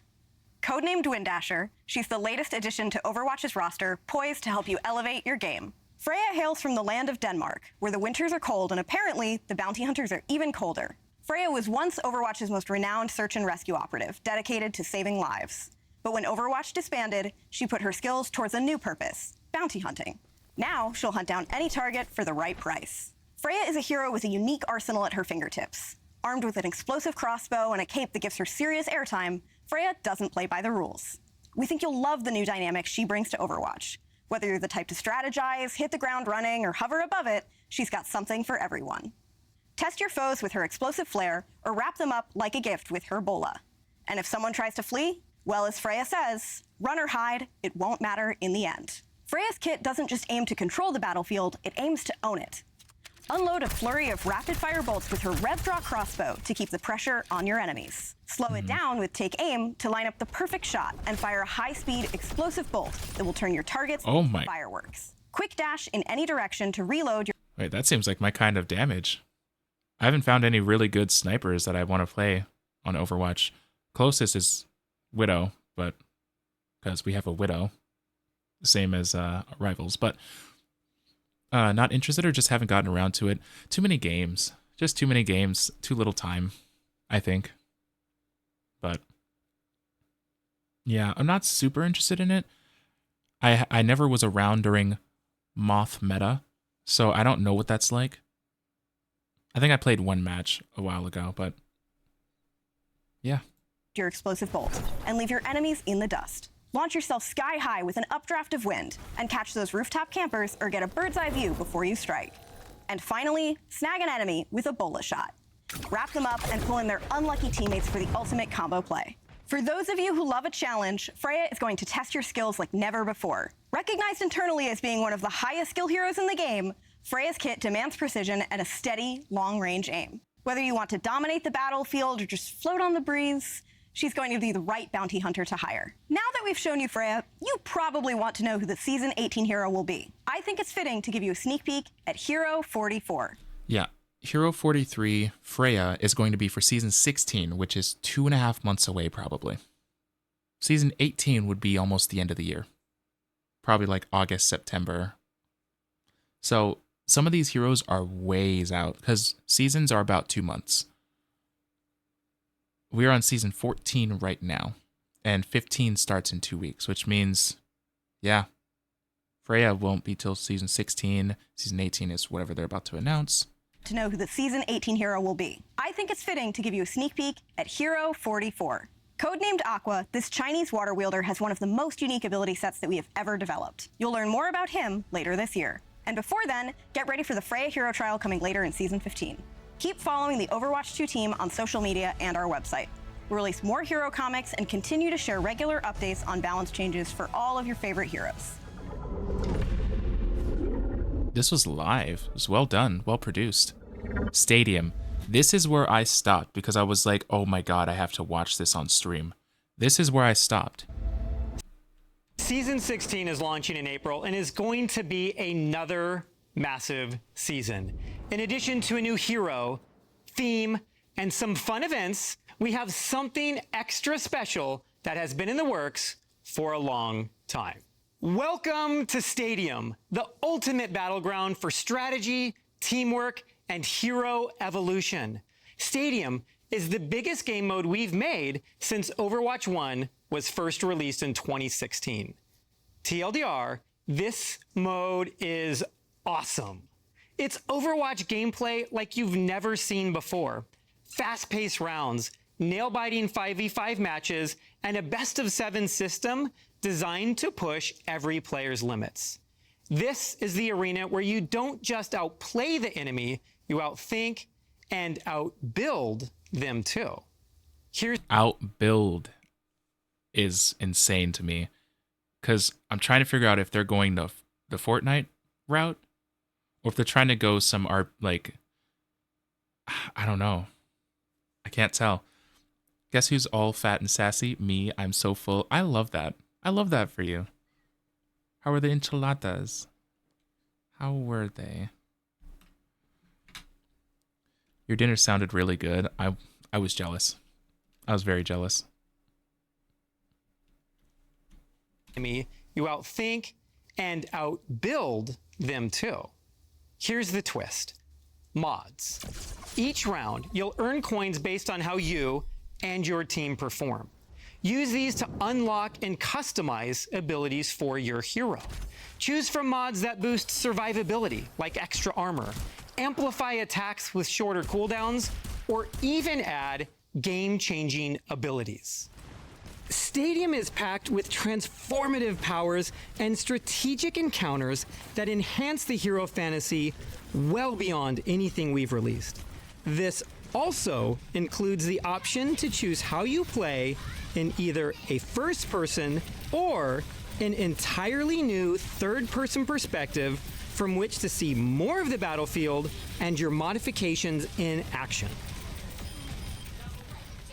To go into detail and really showcase what Stadium is all about, I'm thrilled to introduce Dylan Snyder and, of course, the one and only Dion Rogers. What's up, Aaron? Thank you so much, Aaron.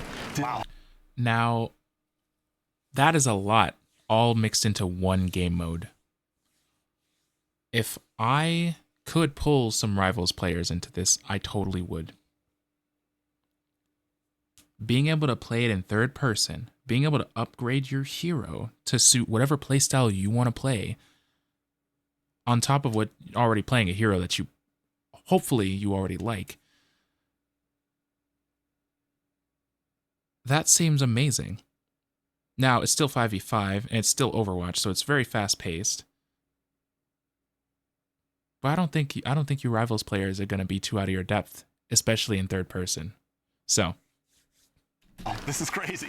Can you believe we're in Watchpoint Gibraltar? Yes. Let's talk strategy. Picture this. Reaper flying, like literally flying, I'm serious, through the air to take down a pesky diva. Oh. Mercy enchanting a teammate to auto-res on death. The choice is totally yours, so build wisely. What works as an edge in one round might be the difference maker in the next. You'll be upgrading your hero until they're so powerful that Aaron has no choice but to make you the game director. You become a walking fortress by going all in on armor, or roast your enemy shields faster and more mercilessly than Dion roasts me every day for not knowing anything about obscure 1970s jazz. Because why not?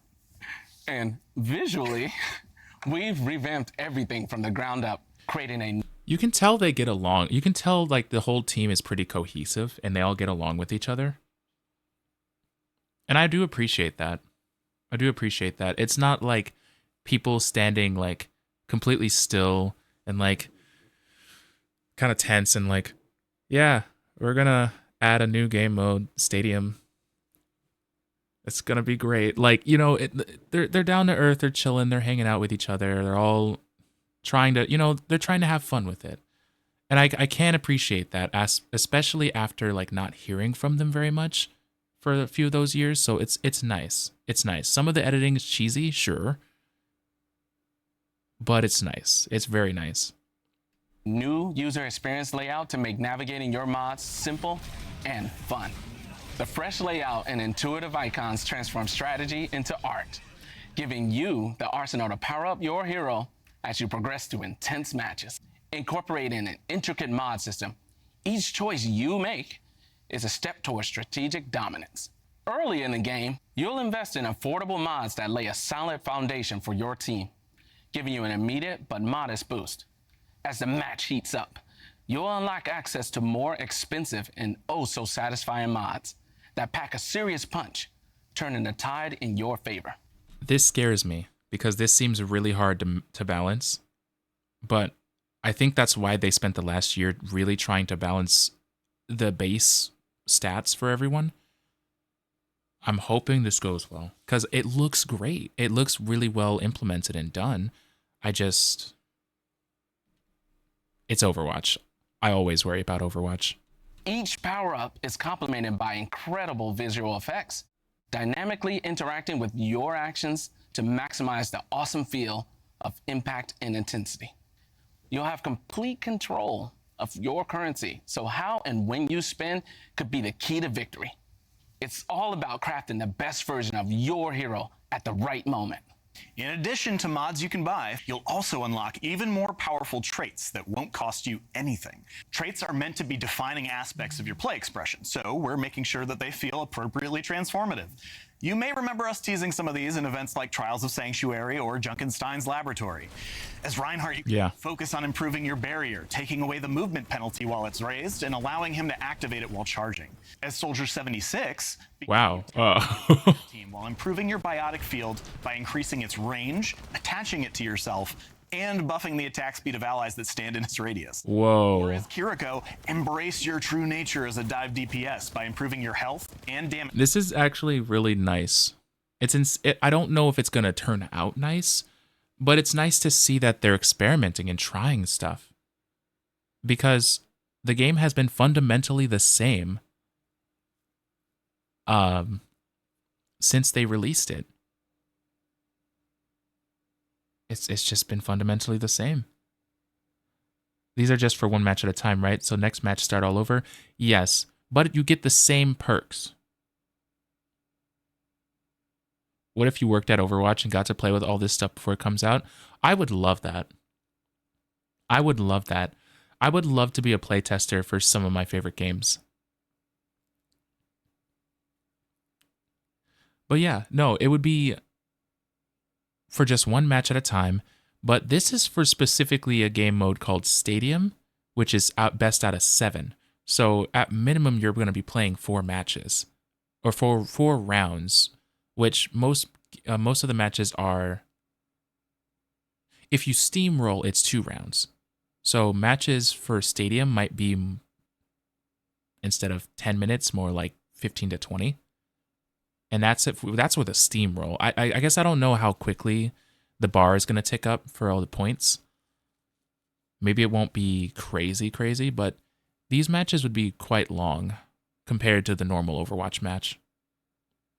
And that's if you're both clawing back and forth. 1 win, 1 loss, 1 win, 1 loss. Like, that's cool, though. That's cool. Damage resistance while gaining the ability to teleport to allies and enemies. With 7 rounds, Stadium features a variety of maps and game modes. There will be a mix of modified versions of existing maps, such as a quicker Hanaoka Clash round, as well as new push maps. Oh, so the rounds are quicker. Okay, so maybe it won't be insane. It won't be like double the time, maybe. Final artwork to be unveiled in the coming months. What, new push maps? What'd they say? With final artwork to be a Clash round, as well as new push maps with final artwork to be unveiled in the coming months. Stadium launches in Season 16, and we see it as more than just a new mode. It's a long-term evolution. Each season will bring updates, new heroes, and possibly even alternate modes, like Payload Race or Paintball. And hey, while this mode is... Payload Race? I'm having a hard time imagining that. How would you do that? ...is already big, it's just the beginning of empowering you to build the best hero you can. We'll be keeping a close eye on your feedback and continue to find ways to evolve this mode into the biggest and best it could be. We're planning to kick things off with 14 core heroes, carefully selected to ensure balance and competitive play. Oh, okay, so not the whole roster, just some of them. Okay, that's smart. I like it. They're not throwing all 40 heroes at us and expecting that it's going to be balanced. I like that. With more heroes being regularly added over time, which will allow you to keep working each season on what is the best hero build to help you win. There will also be additional maps, modes, and features regularly added over time, keeping things fresh and competitive. Stay tuned as we reveal more details in the coming months. Stadium isn't just a new way to play, it's a new way to dominate. Get ready to strategize, customize, and rise. Season 16 is just around the corner. See you there. See you there. They weren't kidding. This was a pretty massive update.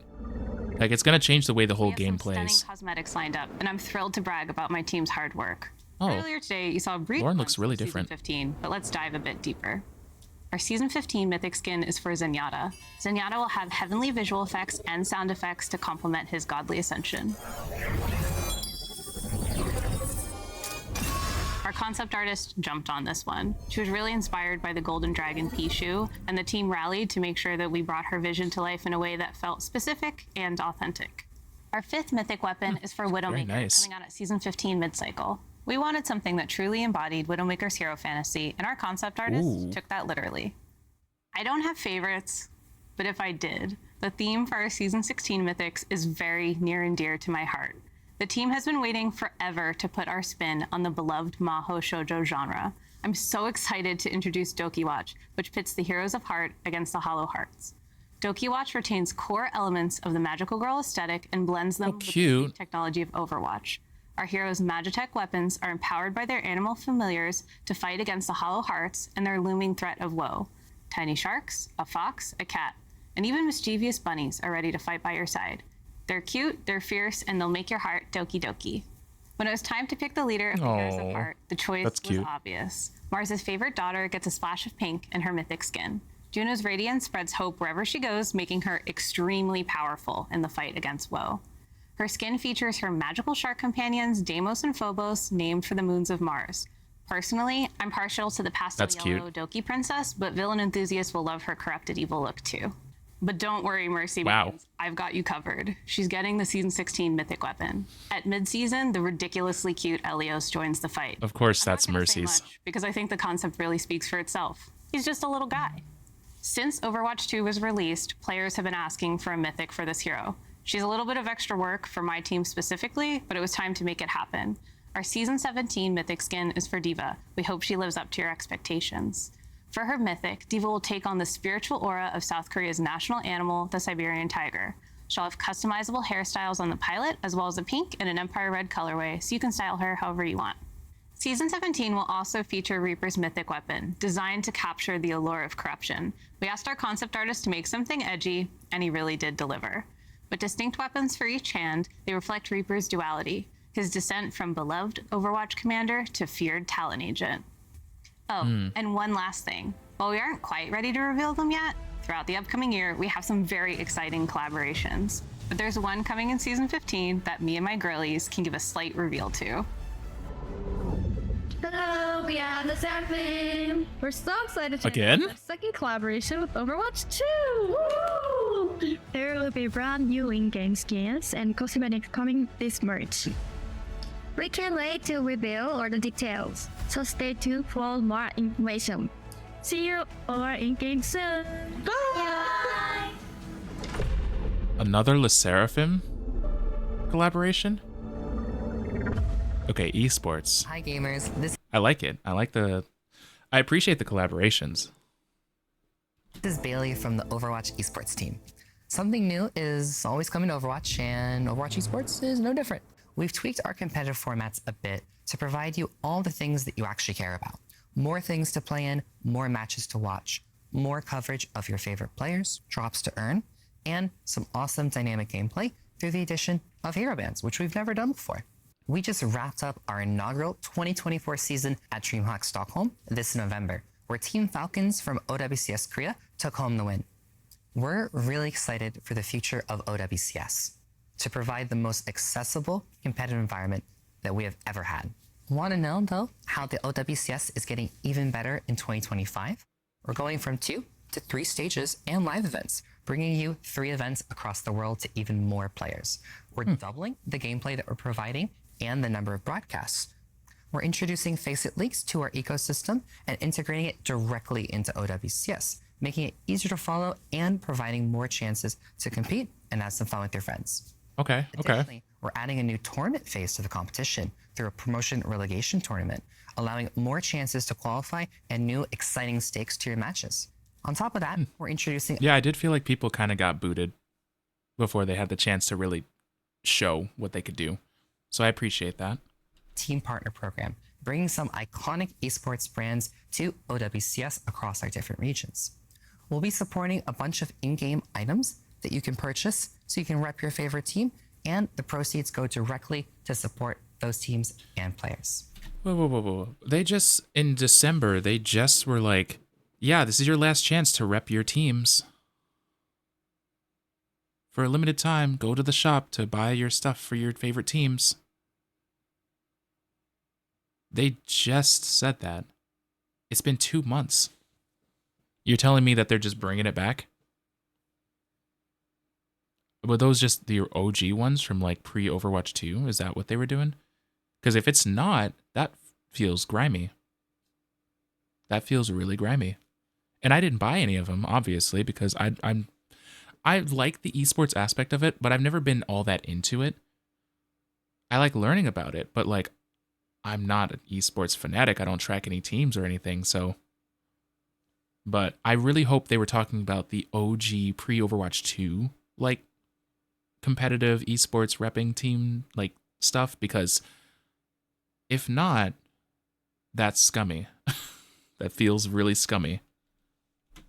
For a team, and the proceeds go directly to support those teams and players. This year, we are also welcoming a few new regions to OWCS. Oh, we know how incredibly passionate our players in China and Australia are for esports. Right. With the return of Overwatch 2 to China, we're excited to welcome those players to the OWCS with their own dedicated region to compete in.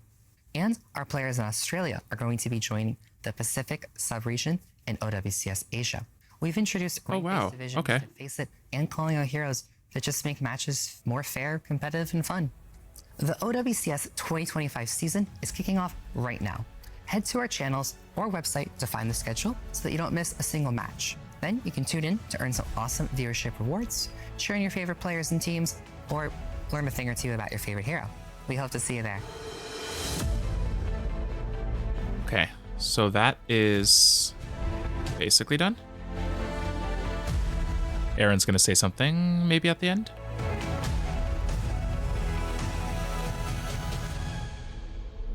Getting to be a part of this amazing team of brilliant developers, artists, engineers, and more, as we've evolved Overwatch together with all of you, has been one of the highlights of my career. We are so excited about all that has been shown today, but we didn't even touch on so many more great updates coming your way. Throughout the rest of this year, we are going to roll out numerous quality of life changes, such as map voting, and as Gavin mentioned, hero bans. We also didn't even touch on what is one of the most impactful changes coming later this year, more map reworks. Oh. There will be reworks of both original Flashpoint maps, Suravasa, and New Junk City. Already? We also are working on major reworks to another batch of classic maps, so you have to stay tuned as we share those details. And that's not even all for maps. Okay. The new Atlantic Arcology map is also coming to the game. Whoa. And a new Tokyo map. We have so much planned to share with you throughout the year. More details, more content, more ways to experience Overwatch. See what I mean, though? There's so many maps. Why not have 5v5 on some maps, some of the smaller maps, 6v6 on the average size maps, and 7v7 on the big maps? Like, why don't we just full send it and just do all of it? He's like, okay. It is our goal to keep exploring and delivering new fun ways to play Overwatch than we've ever done before. I cannot wait to show you what this team has been working on. Thank you for the hours and hours of dedication you all give to this game.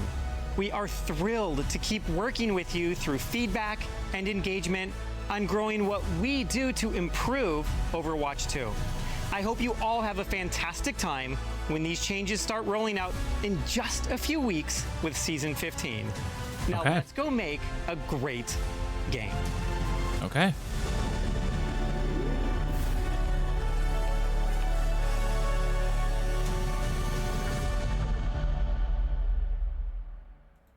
Well.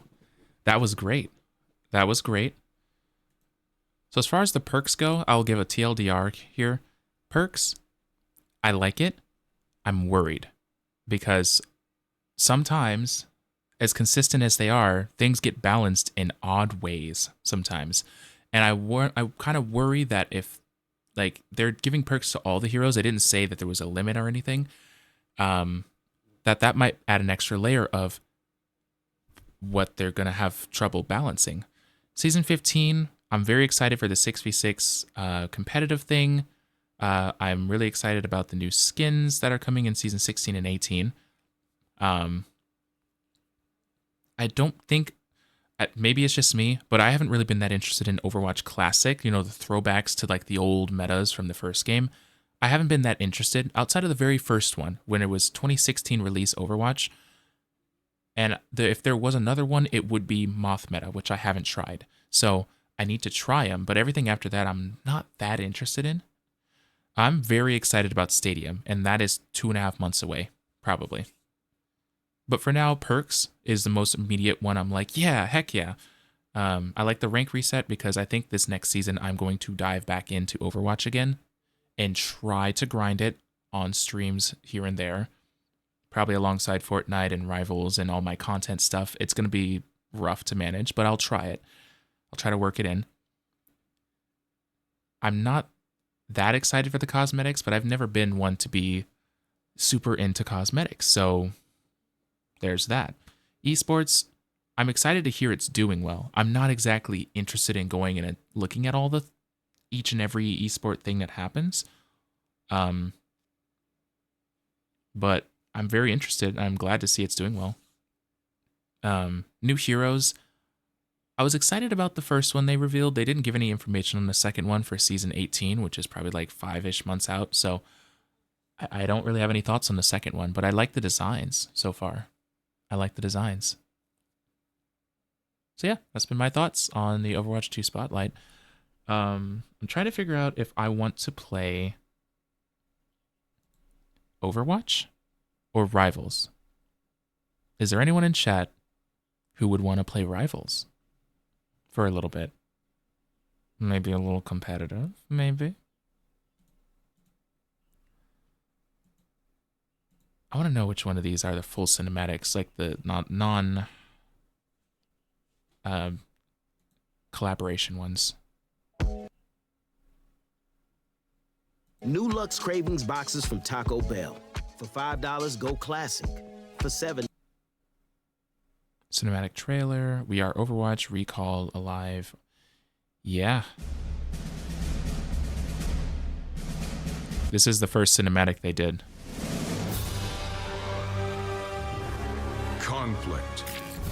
As the world teetered on the brink of anarchy, a new hope arose.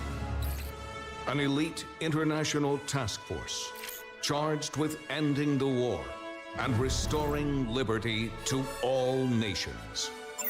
Overwatch.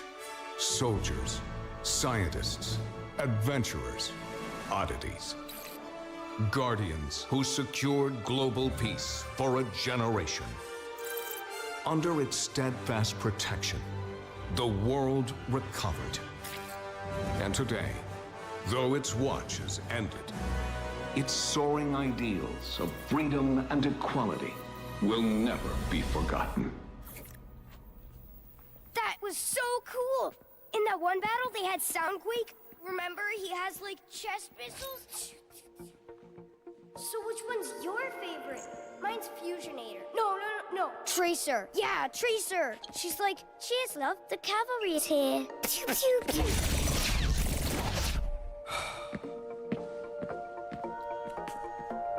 Whoa.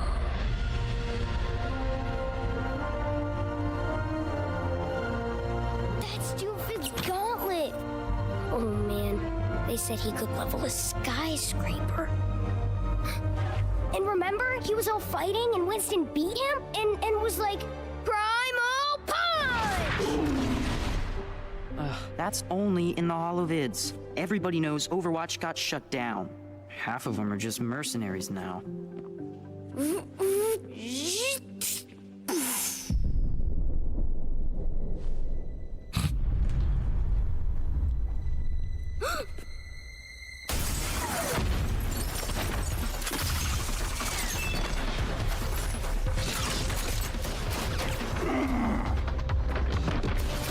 This is what we used to have. Do you see what I mean? The cinematics are so fucking good. This is what we used to have. Okay.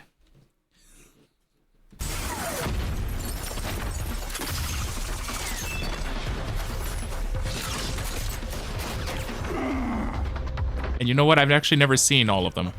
Enjoying the exhibit? All right, playtime's over. Get to cover. Come on, move it!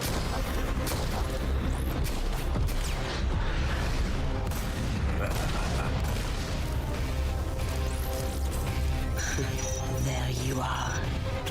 Psst, what are you looking at?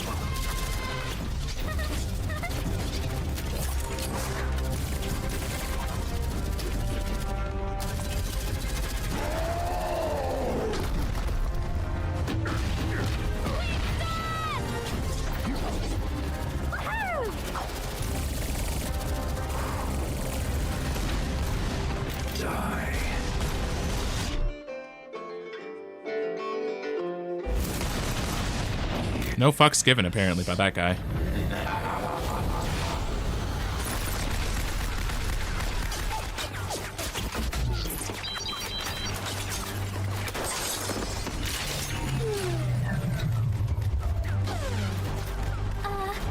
Don't worry, loves.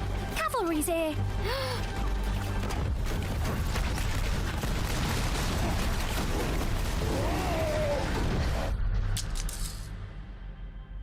Come on, big guy. Get up.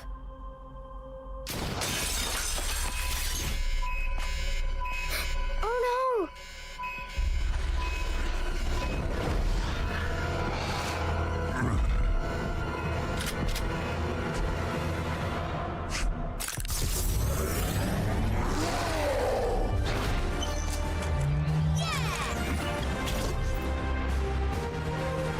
Stay here.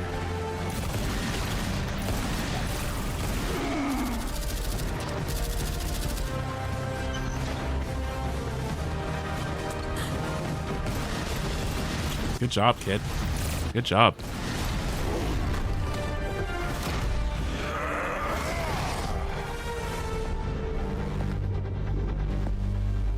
Watch out!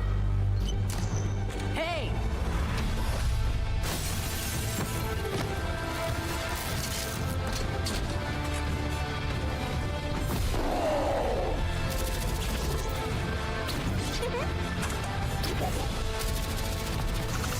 Do you see the effort that went into this?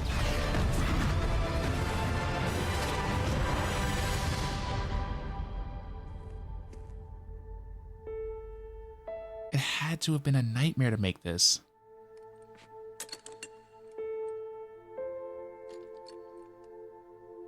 You know, the world could always use more heroes.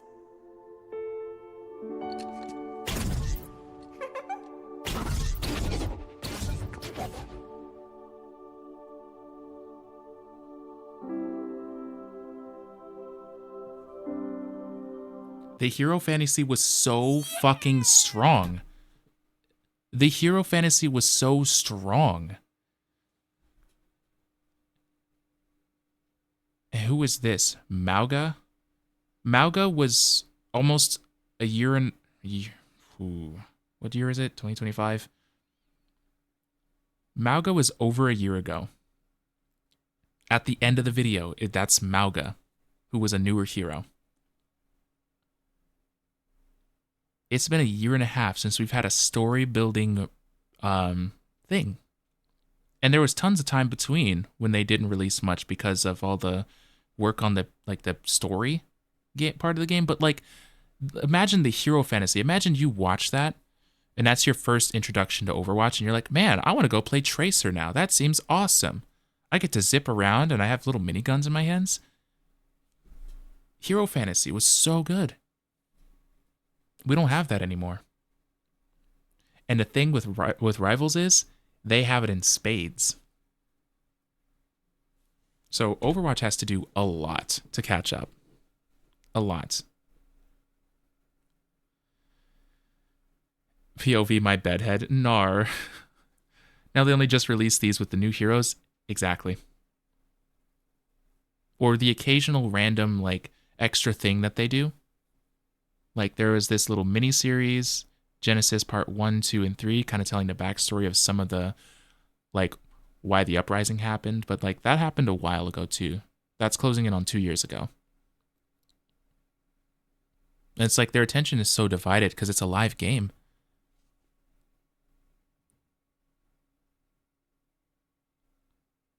So like I get it, but man, is the hero fantasy dead for this game. I miss it. I miss it. But it's okay. Where's my lo-fi?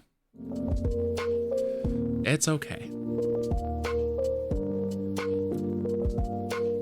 They should have been doing this. What, Rivals? Because they could have. They could have pulled that off. Imagine if Rivals had some massive thing. They already have stories, to be fair. The content, yeah. Yeah, because it was the main way people got to know Overwatch. Yeah. The most of the diehard fans of the game came from those cinematics. Because they were like, oh my god, that's a video game? Hell yeah, I want to play. So, depressing. Depressing, indeed. We'll get back there one day. They're working on it. And hopefully they create the story, too. Because they said they couldn't do it a couple years ago, but I think the story would have been the pieces of the cinematic that they missed, right? So, we'll see how that goes. We'll see how that goes. I'm gonna open up Overwatch for a little bit, get some settings right. But I may just load into some Rivals as well. It's already 9 p.m., so it's late.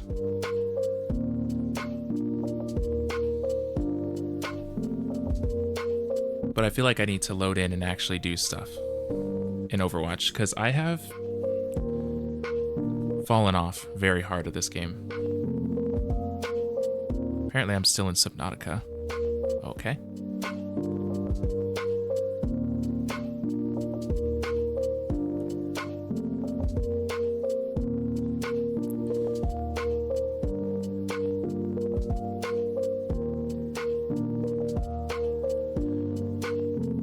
My heart. My poor heart. I'm like hopeful for Overwatch, but also so much work. Is this one low? Oh. Okay.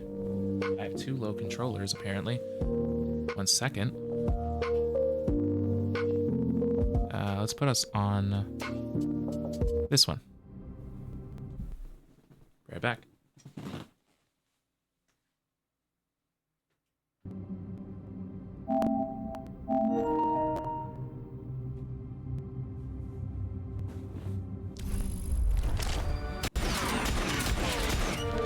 Okay.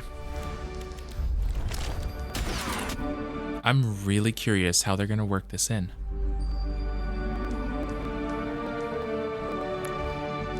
Because here's the Battle Pass, which I have completed all of, and I'm getting through the extra tiers now. Extra nameplates and all that stuff.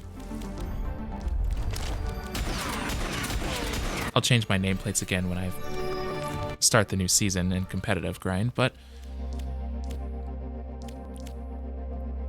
competitive ends in 5 days. Oh my god, new season starts in 5 days. What day is 5 days from now? 17th?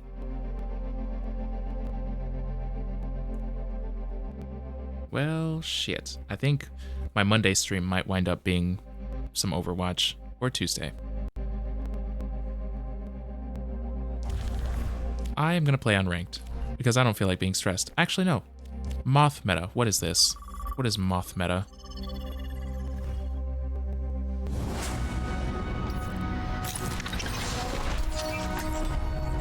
Don't worry, I'll be right behind you. Cheers! It's time to save the world. Double. All night Overwatch stream? Nar.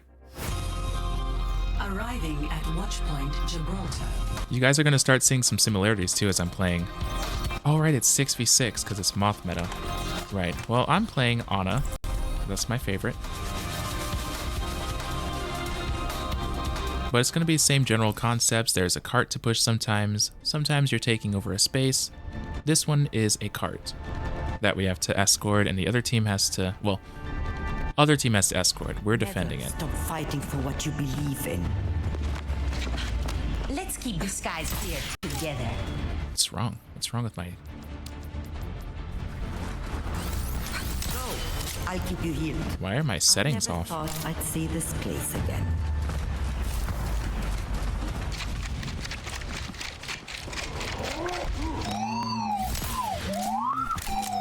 So for me, I have a grenade that I can throw. If it hits enemies, they get extra healing. If it hits enemies? If it hits enemies, they can't heal. And if it hits friendlies, they get extra healing. I have a gun that, kind of like Luna Snow, if someone's fully healed, it goes through them and hits the next person. And I have a sleep dart.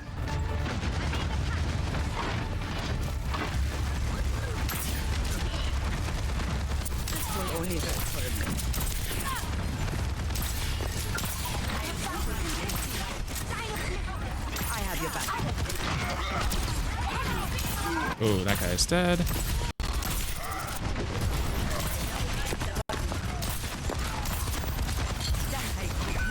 No healing.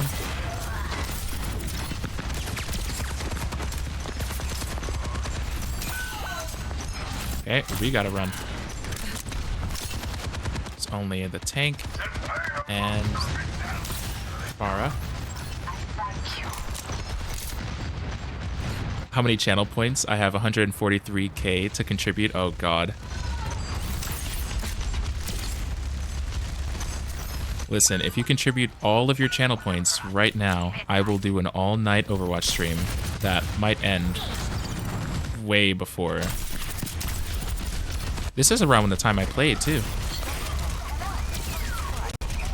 I'm gonna die.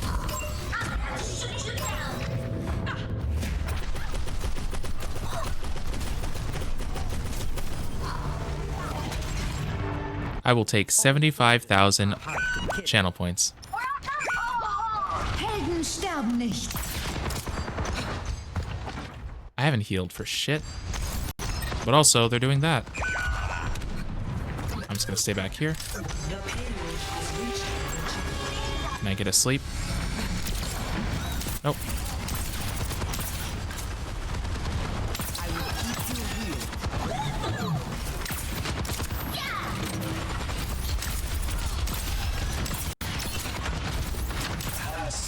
Into the unknown.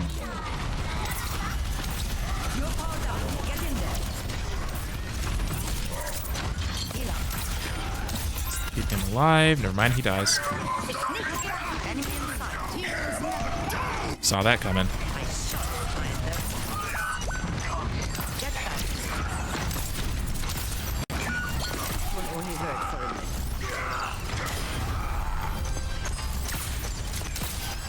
Oh my goodness. But yeah.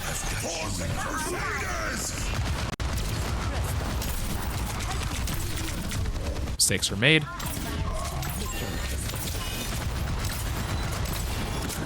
Balance healing, damage, all the time. It's funny how they show you dying in third person but won't let you play it like that. Well, this isn't the new season yet. But oh, you're talking about in the shit.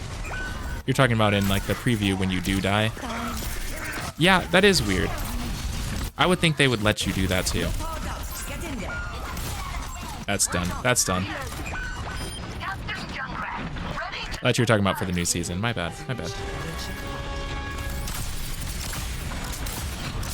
Oh.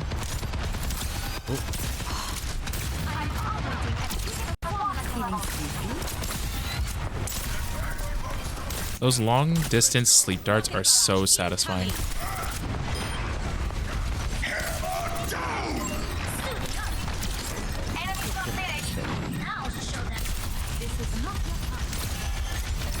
Activating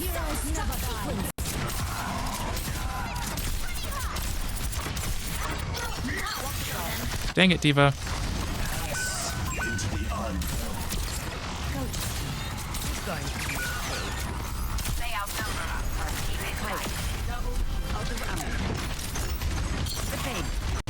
I gotta run.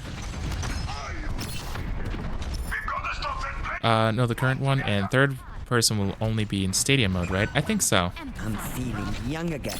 Now this feels like how old Overwatch felt to me. This is when I joined, so I just feel like I'm playing old Overwatch, but I'm better than I used to be.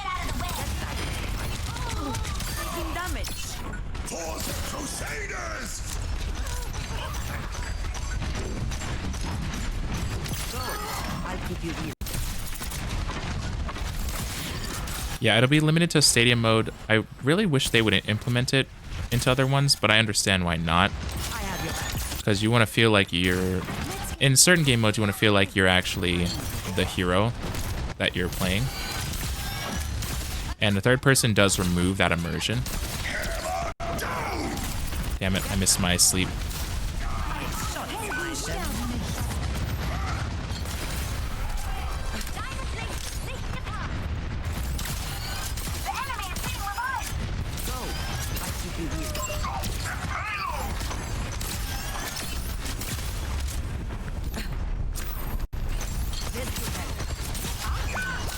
I got you, Mercy.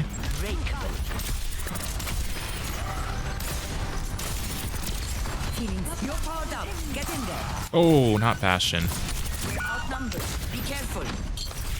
You're going to be okay. Ladies and gentlemen, start your engines.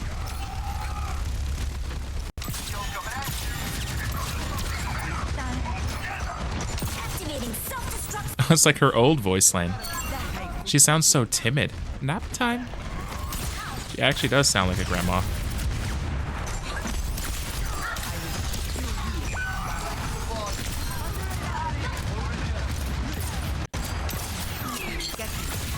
That's a Ryan Shatter if I've ever seen one. Play scared.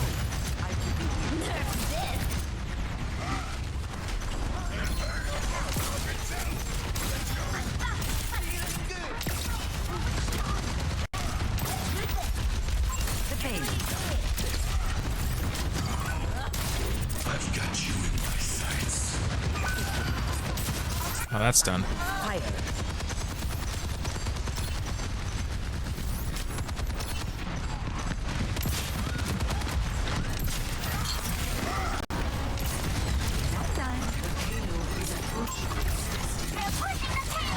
That's bad.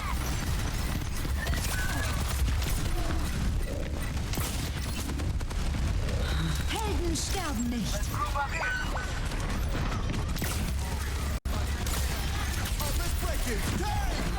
You're powered up. Get in there. Ladies and gentlemen, start your engines.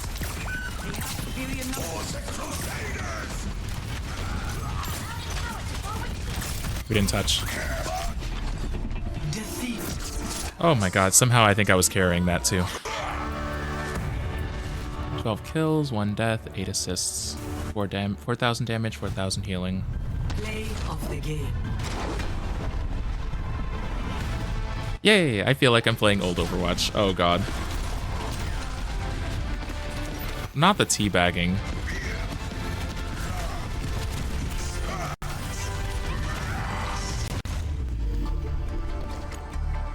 I think I joined right after Goats meta or something because I'm pretty sure that instant res from Mercy wasn't a thing when I joined. Because I started playing in August of 2019. So it was like the later part of the year. Okay, well I'm good on Moth's meta for now. I'm good on that. I'm sort of remembering bits and pieces. I kind of want to play competitive.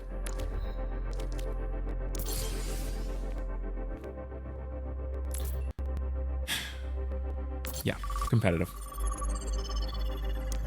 Let's see how this goes. What are my easier heroes?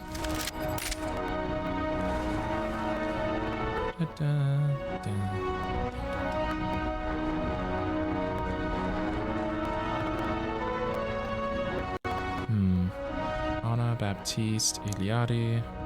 Probably more like Ana, Iliadi, Moira. This is Moira I was talking about. You don't really have to aim with her. You just have to kind of be close enough and you sap their life force away, and you have an orb that automatically does that. She's a menace in low ranks. I'm not quite low rank, so I might not be able to get away with it a ton. She don't have to look at me like that, lol. What was she looking at? I'm trying to remember now.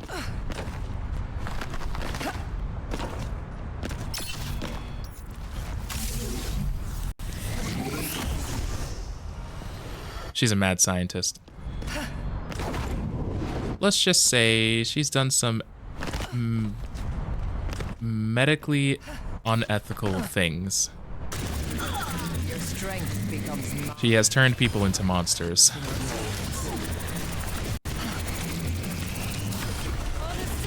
From up under the brim of her hat. Oh, are you talking about Ash? Wait.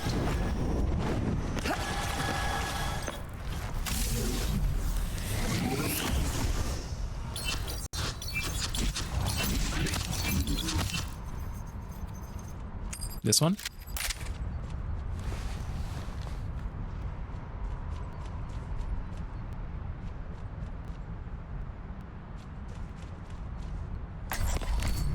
I'm the last one you'll ever.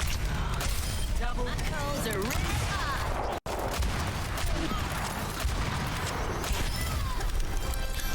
She's fun. That's her? Okay. double kill. Yeah, Ash is fun. So I'm on a losing streak, so they're giving me gold players, which is fine. If I deserve to be any higher, I will get there. And if not, well, sucks for me.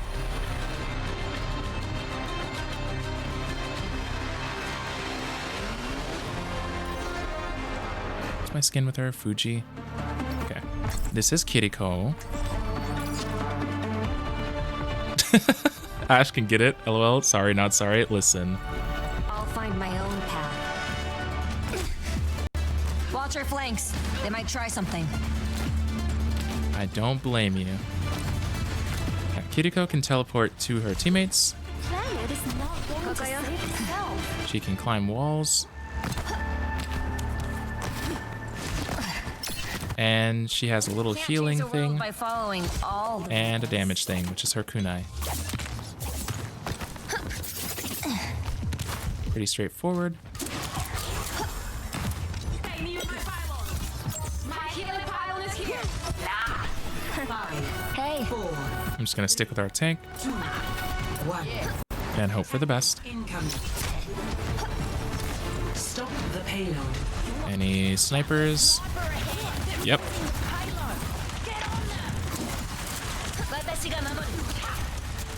Oh, not a bastion. Woo.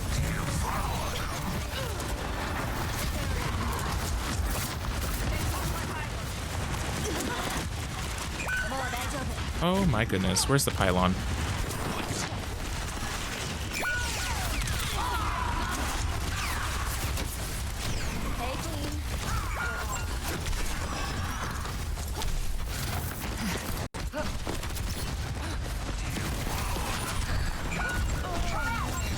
Widow. Oh my lord.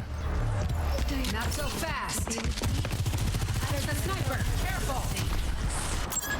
Up here. Okay. Playing around. So we're not taking that. We should probably not be up there. But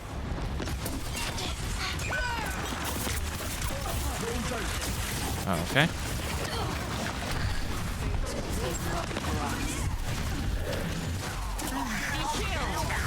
I haven't played Kiriko in forever. Holy shit.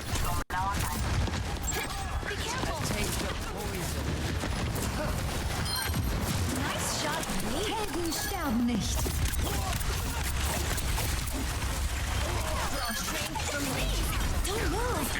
Very nice. Enemy over here. Your enemy's coming. Take some time off. That's Sombra? Oh, it's our Sombra.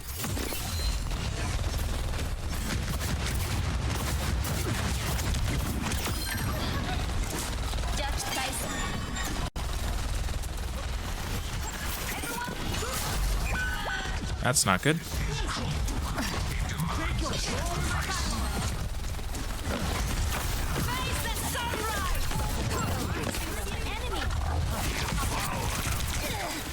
Do they have a Sombra? They have a Sombra.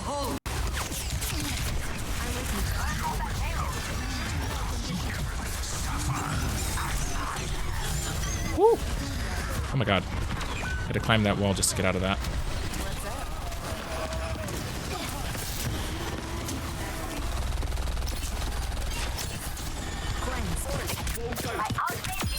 Got her. Mom would be proud.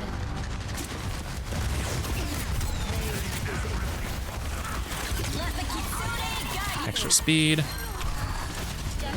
think I'm gonna die. Thanks for the touch-up. Oh, I need to leave.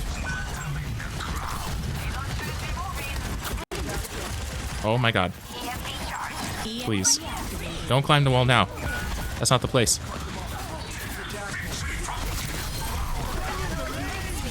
Oh my god. So many ults happening. Can everyone just calm down for a second, please?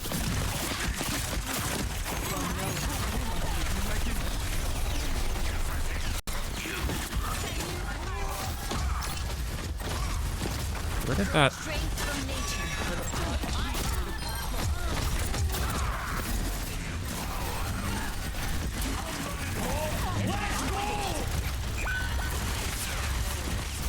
Screw this Bastion.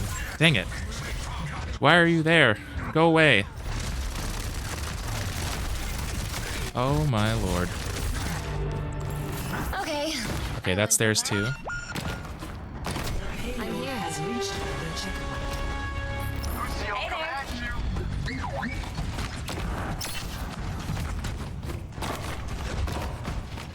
Stay on this side. They still have a Widow? They don't. They have Bastion, Sombra. Okay. Group up here. The breeze brings relief.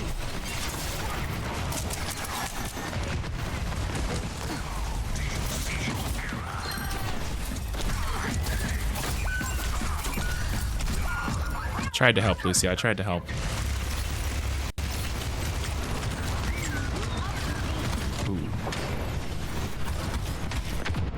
See what I mean, though? I'm rusty. 'Cause I don't play much anymore.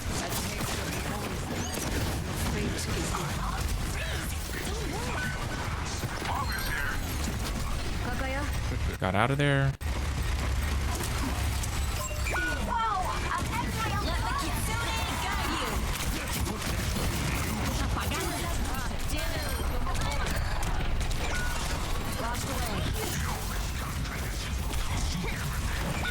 Ooh, hi.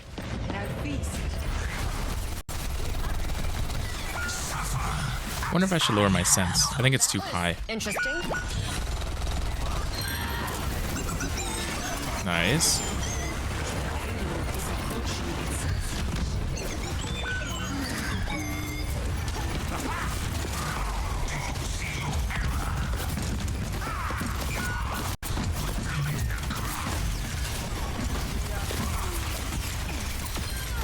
Mercy. Too high. Sense is too high. Cheating on Overwatch with rivals? No, no, I would never. Too high. Too high. 80? Maybe? Actually, I'm gonna lower this to 50. Score. 25. Switching sides. 25 and linear. Prepare to attack. Select your hero. Also, we're gonna go heal bot on this one. Alright, I have text chat on. Let's change that. People are shit-talking the Bastion on our team.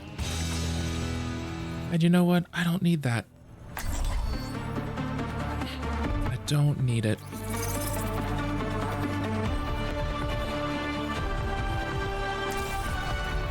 spend every moment growing. Okay, that's better for tracking. I hear if it weren't for your parents, you'd be as much an outlaw as me. They're always trying to help. And frankly, I prefer they gave up. Yeah? Well, be careful what you wish for.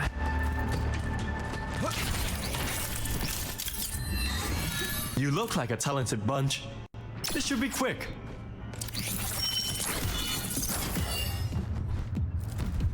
Do not worry. I am an expert at navigating dust storms. 5, 4, 3, Are they still arguing? 1. Attack commence. We can protect each other now. Escort the payload. So now I'm playing Life Weaver. He has a pedal he can throw to the ground, and if someone stands on it, it raises them to high ground. It's like free high ground. It's very nice. If someone's being an idiot and going somewhere they shouldn't be, I can yoink them like you just saw, or I can heal them or throw thorns.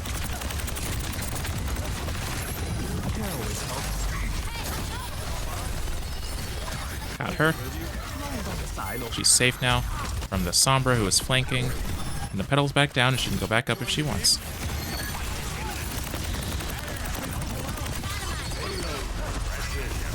Ooh, I thought I could make it up there.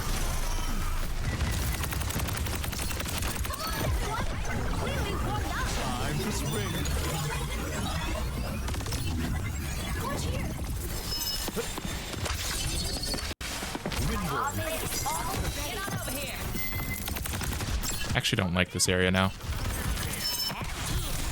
Yep.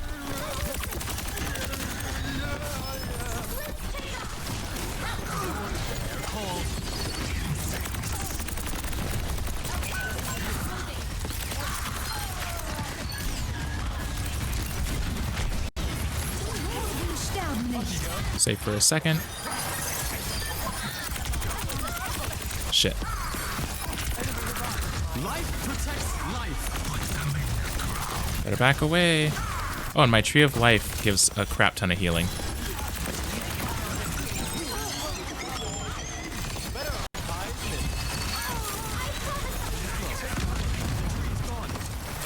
Okay.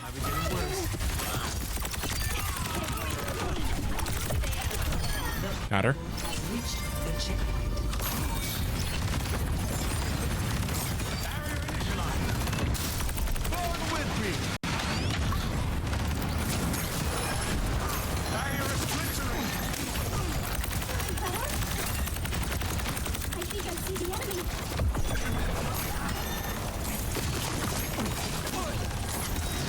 Mostly just healing. I'm gonna leave this pedal there.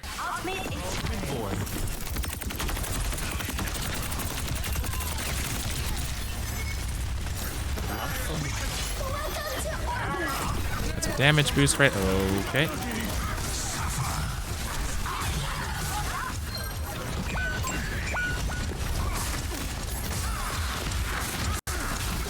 I don't think you want to be up there.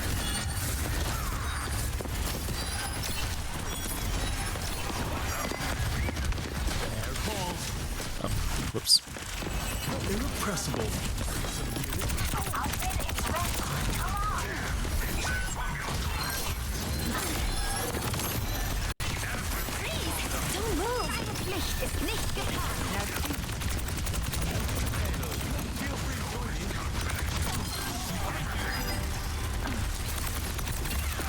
Come here. I'm gonna die. Dang it. Nar. Why? Why are you like this? Not doing bad. We have 2 minutes 45 seconds.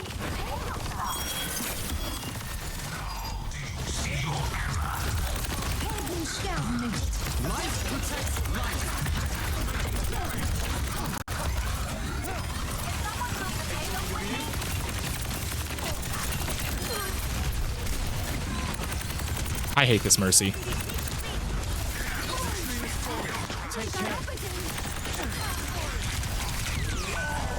Oh, Bastion. Why are you like this?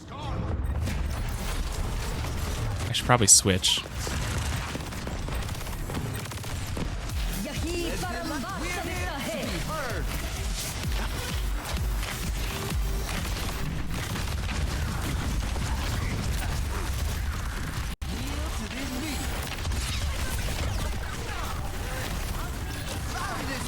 So everyone standing near me now gets healed or speed boosted.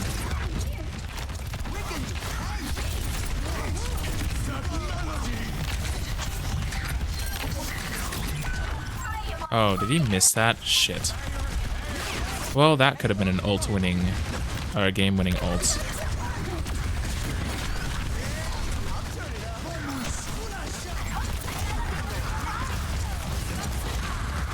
He's gonna die.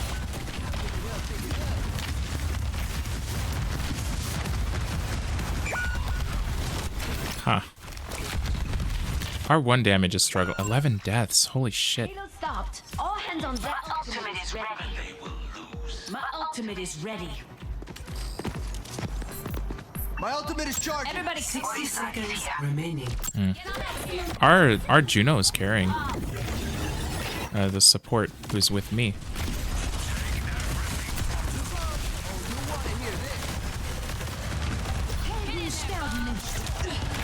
Rush in, rush in.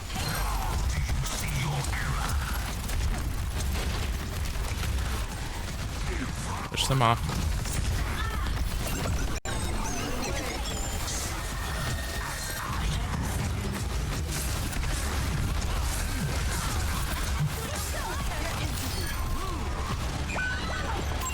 That's bad, that's bad.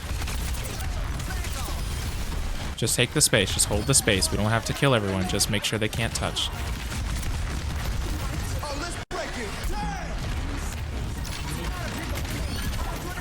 Okay, that's fine.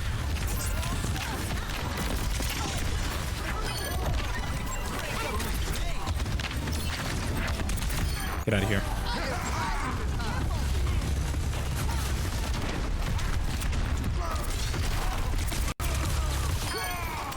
Okay, we got this. We should have this. Okay. Going further in. Just to be annoying.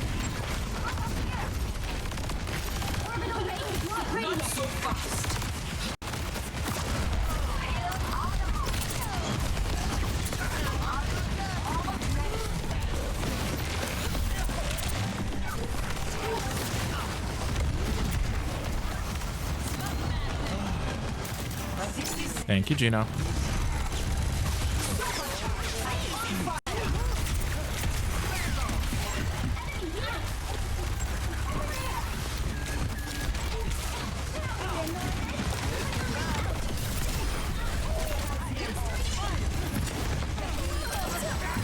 Oh my god.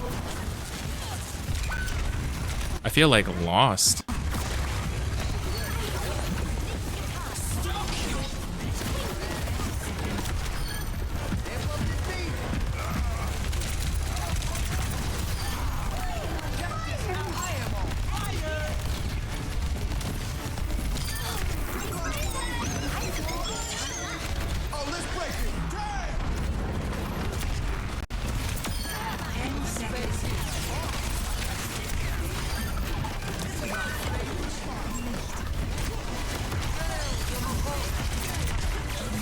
They might stall this. They might stall this out.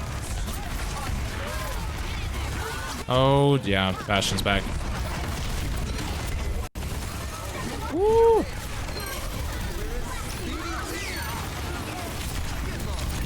Okay, he's dead.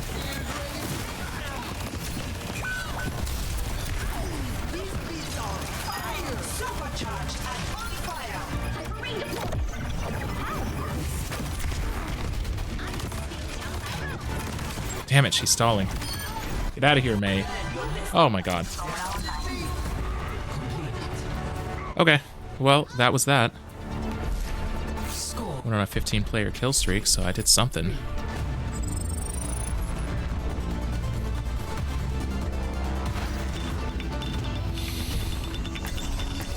Okay, cool.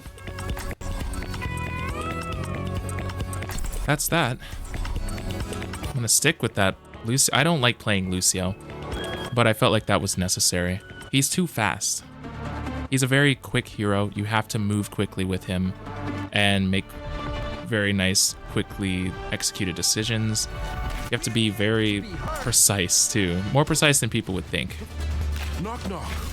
Who's there? Ash. Ash who? Sounds like you have a cold. Let me heal you up. Like, I prefer Ana, because my job when I'm playing Ana is to just hang back and go pew, pew, pew, pew, pew. That's it. Oh no, that person over there needs healing. Pew, pew, pew. Oh, nade. Oh no, someone's close to me I don't like. Go to sleep. Like, it's that. But with Lucio, it's like, okay, fly around. You can ride on walls. Also boot people and control where they are, and then control where you are because your team needs you and they need your healing and your speed boost, and like manage all that all at once. And go now. And also shoot while doing all of that.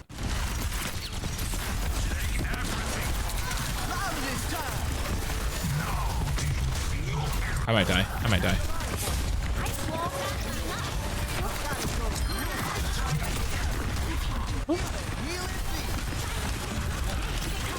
I am so sick of that Mercy.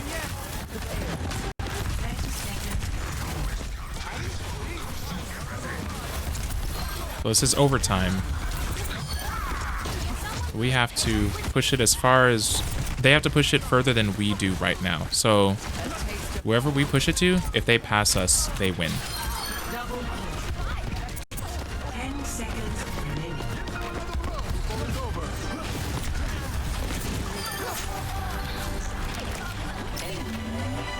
So our goal, get it as far as we can. Overtime is for the rest of the match now.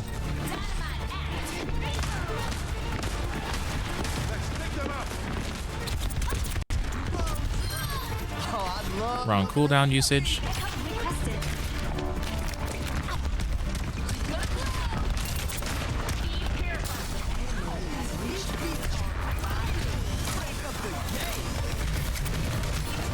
There's a Reaper.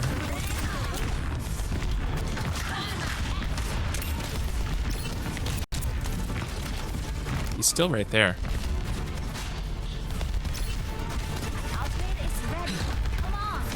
My ultimate is ready. Who do they have? Reaper, Sombra. If Sombra goes, I might be screwed there, but if Reaper has his ult, that might help us.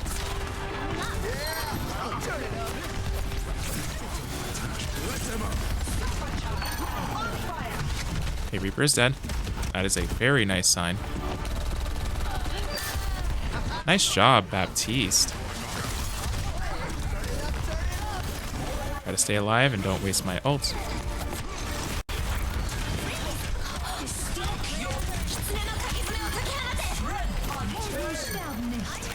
Okay, so we're pushing pretty far now.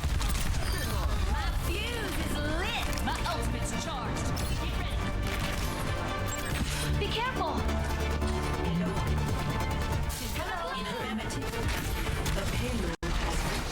Okay, so we got a tier. He's probably up there, because that's the next area where the Reaper could be to drop down for an ultimate. This is the strategy that I'm starting to learn about Rivals, where people can be for good ults.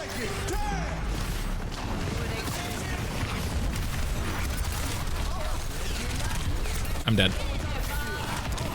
And if Reaper ults, we're screwed. Yep, there he goes. Oh, well, well, well. Nice job, Ash.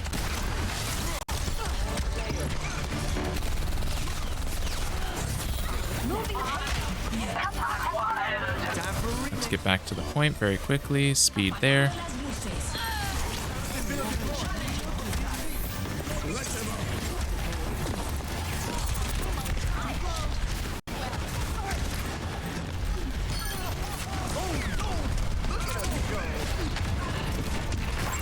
They're struggling to kick us all off point. If this is what overtime actually can look like.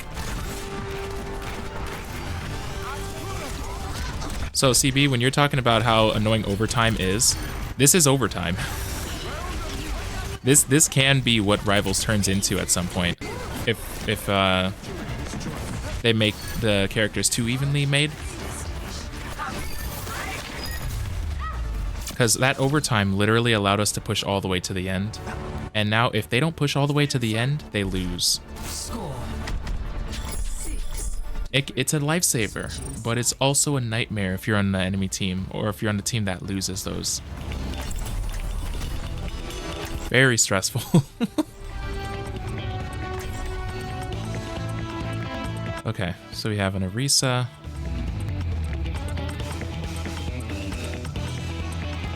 Oh my god. Yeah, because I think we only had 60 seconds. So, I mean, after those 60 seconds, the first minute of that fight, it was all overtime. I hope Rivals doesn't start struggling with insanely long matches like that. Like, I hope they kind of keep the format they have right now. Because losses are pretty...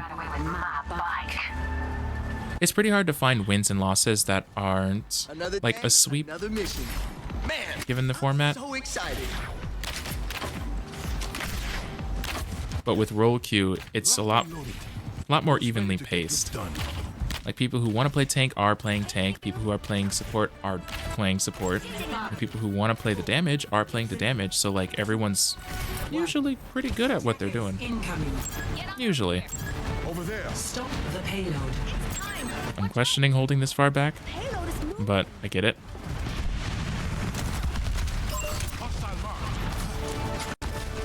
Let's get some healing beats going.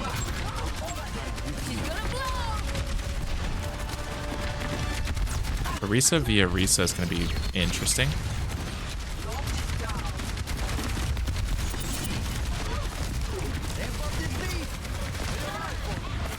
I'm trying. I'm not sure how we can... Okay.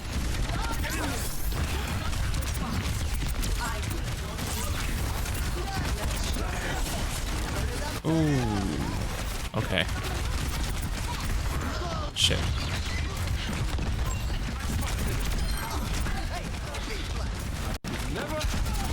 It's a nice place to hold.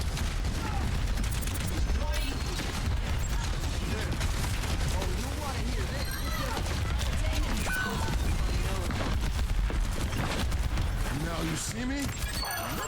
Go. Nice. Nice job, Baptiste. Amplification matrix. I am ready to activate the sound barrier. Watch here. Eyes open.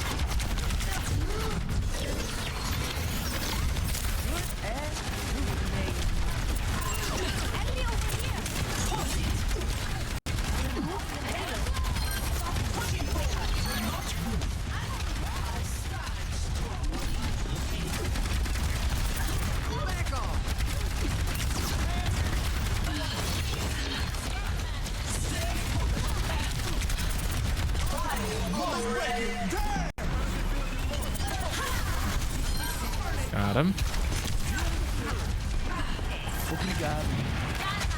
Now we don't have anything for Pharaoh if she ults, so... Or Reaper, so we might actually lose this point. But maybe we don't lose the game. We did push it all the way to the end. Okay, I was trying to get up there. Wall riding is hard on this game.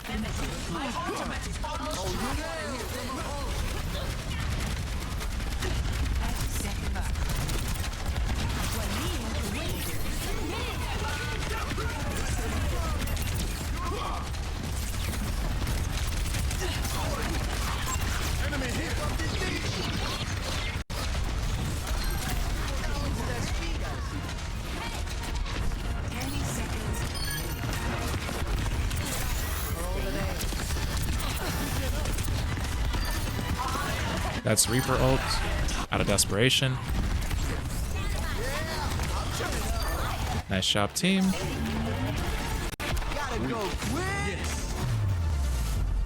And clutched. I can't play Lucio to save my life. I don't know why I dared.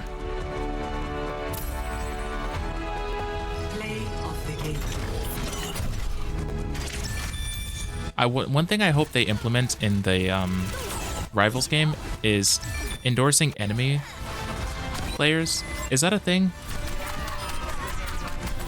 I don't think I've seen it.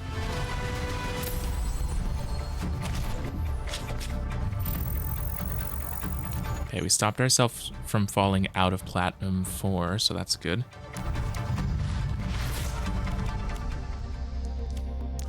There's so much to go through in this game. Let's try it again.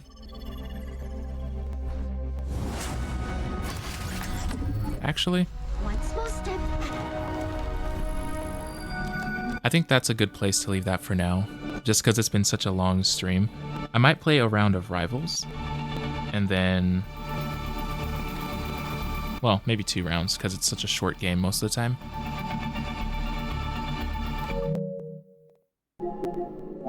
Let's do like 1 or 2 rounds of Marvel, and we'll go from there.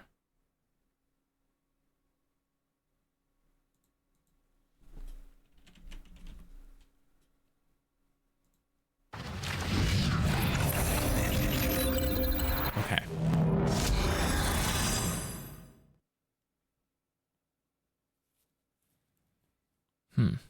I want to feel both, like, how they're both, like, paced now. Because that one, Overwatch, felt fast for me just now. But I was able to clock everything that was happening in my head. It's just, I felt like I was rusty in terms of, like, the mechanics. So how does it feel competitively?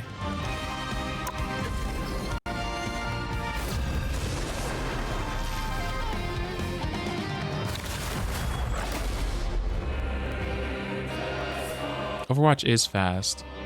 You're not wrong, but it's not any faster than this. To win this one. It's actually not. The only difference is it's in first person.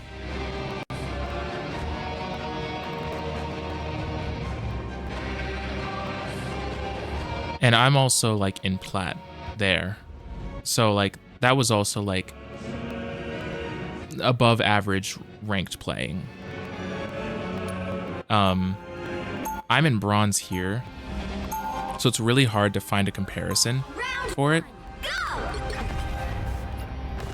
Evil is a rejection of life. Thus I am a So it's really hard to tell. Like if I fell back to silver at any point, like in the last couple months and played in silver in Overwatch, oh, it would feel kind of like where I'm at right now in Marvel, where I'm like watching them do stuff and it feels like things are happening in slow motion at times. mind to know what you're thinking. Like whenever I'm in ranked, I'm like, what is that person doing? Oh, they're just walking up to do damage. That's not the ideal path to do that.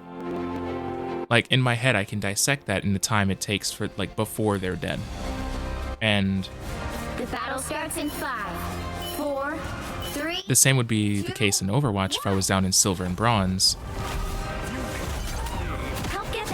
So I'm curious if once I hit gold, I'm gonna start getting really sweaty and scared. I am wounded. Who will help? So cold. Chin up. Even better than my mutant power. Appreciate the boost. You don't have to fight alone. Like that's very fast. You see, My strength returns.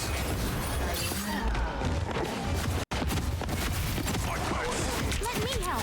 Thanks so much. Yeah, like I'm looking at this. This is a lot going on. The thing with third person though is you can see more of it, so it feels less overwhelming. But it's the same amount of like crazy hecticness. It's an insane amount of stuff going on. Like I have to keep track of where everyone is, what they're doing, who to heal, who to kill, who's ulting, who's not ulting, where the card is, why it's there. Is it because we're not on point? Who knows? You needed some help, didn't you? What the synergies are, which they straight up don't tell you in Overwatch. There are synergies in Overwatch, sort of. Like, there are heroes that work well together, and there are combinations that you can learn by just figuring it out, but in this game, they do tell you, which is really refreshing. Loki's killing that tree. Also, there's really specific synergy-based abilities, which is also different.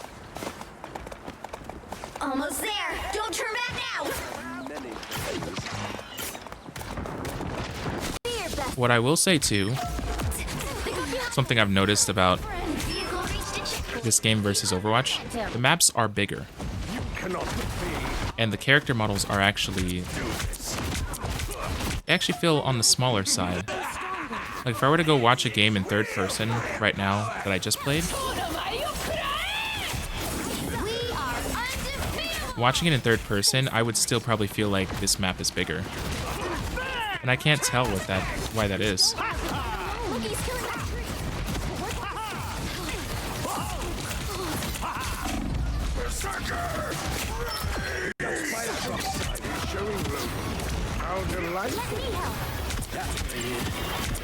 It pleases me to be helpful. It's spider time!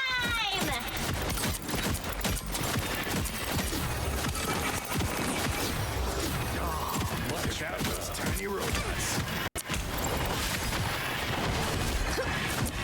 Where's Penny? Help is here. You're halfway there. Keep going. I am wounded. Who will help? It's very interesting. Stand down! Someone's behind us. They above. Yep.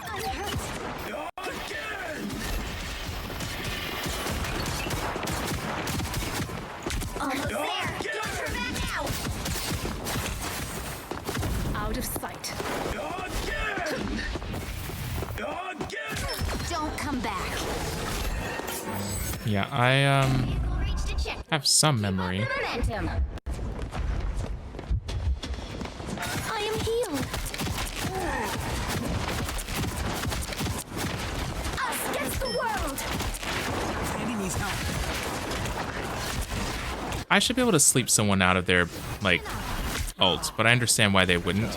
It is an ult, and Overwatch fell into that trap, where, like, abilities can shut down ults, and it's like, that's really unsatisfying, because you don't get to live out the hero fantasy, like I was mentioning before. Need assistance. You think fast, Reed. Faster.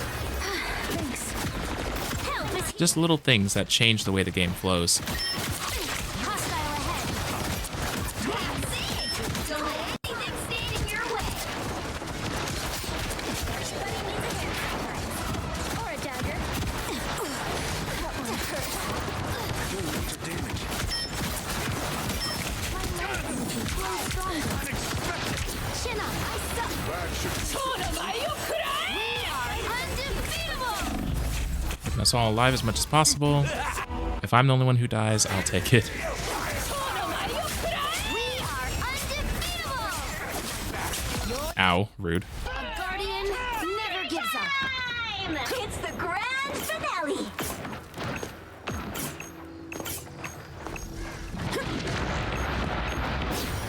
Let me help. I was worried. Who will help? Was that 3 tanks?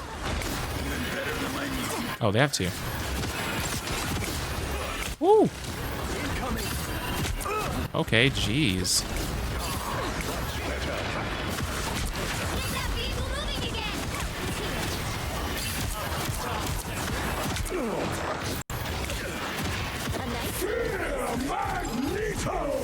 Oh, he can't take damage? What?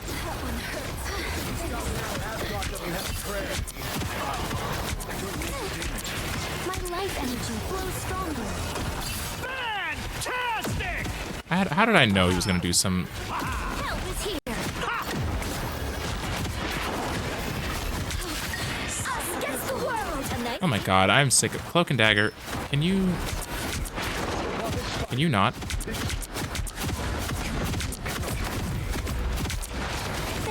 Push through it. Let's go.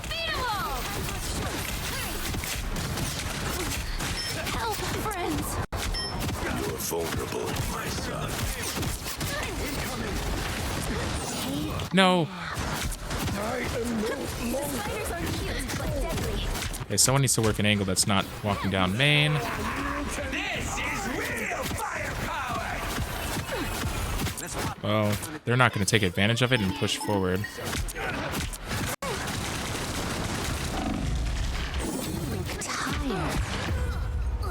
Had to try.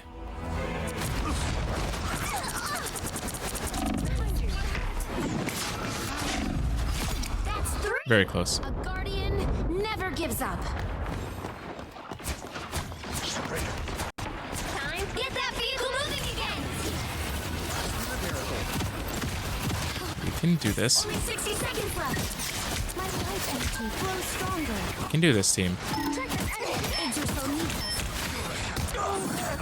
I need assistance.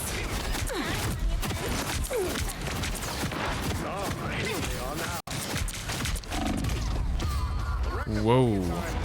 She was quite far.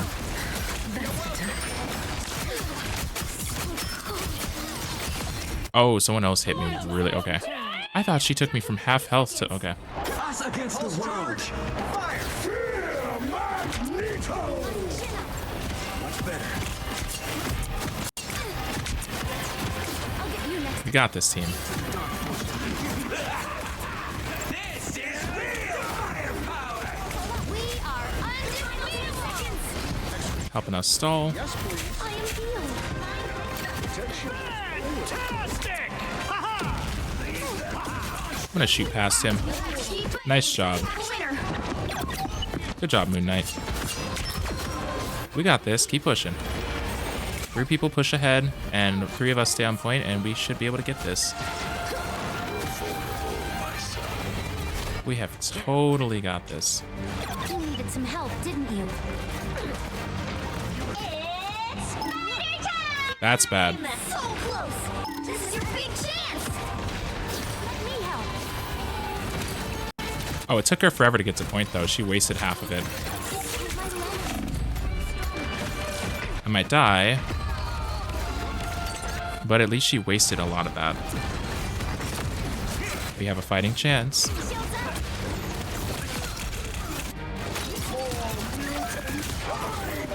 I built myself a new body. Like it?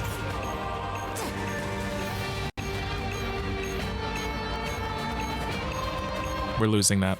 Pulse charge. Take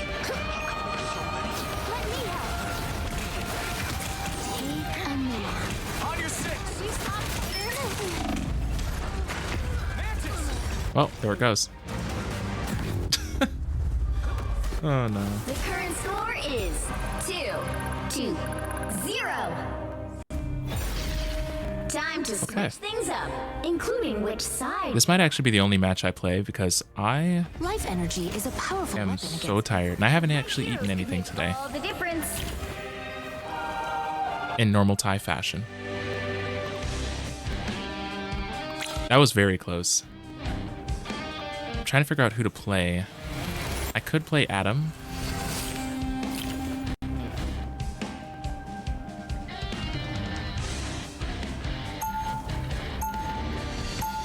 I will bring peace to this universe. No, I'll do Adam. I tend to lost souls, like a shepherd tends to his flock. 9,000 healing, 9,000 damage, 6,000. How are they calculating blocked damage? Like how was I blocking damage as Mantis? But I swear, all I was doing was healing Stay strong.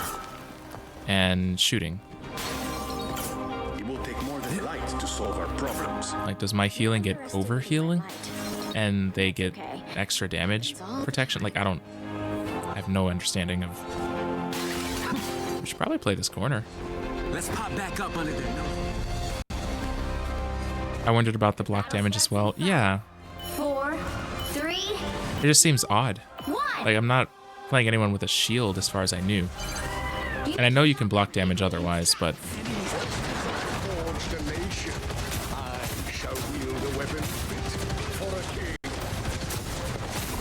The cosmos heals you. I feel like myself again. I'm good to go.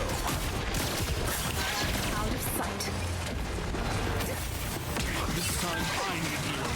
I feel better already. Healing supplies at last. Okay, I gotta rotate around. The cosmos heals you. Oh, yep. One up here. Better stop that vehicle.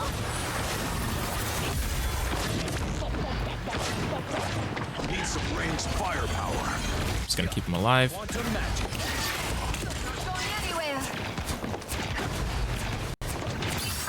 Scarlet Witch.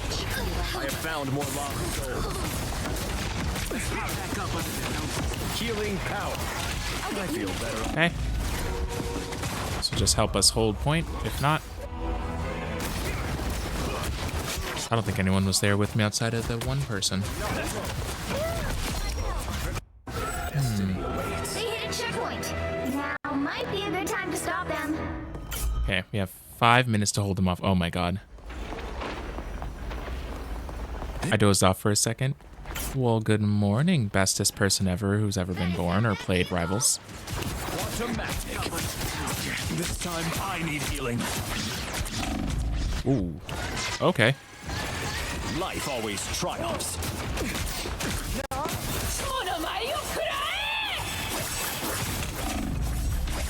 Okay, well that's just kind of rude.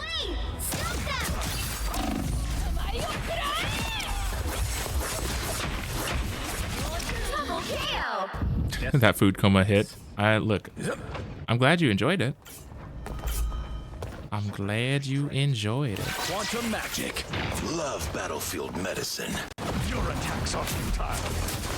There's still a chance to stop them. Whoa. Make my returns. Quantum magic. That's theirs.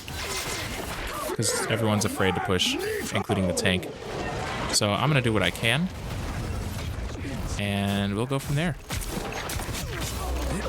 Healing power. Fantastic! Like myself again. Got 15 kills, 14 assists.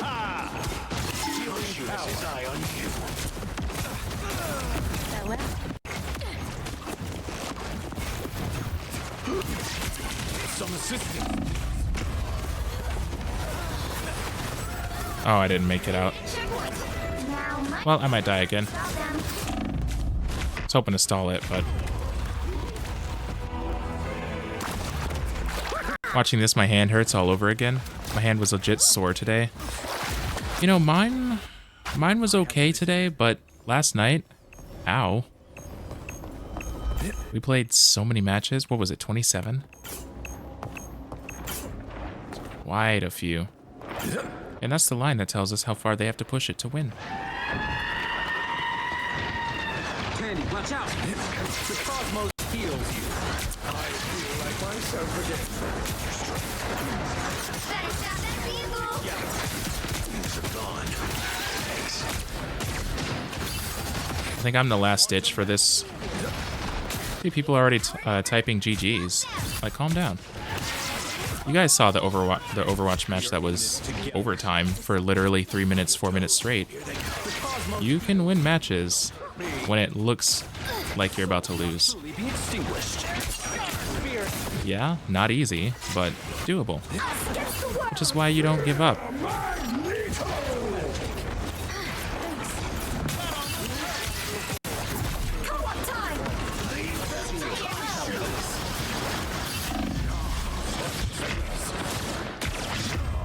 Okay, they forgot about him. Not having the memory of a goldfish. No.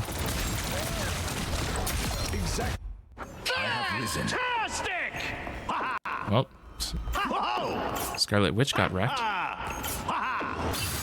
The cosmos heals you. Much better.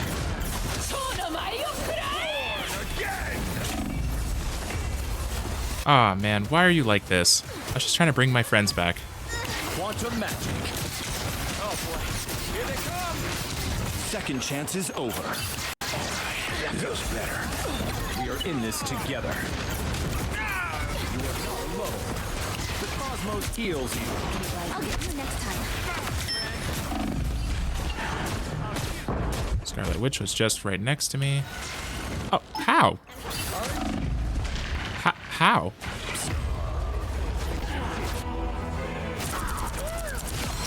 Not Scarlet Wench, Nar. I am born anew. Don't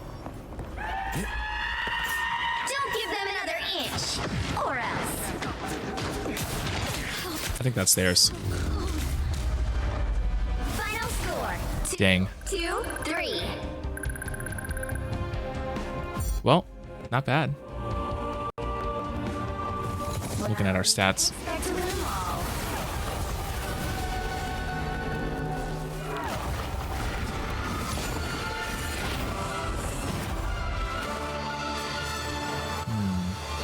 We'll look at the stats here. 18. 5. Our damage definitely carried us. Definitely carried us.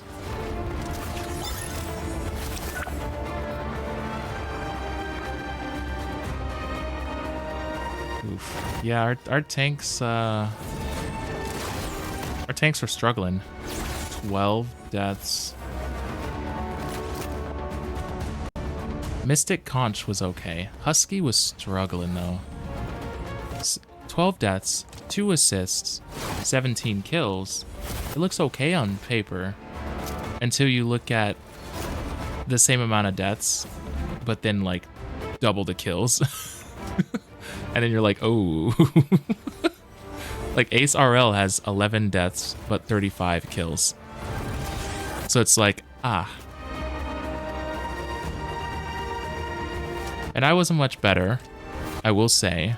I was kind of middle of the pack, but I had some assists because I was enabling people to get their kills, so. Oof.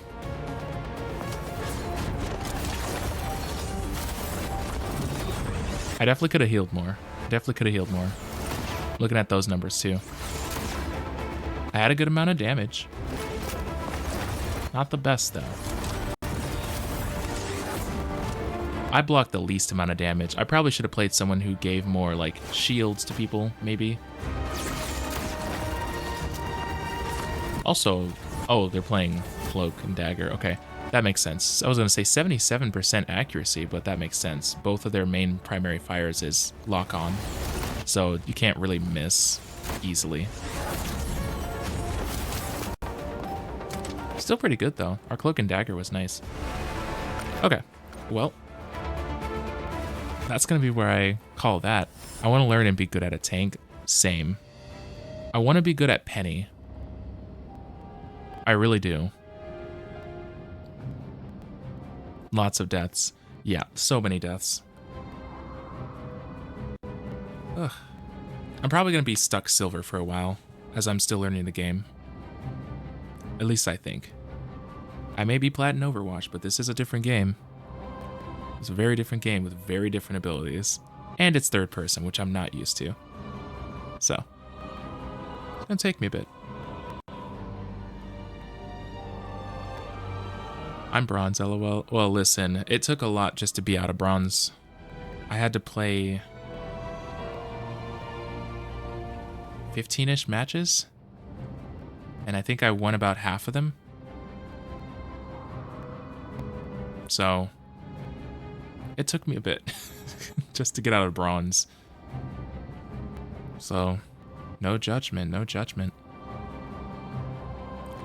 But yeah, I think I'm gonna call it there. I am tired. I need food. And yeah. I'm trying to look around to see if I want to raid into anyone. Give me 1 second. Really don't know if I'm going to stick around too much.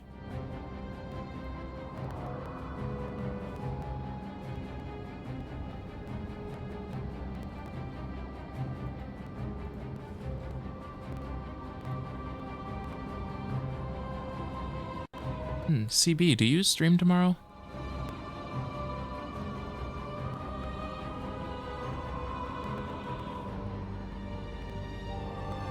I'm just curious. Also, I don't see anyone to raid, so I think I'm going to call that.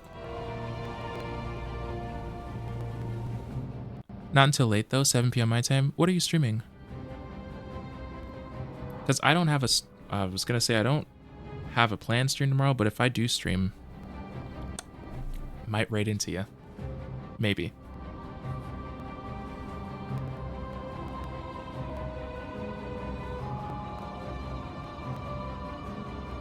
That anime game. Oh, God. God. Okay, sweet.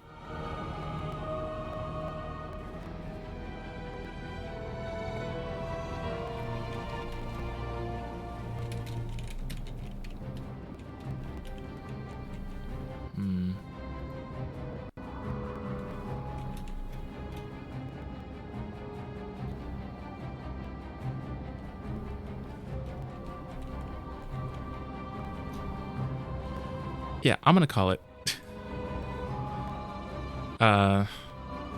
W stream, thank you. I'm glad you accepted that. I haven't, but I still don't like anime.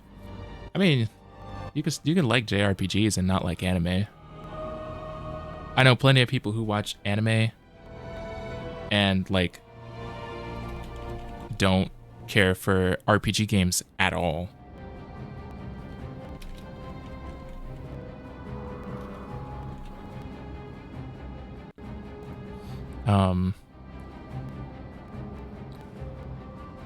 Yeah, no, I know quite a few people. CB is an anime fangirl and doesn't know it. Pass it along. Okay, that's gonna be my raid message for you tomorrow, CB. I'm not gonna. But no, exactly. Playing and watching is two very different things. Well, yeah. Well, there's like more interaction, right? Because I'd imagine you would play any game. I'd imagine you played any game with those mechanics, even if it wasn't anime. So I get that. Like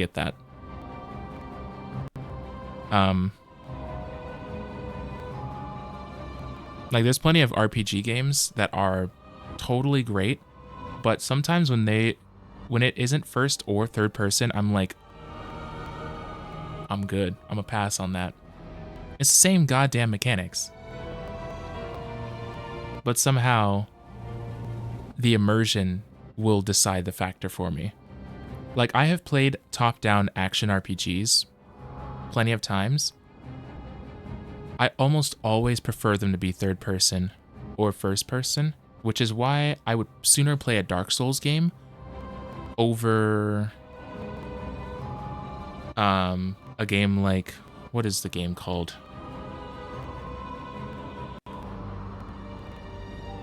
I'm thinking of like a different game. Like games that are like Diablo where it's like top down and it's action like RPG. A lot of those don't hit with me. They're fun to play, but they're much more stressful for me. Like I don't feel like I can be as immersed, and I love immersion in video games. So it's not that the top down games are bad, but sometimes the top-down thing or like the side-scrolling thing with like some platformers, it'll kill the immersion. And it's also why you don't see me play a ton of retro games, because a lot of retro games have some interesting immersion going on. But yeah. I still want to play Diablo though, don't get me wrong. Because I want to try it. Everyone talks it up so much. Even if I don't do a full playthrough of it or anything, I want to try it. Because it does look kind of fun. Never said that they weren't the technical definition of anime. I said I don't like watching it. Yeah. Oh, and that's fine. Yeah, the earlier conversation about anime, I was trying to gather ideas. For sure, though. Because like, I'm trying to figure out, like, if we did do some kind of watching thing, whether it's Saturday morning cartoons, watching watching Marvel stuff, catching up on DC things, watching YouTube videos, or anime night, I would love some good intro stuff. Some stuff that's, like, not too overwhelming to have people watch. If they just want to be around and hang out with people, even if they're not that interested. Something that's not going to make them go, ooh, never coming back again. You know, like, have you ever seen those shows, documentaries, or movies where you're like, this would be a really bad first impression if I watched this with someone I was trying to get to know? You know, like, so definitely just trying to gather ideas and see what would work and what people would be interested in. I want to watch Steven Universe for the morning. Okay, Steven Universe seems like it'd be really cute. There's some serious themes in there, but a cute start for sure. Or I'm never coming back. No, why? Why? No. But yeah, no, I'm gonna call it. I don't stream tomorrow, technically, but I may do a pop-up at some point. I love Steven Universe. I never finished it. I watched season 1, and I didn't make it any further. Not because I didn't want to, but because the person I was watching it with stopped attending school. And so I stopped having access to it back when I was trying to catch up. And then I just never went back. I was watching it with one of my anime nerd friends in, like, college. But they dropped, and then they moved, and I was like, oh. There goes one of my anime friends. But it's fine. It's fine. Garnet is a slay, and my favorite.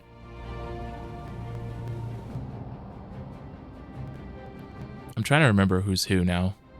I really need to rewatch that. The newer DuckTales and Owl House, from what I've seen, are great too. I have seen Owl House.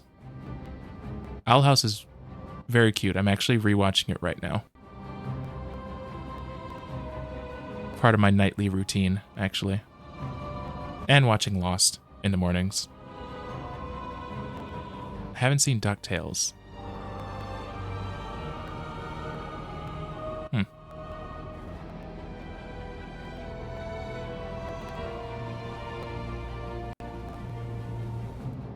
Well, yeah, I'm gonna call it. I'm gonna go sleep and eat and all kinds of stuff. I don't know. Garnet is the two that are married. Sapphire and Ruby.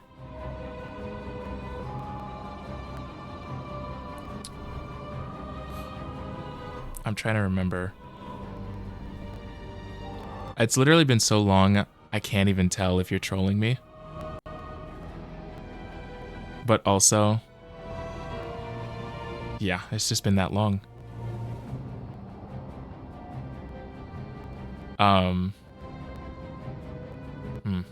Is there anything else? She's not? Okay. You're being serious? Okay. Just making sure. Yeah, Ruby sounds really familiar, but I don't know if I recognize Sapphire. I don't know. I'll have to catch up. I'll have to catch up for sure. That's a spoiler. That's okay. I'll learn eventually. But, yeah, no technical stream tomorrow. I might stream. Don't really know what I would stream. I've been trying to work through Life is Strange offline, actually. So I could work in a few recordings of that, but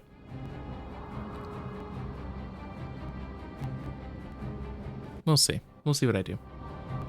Thanks for being here, chat. I will see you all at the very earliest tomorrow in CB stream. And at the very latest, I will see you all on Friday. Catch you then.